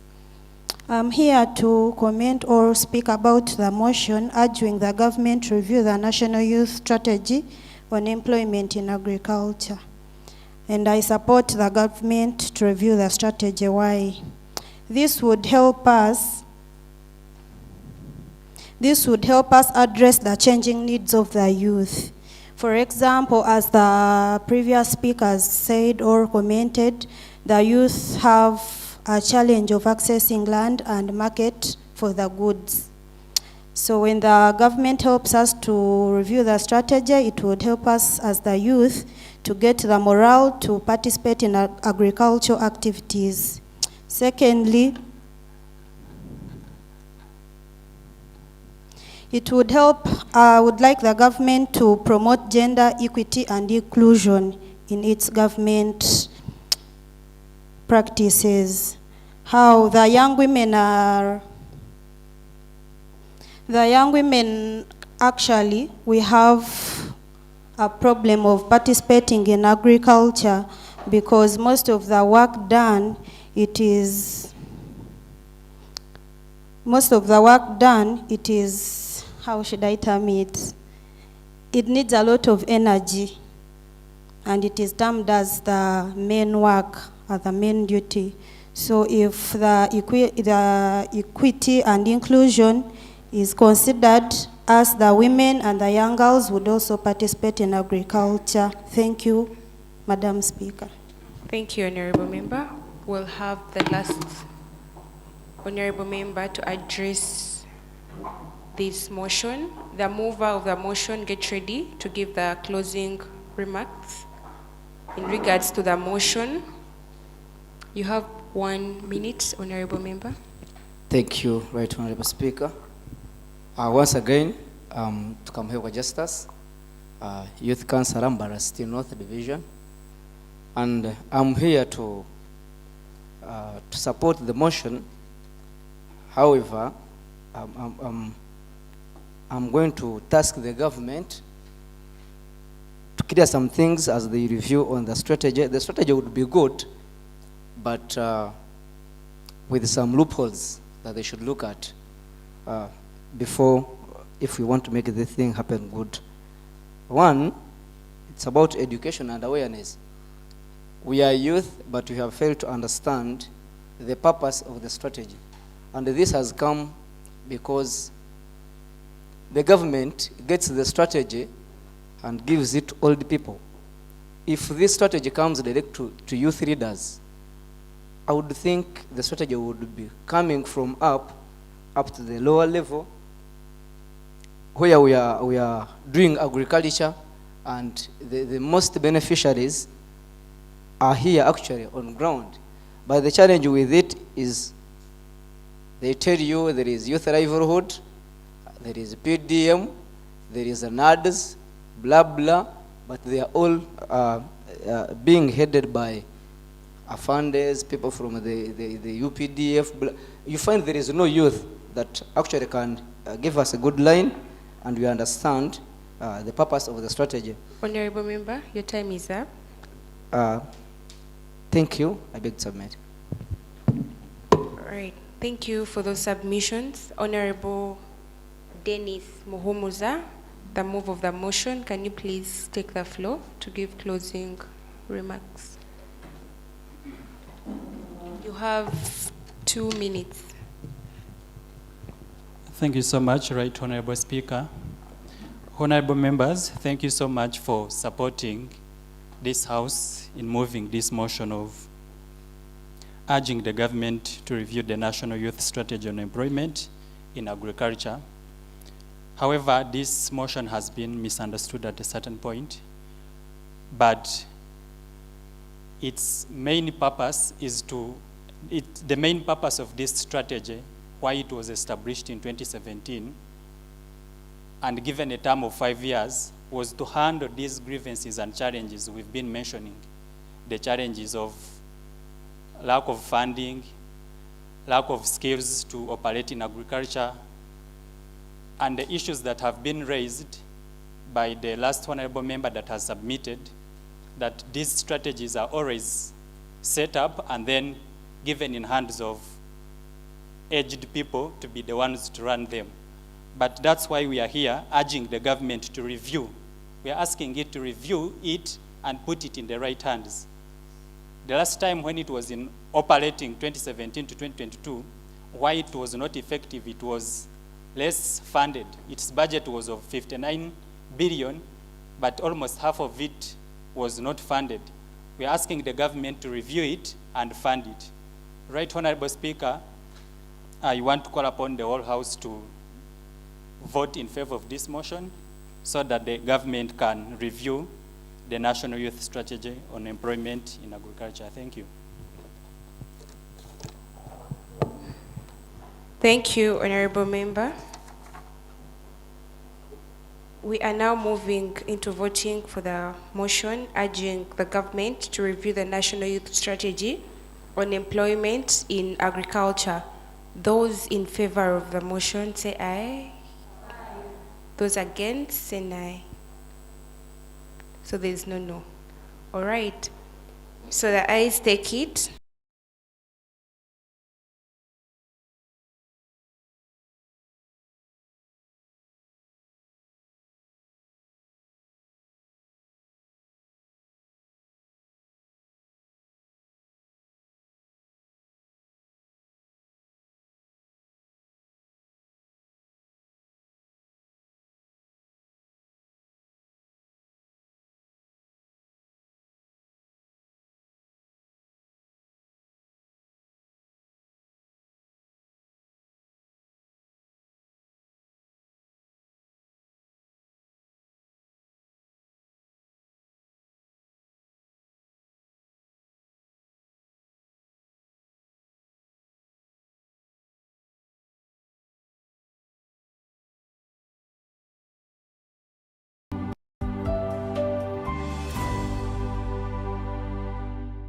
You're welcome to this conversation. My name is Roger Stuliabwe. It's an opportunity yet again to talk about issues that are of national importance, as most people like to call it.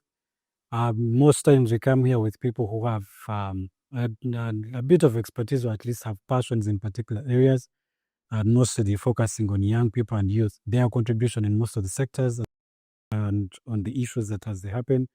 What is the youth? What is it that the youth can be putting in? Now, in this year, we had the 8th National Youth Parliament, and with me today in studio are two people. One of them is the Speaker of this current National Youth Parliament. Another one is also a member of this current National. And we're going to be talking about some of the issues that they talked about in the chambers. What is it, and what we need to work on? Maybe we'll also get an opportunity to hear from the Speaker. What are the issues that they are going to focus on in this term of their National Youth Parliament? And then we're trying to find some solutions about some of the issues and how the youth perspectives can help the discussions as they happen on a general and a national level. Now, I'm going to invite both of them to introduce themselves. You can just tell us your name and one interesting thing, if you like, and then we'll get right into the question. I'll begin with you. Yes, thank you so much, our dearest. My name is Kia Alenolai. I'm a second year law student. First of all, I'm very passionate about social justice and zeroing down to menstrual poverty, and especially menstrual poverty, because that's one of the thinking hours hit me deep and go deep to the core of my heart. One unique thing about me is that I'm very intentional. I speak from my heart, and I don't let things that can harm anybody or something unfair to go past me if I have the ability to express it out. All right. Yes. Thank you so much. Mr. Speaker, sir. Talk to the people. For the thoughtful invitation. My name is Rodney Adroni, the Speaker of the 8th National Youth Parliament, and I am very glad to appear on this show. I am very passionate about environmental activism, environmental justice, but in the same vein, I'm also very, very passionate about political activism, especially with governance, good governance, and meaningful youth participation. I am very glad to be on this show to also add my voice to the ongoing discussions about how young people can influence policies in this country, and that our input is very, very fundamental as we move forward to have a more prosperous Uganda. Thank you. Thank you both, and thank you for coming and for making time to come and speak to the people. Now, when I was looking at the statistics, the UBOS report for 2024 puts the percentage of youth between up to the ages of 30 for 78% of Uganda. And 23% of that 78 is the ages between 18 and 30, which I want to believe at least most of us are falling in this space. The issue for demographic and the understanding that we have a lot of young people that are in spaces that are in the ages that can continuously contribute to development processes, there still remains huge underrepresentation. Now, the issue of representation is a decades and centuries old issue. What I want to understand from both of you, I'd like your take on why this has not changed in a time. What brings this whole COVID? Why does it not improve? What is the problem? Thank you so much for that very wonderful question. Now, when it comes to the political arena and youth engagement, something today morning when I woke up and I listened to the breeze, something that stood out for me during that conversation was that there's a sort of vacuum that has been created in the political arena. Now, this vacuum needs to be filled. And what has actually filled this vacuum? It's money in the political space. Now, the mere fact that if you sit down and look through in Uganda, the youth between of 18 to 30, like you say, the 28% of the 78. Now, that is a category of young people who are just beginning life. Yeah. Now, when you look at their financial capability, it's quite demanding. Yeah. They're struggling with life. They're trying to balance their own selves. They're trying to balance their environment. They're trying to make it out in life. There's so many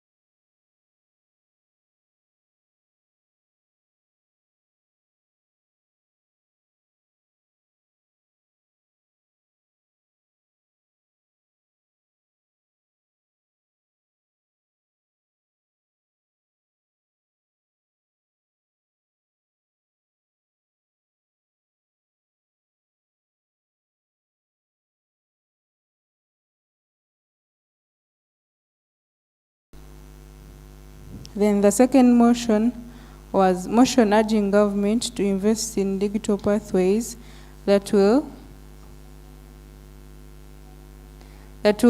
foster a climate resilience in Uganda. The move of the motion was Honorable Edgar Mutojusa, and it was seconded by Honorable Marvin Ainebyona. There were resolutions were asking the government to investing in fully for the digitalization of the climate resilience. And here were some of the examples of the digital systems that are supposed to be invented in the climate resilience.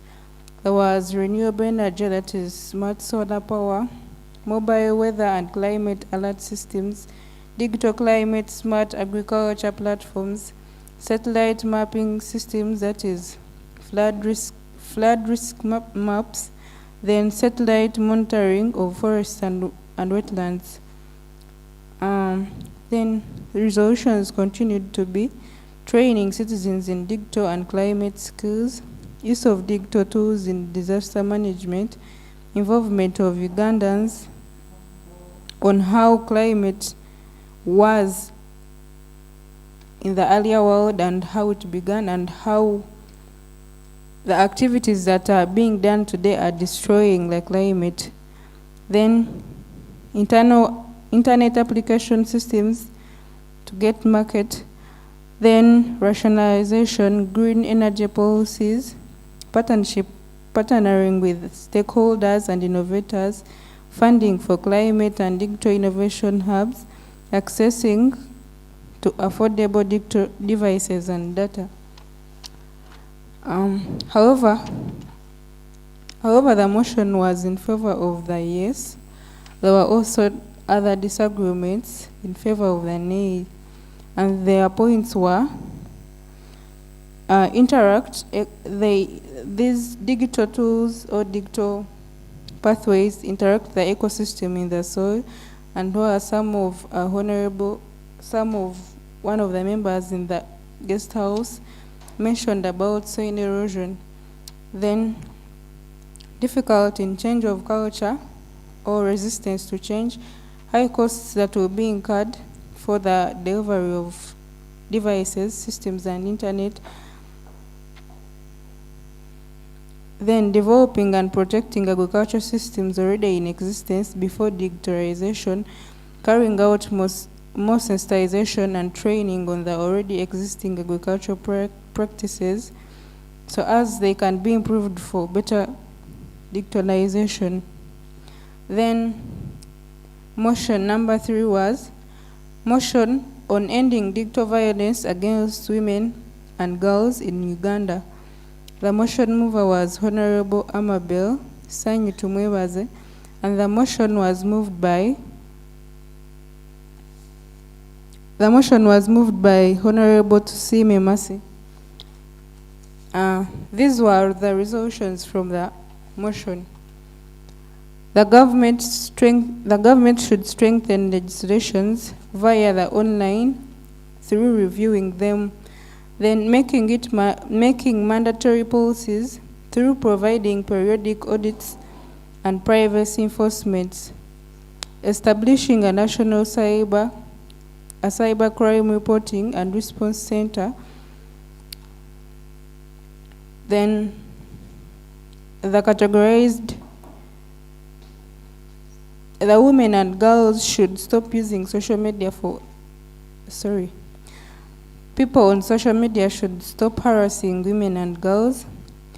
Then the unliterate class that is using digital devices, strengthening laws on social media, promoting positive digital culture, being keen on what you share on media. Then community and parental involvement through speaking out against online abuse and guiding girls on safe internet use. Training policies and law enforcement should be in use. Then minding about your privacy before you carry out all those on the digital platforms. And then our last motion was motion urging the government to review the national youth strategy on employment in agriculture. The motion mover was Honorable Muhumza Dennis, and the seconder was Honorable Naturinda Penno. And these were the resolutions from the motion. The government was urgently urged to renew the national youth strategy,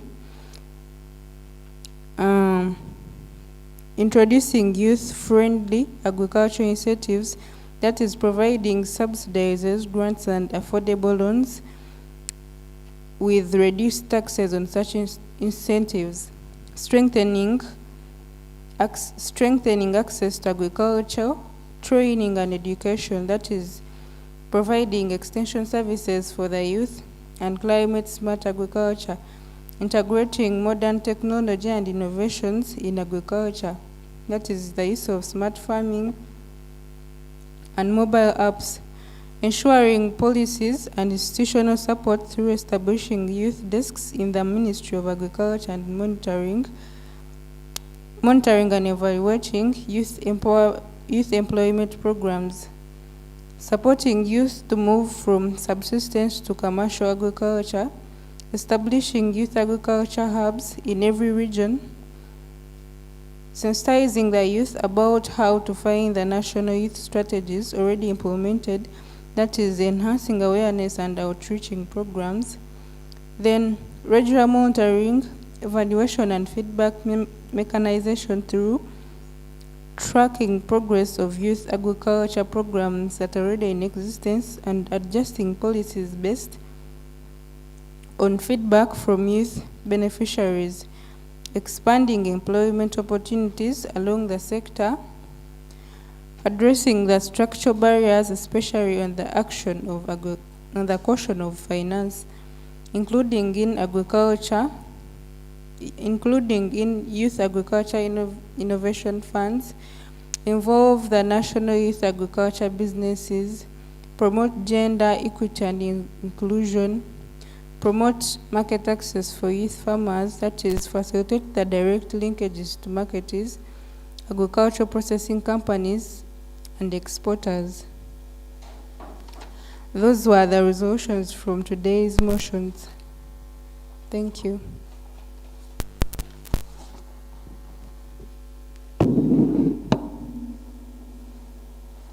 Thank you, the clerk to the House. I can guarantee us that those resolutions are not going to just stop in this room. They will go ahead of our region to the national and the East African level, just as spoken by the earlier people. I'll then call upon a representative from the Faraja Africa Foundation to give remarks as we move towards closing and adjourning the House. Thank you.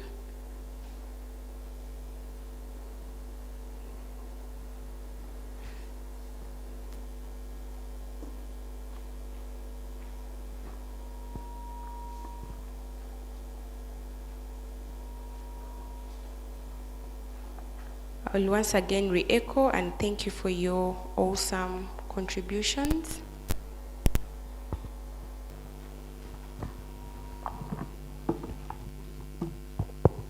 Right, Honorable Speaker and the August House, good afternoon.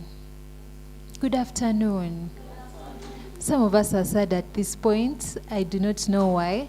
I don't have a lot to say, but I want to thank each one of you for making it here. Thank you for taking off time to come and participate in the second sitting of the Western Sub National Youth Parliament.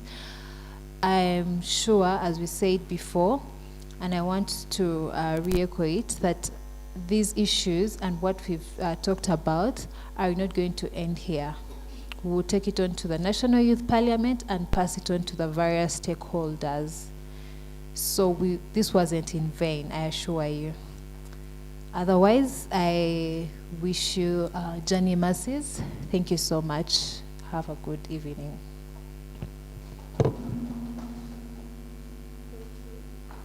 Communication that gives us so much hope that our concerns will not only stop here, and the people that we are representing are going to equally benefit from this. I therefore adjourn. I request all of us to stand up.